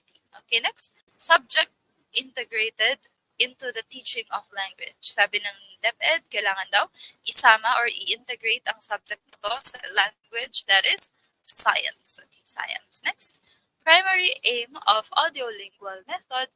So, primary aim niya ay oral proficiency. Okay, oral proficiency. Okay? So, next. All right. Next ay three components of curriculum development. So, paano daw ginagawa ang curriculum? We have behavioristic, humanistic, at rational cognitive. So, alin daw dyan yung hindi kasama? Yun ay ang behavioral na cognitive or behavioral rational. Kasi behavioral is not rational. So, yes. Conflict nga po yung word na yun. Alright? So, we only have behavioristic, humanistic, rational cognitive. Next, study of science. Study of science is also known as semiotics. Semiotics, study of science. Science of interpretation. Science of interpretation, that is hermeneutics. Hermeneutics. Science, S, semiotics. Interpretation, hermeneutics. Okay? Polish, Polish. Pag merong malaking letter yung kabila, that is capital letters. So that is capitonyms. Capitonyms. Alright, next. Accept, accept. Magkatunog sila pero hindi eksakto. Parang kapag ginaya ka ng parrot, hindi eksakto yung pagkakagaya niya sa'yo. So that is paronyms. Okay, paronyms. Alright, next. Ice cream at ice cream. Ice cream tsaka ice cream. So, dito ay, dahil phrase sila, paronyms ito, pero phrase, ito ay oronyms. Okay, next. Left, left. So, parehas sila ng spelling, parehas ng pronunciation. You can do homonyms, you can do homographic homonyms, bahala kayo doon. So, kung ano yung meron sa choices. Next. Wind at saka wind. Yung isa po niyan, yung verb form ay wind, hindi po siya wind. So, magkaiba sila ng pronunciation. Pero parehas ng spelling. Those are homographs. Okay, homographs. Ear, ear, ear, ear. So, isang word na ginamit ng maraming ulit na medyo similar yung ibig sabihin. Like, ear na ear for music, ear na tenga, ear na attention. So, those are polysemies. Polysemies, okay? Next, extensive verb. Ano ba ang extensive verb? So, extensive verbs are action verbs. At ang intensive verbs ay linking verbs. So, kapag sinabi which of the following is extensive, hanap kayo ng action. Pag sinabi which of the following is intensive, hanap kayo ng walang action. Linking lang. Okay? So, next. Alright. Let's have 121. Kaya pa ba? Yes. So, nandyan pa ang madlang people. Still typing? Yes. So, the theories of Piaget and Vygotsky agree on which of the following ideas? 1. Learners are primarily blank slates. 2. Learners actively construct their own knowledge. 3. Social interactions play a key role in knowledge construction. So, ano daw po ang pareho kay Piaget at kay Vygotsky? Okay? So, ano po ang pareho sa kanila? Alright. Yes. Alright. So, ang sagot po dito ay letter C po. C. Okay, good. So, letter C, social interaction. Diba, Piaget? At saka, Vygotsky. So, own knowledge, hindi po yan kasi kabaliktaran yan. Blank slates, tabula rasa kay Locke yan. So, let us have letters. Social interaction sila parehas. Okay? So, next po. Advanced learners should be able to cope with literature literature from young adult fiction to selected classics. Which of the following is a good example of a reading material for advanced learners? So, alin daw po ang para sa advanced learners? The Emperor's New Clothes, A Christmas Carol, The Monkeys po, or The Telltale Heart. Telltale Heart. Okay? So, alin daw po ang para sa advanced readers? Okay? Alright. Hold on.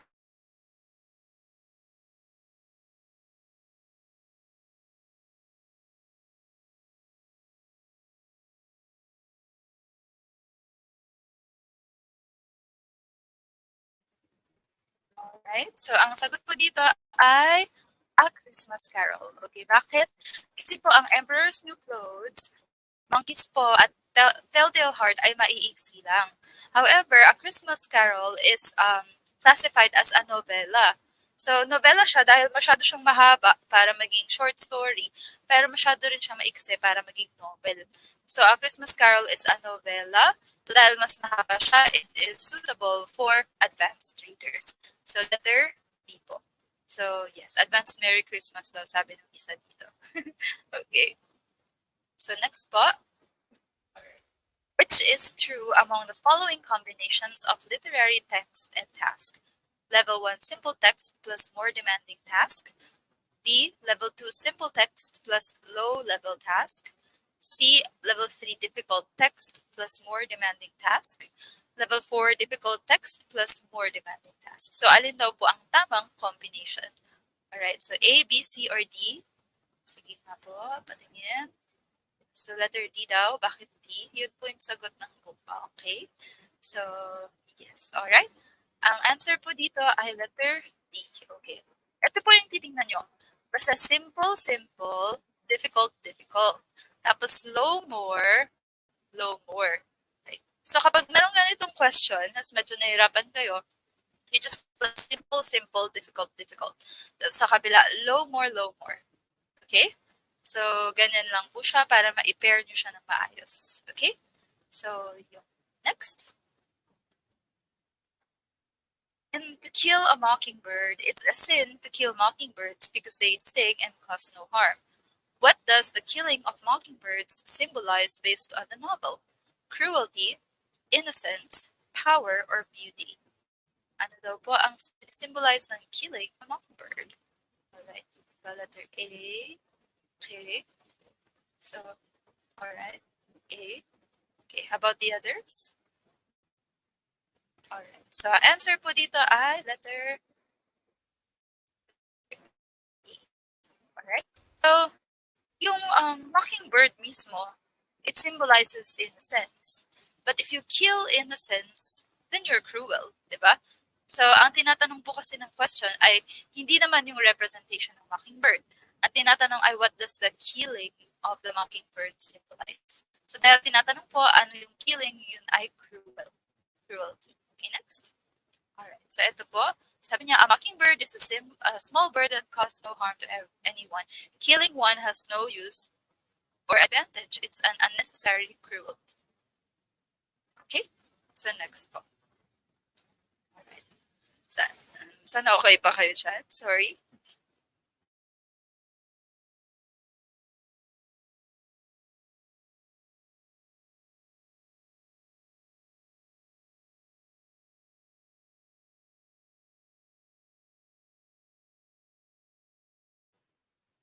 Alright, so back to business.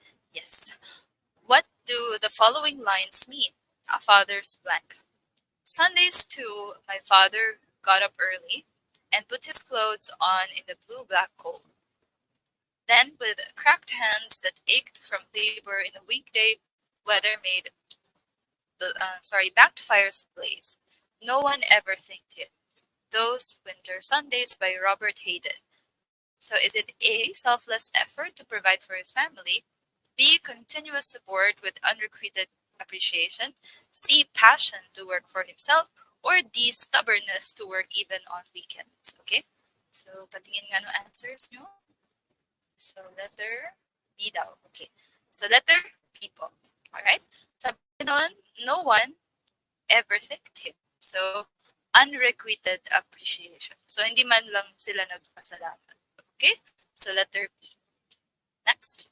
In Scarlet Letter by Nathaniel Hawthorne, Hester Prynne was required to wear a scarlet A on her dress when she is in public. How does this explain women's role during the 17th century? Men and women were equal. Women were marked with eternal humiliation for their mistakes. C. Women categorized with A are heiress to the throne. D. Women were civilized beings who cared for their husbands. So, ano daw po yun? Okay. Ano ang role ng women in the 17th century? Okay. Letter.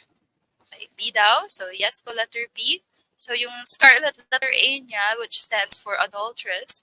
So, eternal humiliation. So, parang habang buhay na siyang mahihiya dahil dun sa mistake niya. So, dahil sinabihan siya ng adulteress. Okay?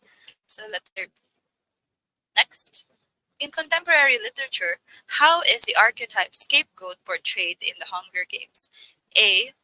The tributes have to fight each other to win a prize. B. The tributes have to pay for the previous rebellions of the old districts. C. The tributes should protect the district to avoid more deaths. Or D. The tributes should willingly sacrifice themselves for the capital. Okay? So, ano po ang answer? Sa mga nagbabasa ng Hunger Games at nanonood ng movie, alam nila ang answer dito. So, the answer is letter B. Okay. So, they will pay for the previous rebellion. So, kailangan ma-remind nila lagi yung mga tao na hindi ulitin yung previous rebellion. So, they do this always. Okay? So, next. Which best describes the story The Great Gatsby by F. Scott Fitzgerald? A. Disillusion in Tribal Legacy. B. Disillusion in Limiting Crimes. C. Disillusion in Following the American Dream. Or D. Disillusion in Pursuit of Corruption. So, alin po? Yung nagde-describe sa Great Gatsby. Okay? So, letter okay, C. So, Great Gatsby, lagi ang keyword natin dito ay American Dream. Alright. Pero nag-fail siya. So, it was a failure. So, he was disillusioned. Okay? So, next. What is the difference between tone and mood in literature? A. Tone refers to the dialogue in the story, while mood refers to the character's actions. B. Tone refers to the setting of the story, while mood refers to the plot. C. Tone refers to the author's attitude towards the subject, while mood refers to the emotional atmosphere created by the text. D. Tone refers to the pacing of the story, while mood refers to the character's emotions. Alright. So, anong pagkakaiba ng tone at saka ng mood?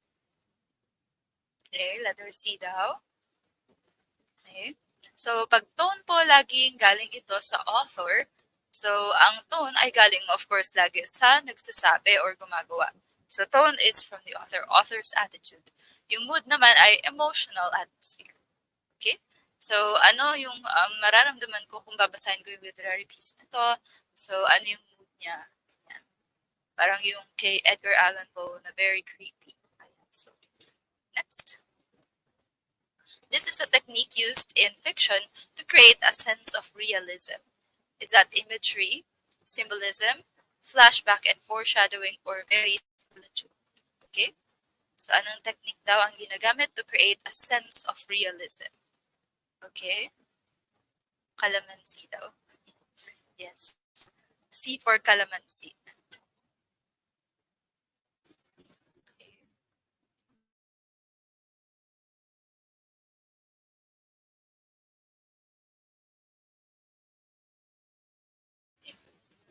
Answer po dito ay very similitude. Okay. So, very similitude ay yung sense of realism. Ano yung nangyayari sa totoong buhay. Okay? Very similitude. Next. What is the main goal of remedial instruction for students with language learning difficulties? A. To help the student compensate for their difficulties. B. To help the student exceed grade level proficiency and reach full potential. C. To help the student achieve grade level proficiency. Or D. To help the student catch up to the rest of the class. Okay? So ano answer nyo for 131? Okay, patingin nga ng remedial instruction skills. Okay, letter A daw. Okay, letter D. C. At iba-iba. Okay? So the answer is letter C po. Help student achieve grade level proficiency.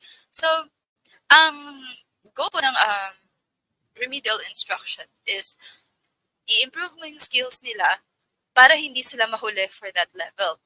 However, hindi tayo letter D kasi hindi naman tayo nakikipaghabulan sa rest of the class. Ang ating goal ay ma-achieve natin yung grade level standard. So, pang grade 4 ba ang skill niya? Pang grade 5 ba? So, ganyan yung remedial instruction. Okay? So, achieve grade level proficiency. Next, which of the following is the most effective classroom activity for teaching ESP? Reading a general English language textbook, memorizing grammar rules and vocabulary.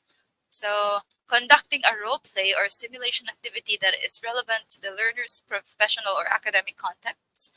D. Watching a movie that is related to the learner's professional or academic contexts. Okay?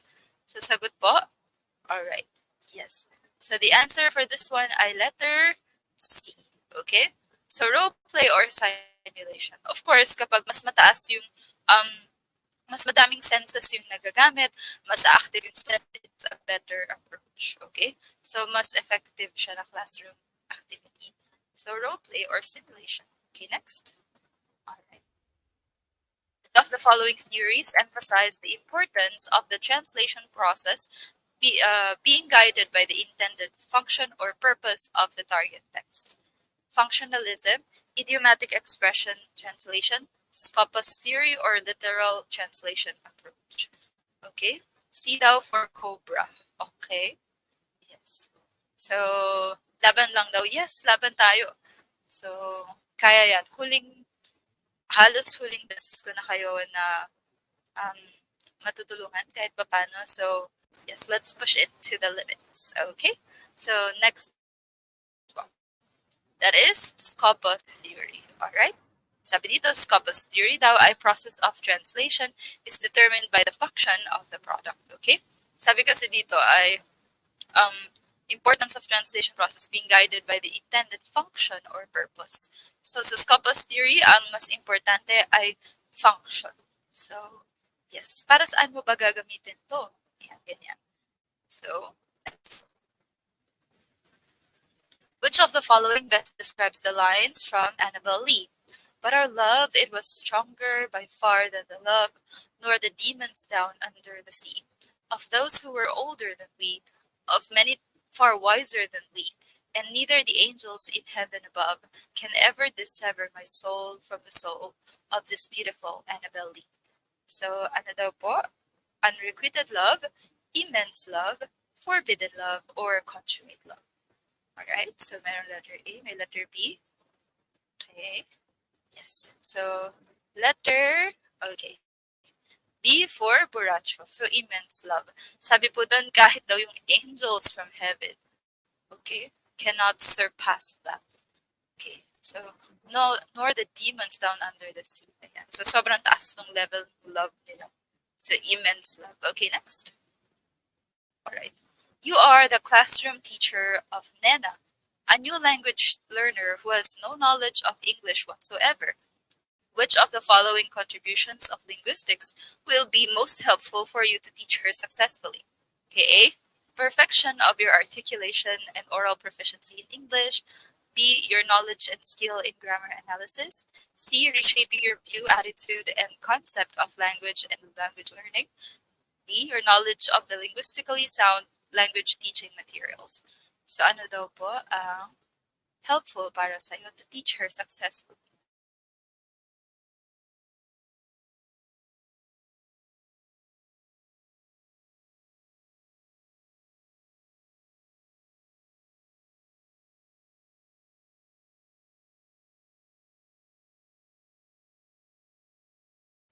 Okay. All right. So the answer for this one is letter C. So reshaping your view, attitude, and concept of language and language learning. So dahil bago pa lang ito, beginner pa lang ito, kailangan ikaw yung mag-a-adjust sa kung ano yung kailangan. Okay? So next po. In stylistics parlance, which term refers to the appropriateness of work to intended subject, genre, and audience? Diction, decorum, style, or tone? Okay, so ano po ito? Alright. Merong letter B. How about the others? Letter B daw. Okay. Alright. So the answer for this one ay decorum. Okay, so ito po yung definition ng decorum. It's from a book, A Dictionary of Stylistics. So stylistic parlance talaga siya.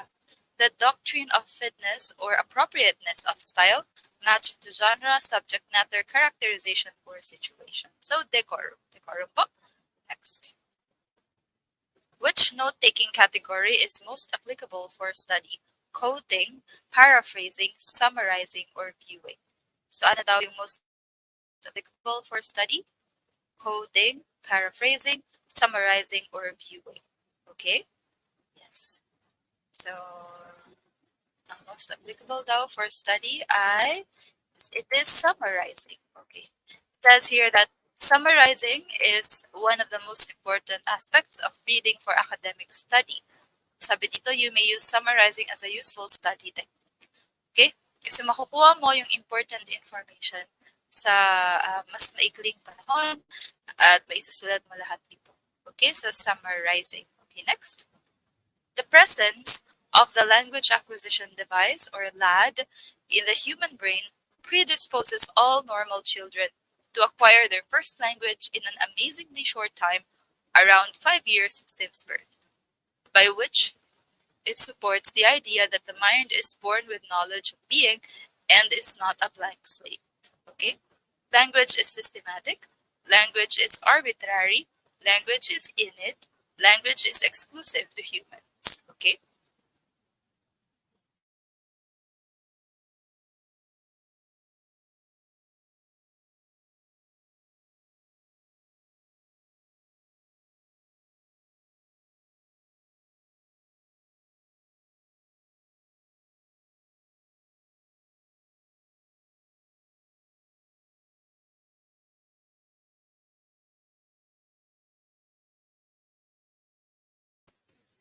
Okay, answer po dito ay language is innate. Okay?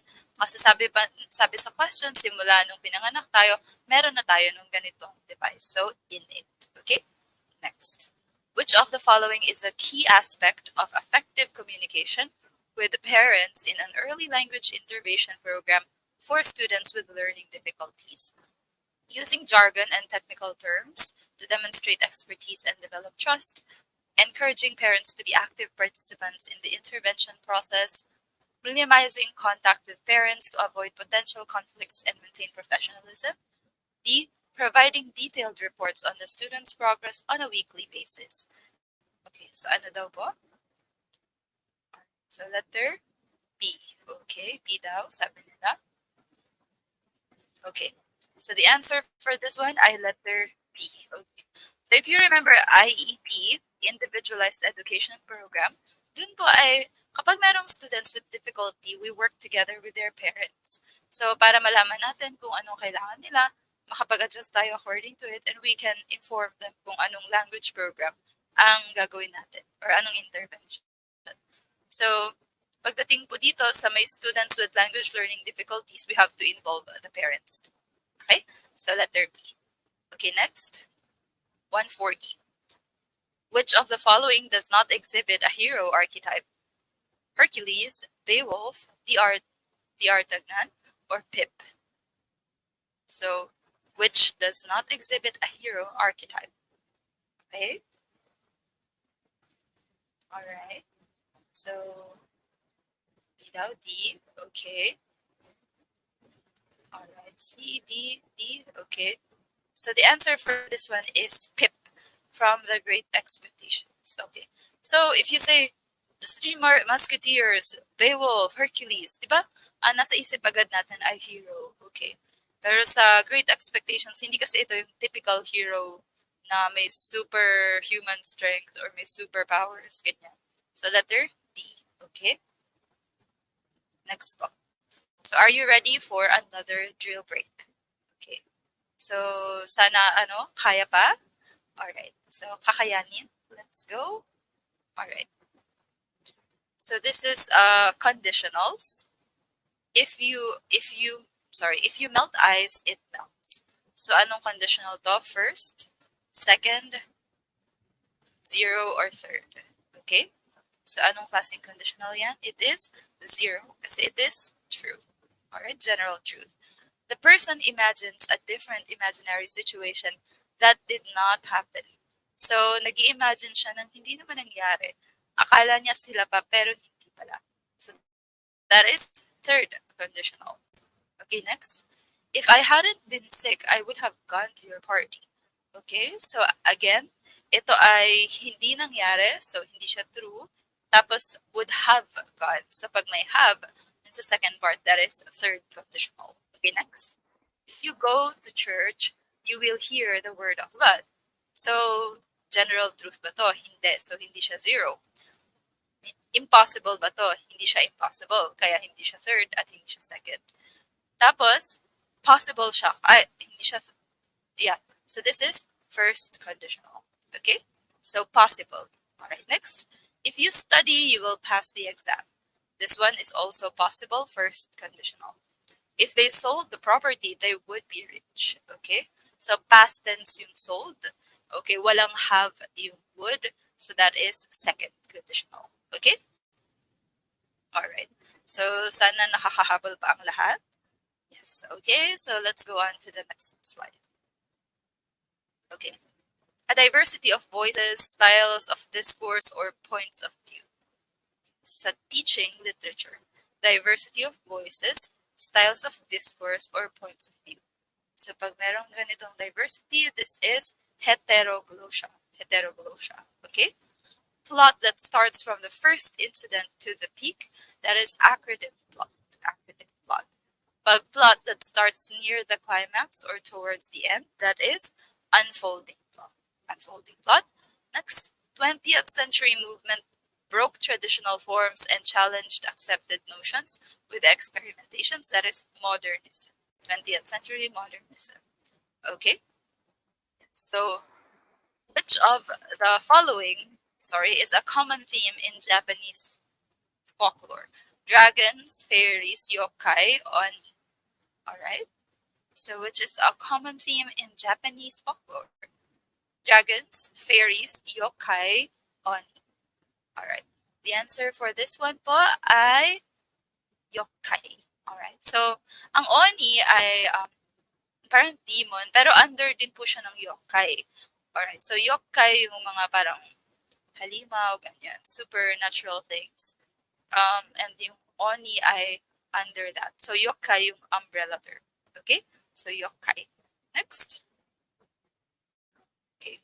Which of the following Harry Potter characters best fit the definition of a sidekick? Hermione Granger, Ron Weasley, Albus Dumbledore, or Draco Malfoy? So, which best fits the definition of a sidekick? Okay. So, syempre, hindi natin gagawing sidekick sa Hermione kasi minsan, mas magaling pa siya. Okay? So, that is Ron Weasley. Okay. So, minsan, meron siyang comical effect. Minsan, nagiging parang extra lang siya doon. So, letter B. Okay, next. Which of the following Harry Potter characters best fit the definition of a foil character? Hermione Granger, Ron Weasley, Albus Dumbledore, or Draco Malfoy? So, ang foil ay dahil sobrang opposite siya ng main character, na-highlight niya yung characteristics ng main character. Right. So, the answer for this one is Draco Malfoy. Dahil sobrang hindi mabait na student si Draco, nagmumukha tuloy mabait na student si Harry. So, ganun po siya. Foil character. Alright? So, next po. Okay. Of the following is not true about legends. A legend is a kind of folklore. Legend is a traditional story regarded as historical and authenticated. C. Legends have exaggerated and distorted truths in them. Robin Hood is an example of a legend. So answer dito. So the answer for this one I letter B. Okay. So legends are not historical and authenticated. Sino ang mag-authenticate dyan sa mga legend? Karamihan sa kanila ay hindi totoo. So, legends are not authenticated. Hindi rin sila, karamihan sa kanila hindi naman din historical. Okay? So, next one. Following are Grimm's fairy tales except Little Red Riding Hood, Snow White, Little Mermaid, or Cinderella. So, alin ang hindi Grimm's fairy tale? Okay, so letter B daw. How about the others? B, D, okay, C, alright, A. So, iba-iba na sila. The answer po ay letter C. Okay. So, si Little Mermaid ay kay Andersen, right? So, hindi siya Grimm's fairy tale. Okay, so letter C. So, Andersen po yan. And next, dialogue journals. Students write a topic in language 2 in their journal. What naman po yung the teacher or a more knowledgeable classmate or more advanced classmate acts as a support as the student builds his or her L2 vocabulary and fluency. Okay? So, language experience approach, cooperative learning, culture studies, or academic language scaffolding. Okay? So, the answer po dito ay letter D. Okay? Sabi po dito, acts as a support. Alright, so meron daw tayong supporter. Okay, so that is scaffolding. Alright, letter D. Okay, next. The theoretical framework for CLT includes that views the learner's use of L2 as the best source of learning. LAD, universal grammar, behaviorism theory, or social interaction and sociocultural theories. Okay? Answer po dito ay letter D. Okay, so since CLT to, yeah, that is social. Okay, social, socio-cultural. Okay, CLT. All right, next. Dramatic responses to literature offer opportunities for individual activity. Sorry, wait.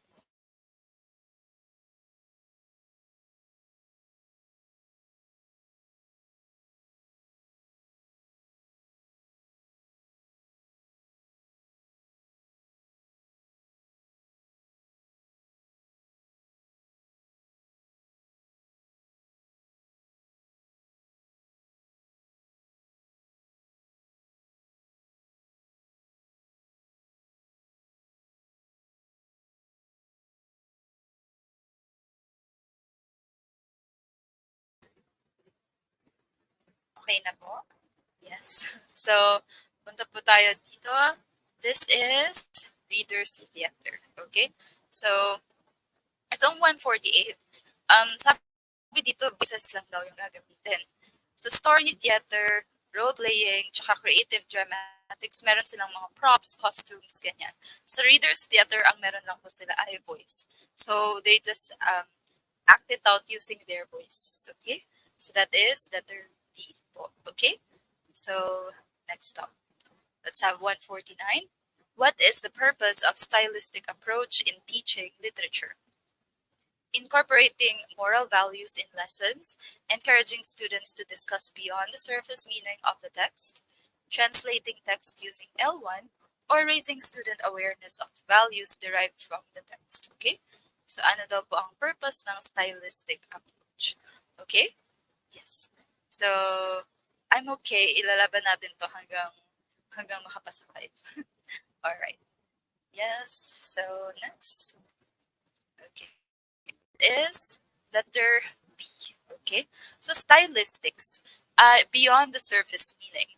So, ina-examine natin mabuti yung text para malaman kung meron pa kayang makukuhang point from the style of the author. Bakit ang dami niyang ginagamit na figures of speech, ganyan. So, yan po yung stylistics. So, we go beyond the surface at mas inaaral pa natin yung Next. Okay?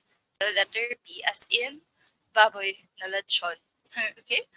So, which of the following is true about imagism? Okay. Central idea more than the statement. Statement more than the central idea. Balance of statement and central idea. Format of poetry more than the statement. Okay? So, ang totoo po about imagism as ay mas importante po yung central idea more than the statement. So, ginagamit din po itong imagism sa poetry na dati, di ba, kailangan meron tayong sukat, meron tayong tugma, we need rhymes, ayan. So, dapat iambic pentameter, ganyan. Sa imagism naman, they think that we should just give the idea of the poetry. So, hindi na masyadong importante kung paano siya isimulan. So, central idea is more important. Okay? So, letter A po. Okay, next one. Which of the following elements shows the line cuts in a poetry? Is that stick, hemistick, enjambment, or lines? So, which shows the elements, which element shows the line cuts in a poetry? Okay? So, patingin nga po ng answers nyo dito. Okay, enjambment ba talaga? Okay, so the answer to this one is hemistick. Okay, ganito po kasi yung poetry, diba?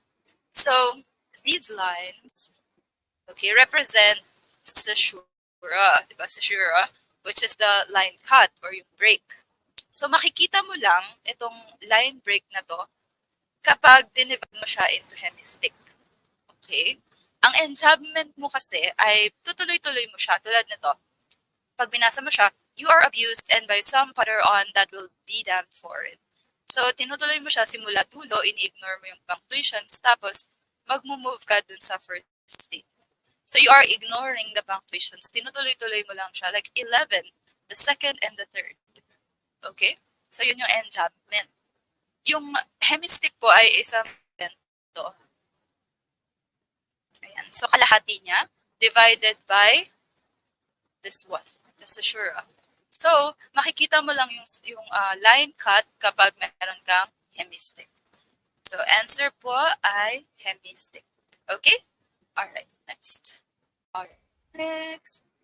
A video is the most useful technique when teaching foreign language to students because it helps them engage in communicative exercises on some difficult language points. Which technique is being referred to?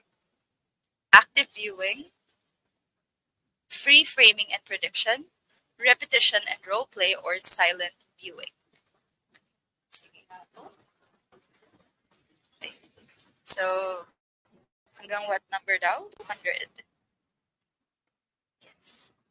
Okay, so let's go on. This is repetition and role play. Okay? So, eto po yun. Sabi niya, when there are some difficult language points, closely repetition can be necessary step to communicate production exercises. So, kapag daw mahirap yung point, pwede nilang i-replay. Yan. So, pwede nilang i-roleplay. Ayan. So, ganun po siya. So, repetition and roleplay. Next. Okay. In speech discipline, which area includes the study of symbolic behavior in dyadic relationship? Rhetoric, interpersonal communication, group communication, organizational communication. All right? So, which area includes the study of symbolic behavior in a dyadic relationship? So, letter B daw. Okay. All right. So, this is interpersonal communication. So, ang dyadic relationship ay relationship between two people. Okay. So, dialogue between two people. So, kapag more than two members, group communication na yun. At sabi dito, as such, it would be a specific subset of interpersonal communication. Alright? So, under daw ng interpersonal communications ang dyadic communication. Kasi dalawa lang sila. Hindi pwedeng maging group yan. Okay? So, next. Alright? Which phonetics requires the tools of physics to study the nature of sound waves produced in human language? Articulatory, acoustic, auditory, aesthetic. Okay?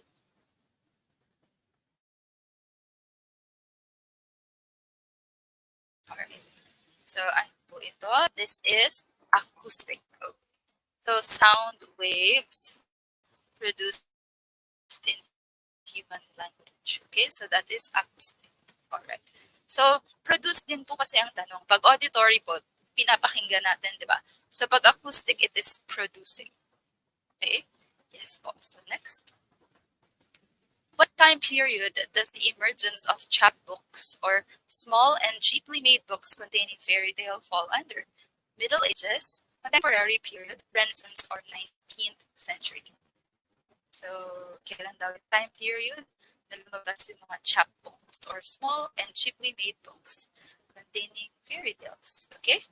This one is Renaissance. Okay, so Renaissance period po yung mga chapbooks. Ayan. Sabi po dito, the Renaissance and then chapbooks became popular. Okay, next. Which of the following refers to the condition where a person struggles to remember the word to use, saying it's at the tip of his tongue? Okay, so lagi ito nangyayari sa atin. Nasa dulo ng dila ko, hindi ko maalala, nasa dulo ng dila ko, ano ang tawag doon? Aphasia, anomia, jargon aphasia, or dyslexia. Ayan. Ano daw tawag dun sa nasa dulo kaya ng dila ko? Alright? So, the answer is letter B po. Anomia. Okay? So, nasa dulo ng dila yung gustong sabihin. Okay? Yes po. Alright? So, next up, who sided with the Greeks during the Trojan War? Apollo, Athena, Aphrodite, or Poseidon? So, sino ang nag-side with the Greeks? The answer po ay Athena. Okay. So, mas naman ang loob ni Athena dahil hindi siya pinili ni Paris na pinakamaganda. Ayan. So, dahil sa sobrang bitter ni Athena, nag-side siya dun sa kalaban. Alright? So, Athena joined or supported yung Greeks or Achaeans. Alright? So, next one. Of the following is the most versatile as it can be used as a noun, adjective, or adverb? Is that an infinitive, a subject, a progressive tense, or a, subject ulit? Okay? So, yan. Naka 50-50 na agad. Okay? So, yes. Ang answer po dito ay infinitive. Okay. So, sabi daw, pwedeng gamitan na adjective or adverb. A subject cannot be an adjective or an adverb kasi ang subject ay laging noun. Okay? So, ang sagot po dito ay infinitives. Okay? So, paano pa siya nangyayari? So, ito ang example ng infinitives. To pass the lead is my dream. So, before the verb, ibig sabihin subject ito. So, it's infinitive as a subject. Jamaica found us a movie to watch tonight. Okay? So, it describes the movie. So, ito ay adjective. Infinitive as adjective. Alright. I'm happy to discuss with you. So, bakit ako happy? Kasi magdi-discuss ako sa iyo. So, that is adverb. Okay? So, pwede siyang subject. Pwede siyang adjective. Pwede rin siyang adverb. Okay? So, infinitives. Next. Information is widely spread in our present times because of technology. With this arises the problems of spreading false information. What feature of language is this? Semanticity, cultural transmission, pragmatic use of language, or prevarication? Okay, sabihin na lang po natin ang sagot. Kapag po spreading false information, ang answer po natin ay prevarication. Okay? So spreading false info, prevarication. Letter D. Alright, next. Okay. In the commonest pattern for forming nouns, the phrasal verb remains unchanged, except that in speech. Which of the following describes this? The second element is the new stressed, the first element is stressed, the second element is unstressed, or the first element is the new stressed. Okay? Yeah. So, pagdating po do ay gagawa po ulit kayo ng example kung wala pong example. So sabi doon, forming nouns. Gamit ang phrasal verb. So let's say ang phrasal verb mo ay turn off. Okay? Turn off. Yes. So kapag noun siya, sorry, kapag verb siya, sabihin mo, turn off the light. So, turn off. So, yung second element ang stressed. Pero gagawin mo raw siyang noun. So, he is such a turn off. Turn off. So, from turn off. Okay? So, bumaba siya. Alright? So, ang sagot po dito ay letter C. Okay. Second element itong off ay unstressed na. So, turn off. Okay? Alright. So, that is 160. Next, let us have another drill break. Okay. Hinga tayo konti. Yes. And let's try to move on. Yeah. So, drill break ulit. Ready na? Alright. Go, go, go daw. Sige, let's go. Okay. Literary criticism, isms, and approaches focuses on figures of speech that is formalism, text only. Nature of good and evil that is philosophical. Okay? Includes archetypes that is kasama siya sa mythological. Okay? Content-based, content lang, that is formalism. Kasi hindi ka lumalabas dun sa content. Next, investigates the writer. So kapag writer ang involved, that is biographical. Okay, biographical. Next, style, tone, and diction. So it is still within the text, therefore that is formalism. Okay? Next. So examines behavior of characters. So behavior of characters, psychological. Alright, so bakit siya nagaganyan? Ayan, so psychological. Next, class, power relations, and social roles. Okay, this one is sociological. So social roles, classes, sociological. Relationship between characters and society, still sociological. Alright? Challenges traditional views of women. So, yung focus niya ay women, that is gender criticism. Alright, next. Significance of names in the story. So, pag may kinalaman dun sa mga pangalan na ginamit, it is still mythological. Okay? Next ay influences of colonizers. So, pagkatapos ng colonization, gagawa sila ng mga story that is post-colonial. Okay, next. So figures of speech in a text. So figures of speech as text pa rin, formalism. Interaction between text and reader. That is reader response. Okay, next. Role of women in society. Still gender. Okay. Way of life of a particular group of people. Cultural. Okay. How motivations affect action. So bakit siya nagkakaganyan nga? That is psychological. Okay. Ignoring the author's biography, focusing on content. Pag content-based, it is formalism. Okay? So, yes. Alright. Yes. So, kaya pa? Yes. So, let us go to number 161. Alright. Mrs. Acuna wants to study the internet slang used by the current generation and how it affects academic performance of high school students. Which approach in linguistic research is shown. Okay? So that is synchronic. Okay? So kasi daw ang nire-research niya daw ay used by current generation. Okay? So it is current generation, that is why it is synchronic. Okay? Alright. So next po. Alright. I prefer pink to blue. The function of language is interactional, personal, representational, or regulatory. Okay. I prefer pink to blue. The function of language is, it is personal. So, ikaw lang yung involved. Okay. It is just your own preference. Alright, next. The principal headline found in the front of the newspaper. Yan. So, lead, byline, banner, or kicker.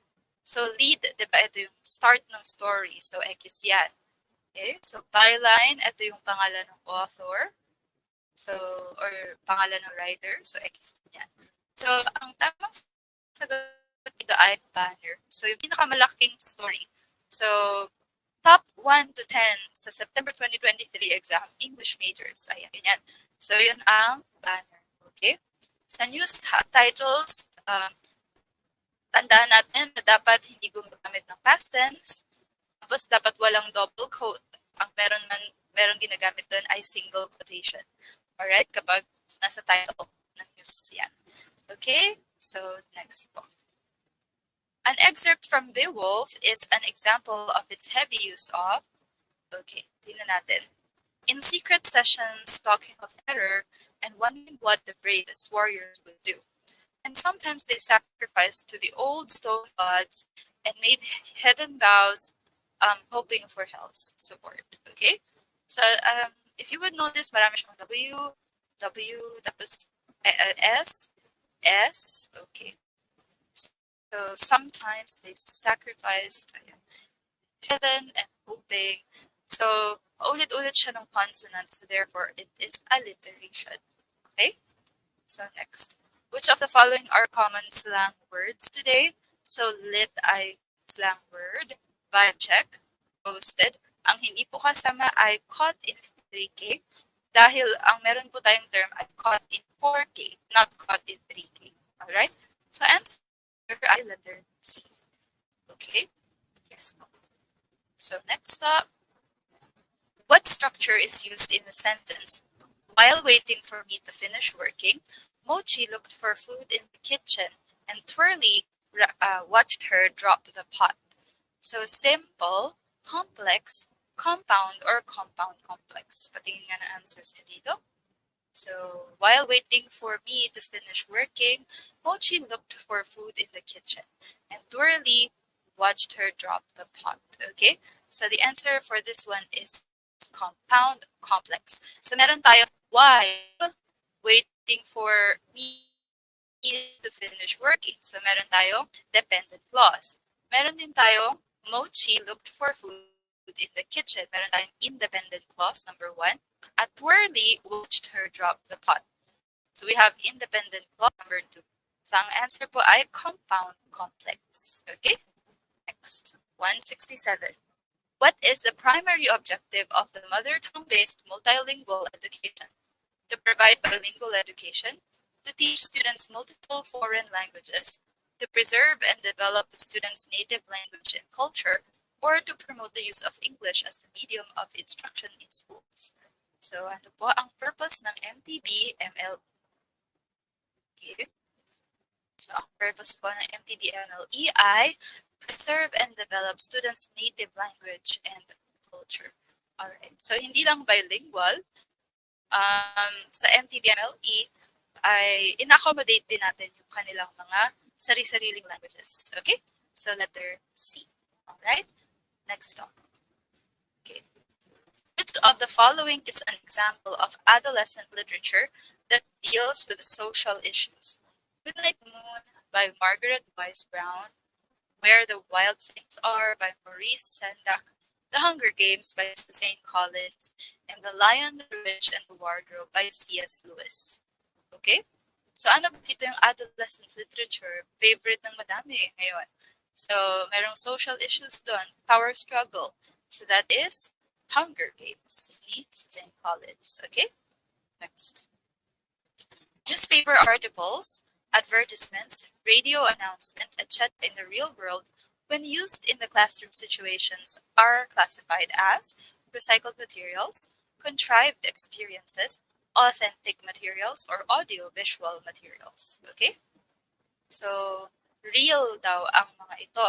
So, real na article, real na advertisement, real na announcement, dinala mo lang siya sa classroom, pero real pa rin siya. Kaya that is authentic materials. Okay, next. Which of the following is an example of a language program that promotes cultural understanding and inclusivity? A, the program that encourages the use of learners' first languages. B, a program that includes materials and activities that reflect the diversity of the students' cultural backgrounds. C, a program that only focuses on teaching the dominant language and culture. D, a program that ignores the cultural backgrounds of students. Okay? So, ang sagot po dito ay letter B. Alright. So, gusto natin, meron tayong cultural understanding, kaya hindi natin i-ignore yung kanilang sariling language. Hindi tayo magfo-focus lang sa dominant language. So, we also try to reflect on their diversity and cultural backgrounds. Okay, so letter B. Next, you can sleep. You can sleep on the sofa or in the room. The sentence has conjoined. Sorry, on the sofa. Okay. So conjoined predicates, prepositional phrase, clauses, or verb phrases. So ano daw po yung conjoined dito? Alright? Yes. So, the answer po ay letter B po. Alright. So, what do you mean by conjoined? It is joined by coordinating conjunction. Hanapin natin yun for and nor, but, or, yet. So we have an or here. Ang gina-join niya ay in the room, on the sofa. So, those are prepositional phrases. Okay? So, next po. What is the implication of mutually intelligible in teaching English? Students may still understand different varieties of English. Students should not be given different varieties of English. The teacher should encourage students to speak one variety of English. Students might struggle understanding other varieties of English. Okay? So, ang answer po dito ay yes. So, letter A. Okay. So, sa mutually intelligible na language ay kahit na magkakaiba kayo ng like punto or magkakaiba kayo ng way of speaking it, you can still understand each other. Like people from the United States, tapos UK, iba yung UK English, iba yung USA English, pero they can understand each other. So letter A, mutually intelligible. Okay, next po. What is the function of the underlined word constituent in the following sentence? Nance dreads wild animals in the zoo. Obligatory complement, indirect object, optional complement, or optional modifier. Okay, so kapag obligatory, ibig sabihin hindi natin pwedeng tanggalin. So, Nance dreads wild animals. Try natin siyang tanggalin. So, Nance dreads animals in the zoo. Complete pa rin ang sentence. Therefore, hindi siya obligatory na complement. Okay? Ayan. So, indirect object ba siya? Dreads what? Wild animals. So, it's a direct object. So, X to. Ang sagot po ay optional modifier. So, pwede mo siyang tanggalin kasi nagde-define lang naman siya ng animals pero pag tinanggal mo siya, hindi mababago ang sentence. Okay? Next. Alright. Which of the following statements best qualifies as a complex sentence? Don't make comments unless you are fully aware of the issue. B. Jess likes her new house, but she doesn't like the front yard. C. You can wallow in your miseries or you can start over and move on. D. I didn't start the dispute and I don't want to have anything to do with it. Okay. So, ang answer po dito ay letter A po. Okay. So, don't make comments unless you are finally aware of the issue. So we have independent clause. We don't make comments. We have dependent clause. Yes, unless you are fully aware. So that is complex sentence. Next. Yeah. Which sentence structure contains a ditransitive verb? Joe marched had replied to his letter. Joe has turned a subtle shade of red. C. Amy hates huge spiders. D. Amy is giving Joe a headache. So ano daw po ang may ditransitive verb? Ang ibig sabihin po ng ditransitive, meron tayong indirect object, meron din tayong direct object. So tingnan natin, ang sagot daw dito ay letter D. So, is giving, alright, who? So giving, okay. So giving what? Giving a headache. So this is a direct object. To whom? Okay, dito niya binibigay to Joe. So meron tayong indirect object. Okay? So that is ditransitive. Okay, next. What stylistic device was employed in "and breaths were farthering sure for that last onset, when the king be witnessed in his power"? Paradox, irony, metaphor, oxymoron. Okay, answer is oxymoron because we have last onset. So last na huli, onset ng isa. So two contrasting words together. So oxymoron. Next. Okay. Sana sumasagot pa kayo dyan. Yes, alright. The following are true except the Renaissance brought about otherworldly disposition in art and literature. B. Realism draws from the objective and referential aspect of language and art. C. Postmodernism is highly structural, objective, and empiricist. D. Romanticism emphasizes human subjectivity and imagination. Sagot po dito ay letter C, postmodernism. Kasi pag postmodernism, hindi na masyadong maraming rules. So, hindi na siya highly structural, objective, at empiricist. So, wala na tayong mga ganun. Sa postmodernism ay mas malaya na po ang writers magsulat sa kung anong paraan nila gusto. Okay, so letter C. Which of the following is valid in the context of science of interpretation? A. Truth is always what the reader thinks and not what the author attempts to convey. B. Prejudices are productive because they allow rich and valid interpretations of the significance of literary texts. C. Every individual's preconception and prejudice is destructive and unproductive in the reading and analysis of text. Okay? A person cannot factor out his prejudices, but he can compromise and find a common ground between his prejudices and the author's historical horizon. Ang sagot po dito ay letter D. So kahit na po meron pa rin prejudices ang isang reader or isang person, pwede naman pong maghanap ng common ground. Kasi hindi talaga matatanggal ang prejudice kapag na nag-interpret tayo. So we can just find a point to agree on. Okay, so letter D. All right, next. Which of the following exemplifies a sentence with a participial phrase? So pag participial phrase, yan po yung may ing functioning as an adjective. That is letter A, having finished the homework. So describing siya ng Mike. Sino nakatapos ng homework? Si Mike. Okay?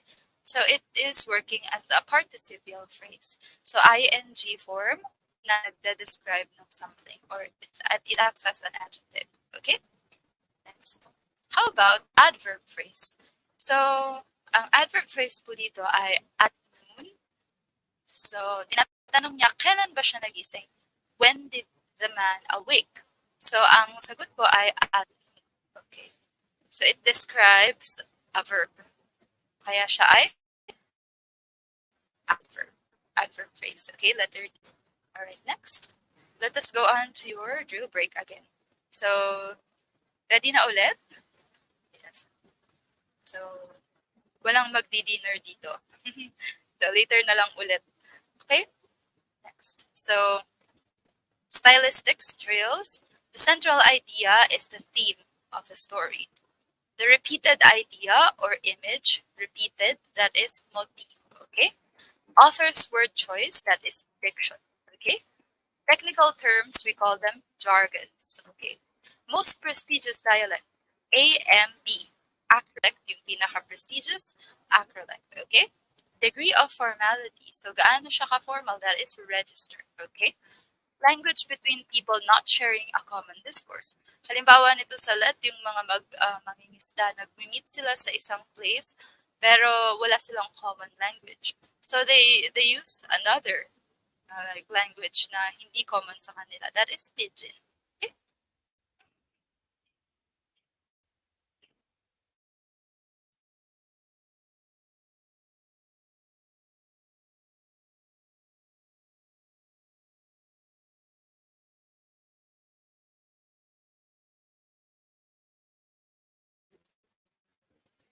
Alright, so balik tayo. Language formed as a result of contact of two languages. So na-form na siya as a language that is Creole. Okay? Yes. So poetic devices naman tayo. Bittersweet, magkatabi na magkaiba, oxymoron. Studying, passing, working, ing, parallelism. Okay? Ask for her hand in marriage. Hindi yung mismong kamay lang hinihingi mo, pero yung kabuuan niya. That is synecdoche. Okay? Lend me your ear. So, hindi ko hinihingi yung kabuuan mo. Ang hinihingi ko lang ay yung attention mo. Represented by the ear. That is metonymy. Okay, next. The Philippines instead of Filipinos. So, nire-represent ulit ng Philippines yung Filipinos. That is metonymy. Okay? Kring, kring. So, copy of a sound. So, that is onomatopoeia. Okay, next. Child is the father of a man. So, statement na totoo pero parang mukhang hindi totoo. That is a paradox, okay? Shakespeare is a literary titan, referring to a character na famous. So parang sinashout out mo yung famous character o sinasabi mo siya dito. So that is allusion, okay? Here the great Anna, whom 3 rounds of day, does sometimes counsel take and sometimes tea. So pataas yung kanyang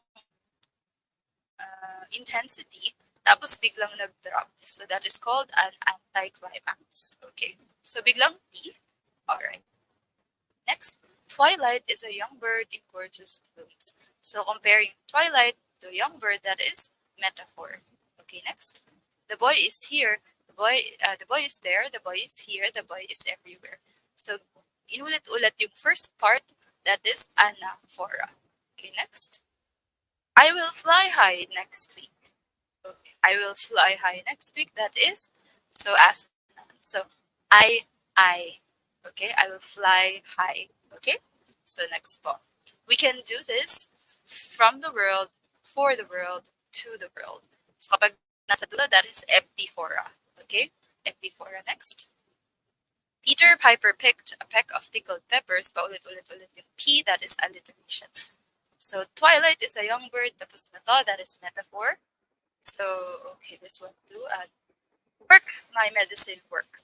Kinakausap mo yung medicine kahit hindi ka naman niya sasagutin. That is apostrophe. Okay?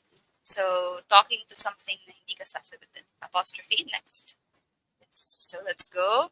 Forever is just a jiffy. So, forever daw pero a jiffy. Parang magkabaliktad yung idea. That is irony. Okay?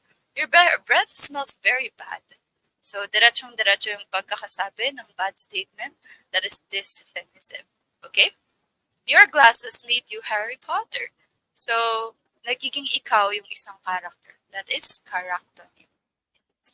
Are you feeling okay now? I know you are. So, tanong mo, sagot mo, that is hypophora. Okay.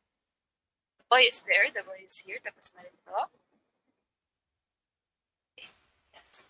So, let's go on to languages. Languages used in a particular selection, that is regional dialect. Okay? In a tribal group, that is ethnolect. Okay? Daily lives sa idiolect. Okay? Class and age group, that is sociolect. Distinguished through language, articulation, and grammar, that is dialect. Okay? So, malalaman mo yung dialect niya by articulating it. So, yung grammar niya. Next is gonna instead of going to. So, that is informal, that is registered. Technical terms are also called jargon. So, okay pa ba kayo? Masabay pa ba? Yes. Alright. That's good. Okay, next. Meaning po ay interpretative. Meaning, stylistics for meaning is interpretative. Stylistics for legitimacy and originality, corpus. Criticizes the style, criticizing, that is evaluative. Okay? Study literary text, literary. So, literary. Mind. So, mind is cognitive. How language in use creates meaning. So, how language creates meaning is discourse. Next, let's go to modalities. Favorite din to ng parami. So, duty, errand, obligation, deontologic. Ability or willingness. So, kaya pa ba? Di na kaya, dynamic. Okay. Possibility, certainty. Okay. Baka naman, maybe epistemic. Okay. Truth or logical necessity. Truth, alethic. Alright? So, kaya ba? Yes, sabay lang kayo. 181. So, which literary movement is characterized by a re-examination and imitation of the classical models, literary styles, and values of the Greek and Roman authors? Okay. So, ito po ay copy daw, re-imitation ng classical. So, neoclassicism. Okay, next. Which of the following is characterized by two broad events? French Revolution and Industrial Revolution. Yan po ay nasa modern period na po. Okay? It is known as the era of decadence. All right. So, which literary movement was a reaction against realism and naturalism and a highly structured poetry? Era of decadence, decadence symbolism. Okay. So, sorry. Which of the following is not true about signs? Iconic daw ba? Signifier resembles the signified. Indexes, signifier indicates the signified. Signs, signifier as a concept is represented by the sound. So true symbol signifier is arbitrary assigned to refer to the signified. So, ang tama po ay signs. Ito po ay concept represented by a sound image of the signified. Meron po tayong tatlong category of signs. Yung una ay ang icon. It has a very physical resemblance, like a photograph, okay? So, ang photograph ay very exact yung resemblance niya sa real thing. So, it's an icon. Yung index naman, it shows evidence or indication. Halimbawa, merong fire. So, ang indication or index nito ay meron siyang smoke.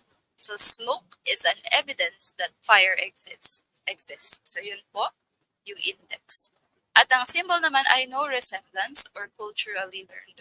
Katulad ng 9, yan yung mga numbers, letters.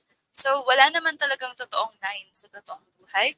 It is just, sabi nga dito sa question, okay. So, yeah. Sorry. So, sabi dito ay, its signifier is arbitrarily assigned. So, ibig sabihin, pinag-uusapan yan na ganito yung itsura ng 9, ang nire-represent niya ay ito. So, ganun po yung symbol. So, again, icon, close resemblance, parang picture. Index, para indication that there is something else like smoke for fire. And symbol, ito naman po yung walang resemblance. Like the number 9 and the actual 9 kasi wala naman talagang actual 9. Alright? So, yun. Okay, next. Alright. Sana okay pa kayo. In teaching speaking, which of the following statements should the teacher observe to demonstrate the principles in teaching pattern drills? A. Illustrate the meaning of the expressions through translations, direct instruction, and dictation. B. Ask the students to use the expressions in meaningful discourse, in chorus, or individually. C. For beginners, introduce the stress and intonation by pure imitation. D. Start by letting them be on their own in saying polite expressions like hello, good morning, etc. Okay? So the answer is letter C. So kapag bago pa lang po, for beginners, nandun pa lang po tayo sa imitation, intonation.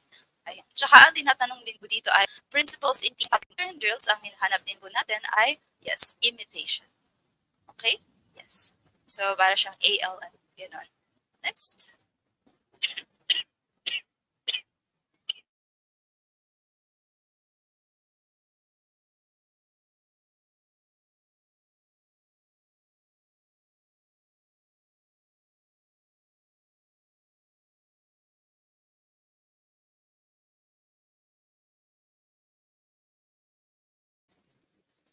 Okay po, sorry. So, in using a think, pair, share strategy in the speaking class, which should the teacher avoid? 1. Initiate the task, wait for the single student to respond, evaluate, and provide feedback. Okay? So, ang sagot po dito ay 1. Okay? Kasi hindi po single student ang response. Sa think, pair, share, ganito po yung gagawin nyo. You will pose a question, tapos yung students will think, tapos magpe-pair sila, tapos yung answers nila, they will share it to class. So, tama po yung 2, at yung 3 ay tama rin po. So, questions like, what do you consider as the most effective? When was the last time you lied? You will encourage them to speak using the think, pair, share strategy. Okay? So, letter E. Next. Sorry. From a feminist point of view, Picture Wife, retold by Keiko Segi, speaks of a, alright, answer po dito ay woman who is not inferior to men. So ito lang po yung positive about women. And a feminist point of view, dapat positive po sa women. So it's letter C. Okay, next. In the story entitled Karma by Kushwant Singh, Sir Mohan tried to attract the attention of Englishmen but ended up being thrown out of the tree. Sir Mohan pictures racism, a discriminated person, colonial mentality, or a citizen who dreams of being an Englishman. Okay. So, ang sagot ko dito sa reference ay citizen who dreams of being an Englishman. But if you read the story, it is about colonial mentality. So, sobrang hangang-hanga siya dun sa culture ng mga Englishmen. Actually, kinakahiyan niya nga yung asawa niya at pinaupo niya sa ibang part ng train. So, gusto niya laging itsurang English siya. So, yun. And, yun po, mas colonial mentality po yun. So, hindi lang basta dreams of being, pero very colonial na rin yung pag-iisip niya.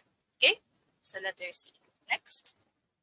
What was the technique used by Francisco Arceliana to narrate the events in his story, The Flowers of May? So, sa book po, nakalagay po dito ay flashback, but please answer symbolism. Okay. So, I read this one at ito po yung first part ng story. It's May again, there are clear skies. So, pero sa afternoon daw, umuulan. Yung rain, nagsisimbolize siya sa parang sad moment nila kasi merong namatay na daughter 2 months ago. So, ganyan po yung narration niya. Everything has a symbolism. Yung weather, yung lilies, yung mga tao. Hindi naman po talaga siya flashback kasi hindi naman kinwento kung paano namatay yung girl. Okay? So, this is symbolism. Alright, next. Alright. Why the word there, or rival of the rose? I never thought to ask, I never knew. But in my simple ignorance, suppose, the selfsame power that brought me there brought you. That brought me there brought you. So answer po dito, they have the same creator. Sabi kasi, the same power that brought me here brought you. So kung sinong gumawa sa akin, yun din yung gumawa sa'yo. That is creator. Okay? Next po. The idea of the death of the author by M. Bakhtin can be associated with which principle of reader reception theory? Ang answer po dito ay reader is the author of the text. So wala na po yung author para mag-explain sa'yo kung ano yung mga nangyayari or kung ano yung hugot niya sa kung bakit naging ganun yung sinulat niya. So everything is up to the reader. At yun po yung tinatawag na death of the author. So bahala ka na mag-isip kung anong ibig sabihin nun. So ganun po siya. Death of the author. Okay? Alright. So next. Which mandates that for purposes of communication and instruction, the official languages of the Philippines are Filipino and until otherwise provided by law, English. So ito po ay under 1987 Philippine Constitution. Okay? So yun po.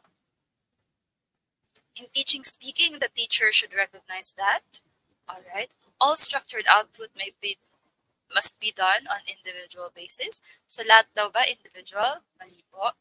Sabi, all language input must be spoken.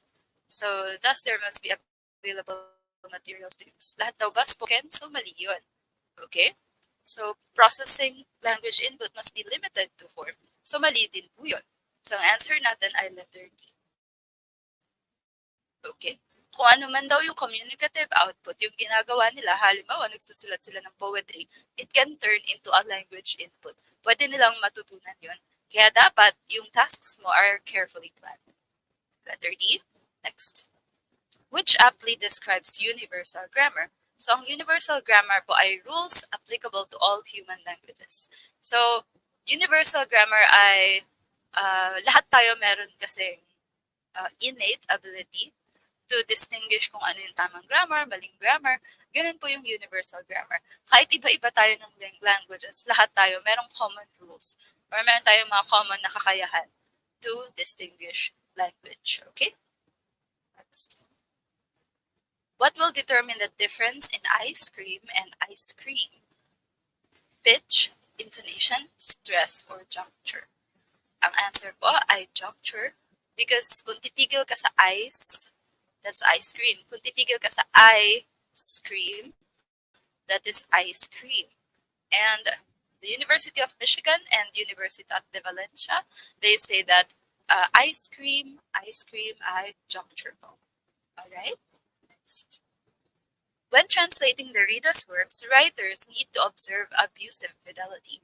Which of the following may be added while maintaining Derrida's syntax, lexicon, and pun? So, lahat po ito, kapag nilagay mo, pwedeng magbago yung thought, except coordinating conjunctions. Kasi ang function lang naman ng conjunctions ay to connect sentences. Alright, so letter C po. Okay, next. Since she wasn't able to get tickets for the first day of the concert, she availed herself of the ones for the second day.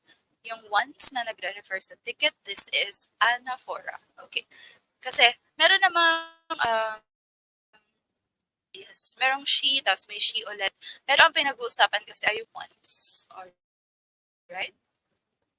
So, isa lang ang nagre-refer back. Therefore, it is anaphora. Okay, next. Which of the following is not an element of reading fluency? That is automaticity. Okay? So, hindi naman pwede na automatic ka na nagbabasa because reading fluency po, hindi memorization ang pinag-uusapan natin. So, it's automaticity. Okay? Next. In Jane Austen's Pride and Prejudice, Mrs. Bennet wants her daughters to have a good marriage because, so ang sagot ay dahil mukhang pera si Mrs. Bennet that will bring them financial security. Okay? And the last one, in The Little Prince, he has a rose from his planet. When he came to Earth, he saw lots of roses. His fox explained that it was the time he devoted to the rose that sets her apart from others, which best describes this thought. So, nagiging importante sa'yo ang isang tao because of the time that you spent together. Okay? So, ganun din po sa inyo. You are important to me because simula June, magkakasama tayo. Yes, so, yun. I might find other reviews in the future, but of course, first batch, so, ayun. Next stop, let us have applying concepts. Okay, mabilis lang to. There are so many beautiful faces in DepEd. Merong faces ang people sa DepEd, meronymic agency. Which method of achieving cohesion is used in Do You Want Cake? Yes, I want one. Referring back, substitution. Substitutive. So this is one do so. Substitutive. All hail Macbeth that shall be king hereafter. An example of prolepsis. Okay? So it is prediction of what will happen in the future. Next, year chases year. It's an example of epanalepsis. Kung ano yung unang word, yun din yung huling word. Next, genitive case. Kapag genitive case, you look for a possessive form. Okay, next. Bad men live that they may eat and drink, whereas good men eat and drink that they may live. That is chiasmus. What do inflectional morphemes affect? Tense and number. Alam niyo na to? Full at heel. What kind of rhyme? Kapag rhyme yung dulo, L, L, pero yung preceding vowel, U at saka I, hindi nagra-rhyme, that is half rhyme or slant rhyme. Okay, next. Which is not a minimal pair. Reach the peak, reach the ridge. So, reach the peak. Okay? Kasi meron tayong R tsaka P, tas Ch tsaka K. So, dalawa yung magkaibang sound. Next. Please keep quiet instead of shut up. That is euphemism. Okay? Pinapagaan mo sinasabi mo. Next. Alright. Do you want cookies? Of course you do. Tanong mo, sagot mo, hypophora. Up in the sky, it's a bird, it's a plane, no, it's Superman. Pataas ang intensity, climax.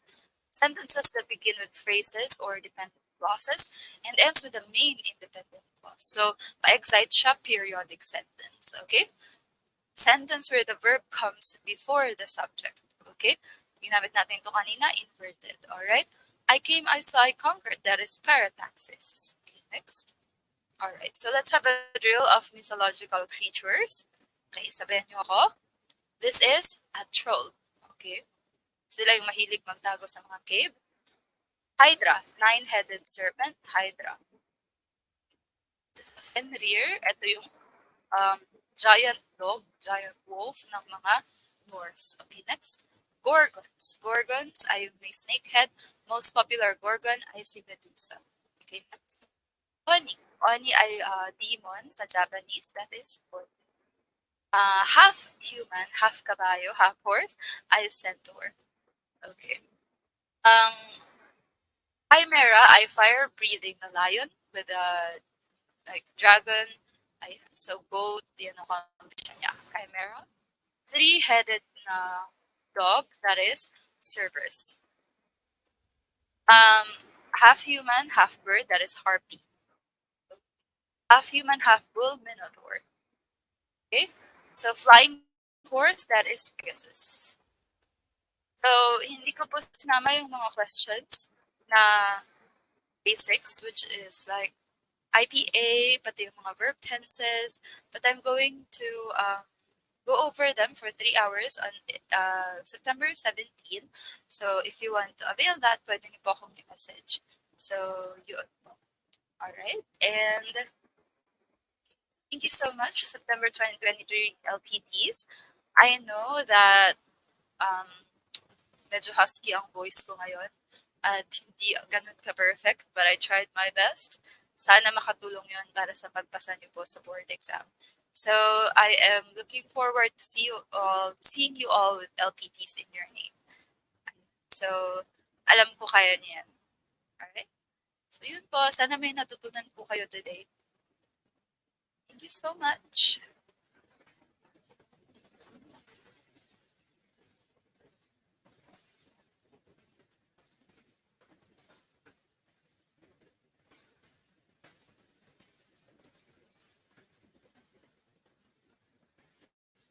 Ayun na po, sir. Gilid na po siguro ako. Thank you po. Bye-bye po.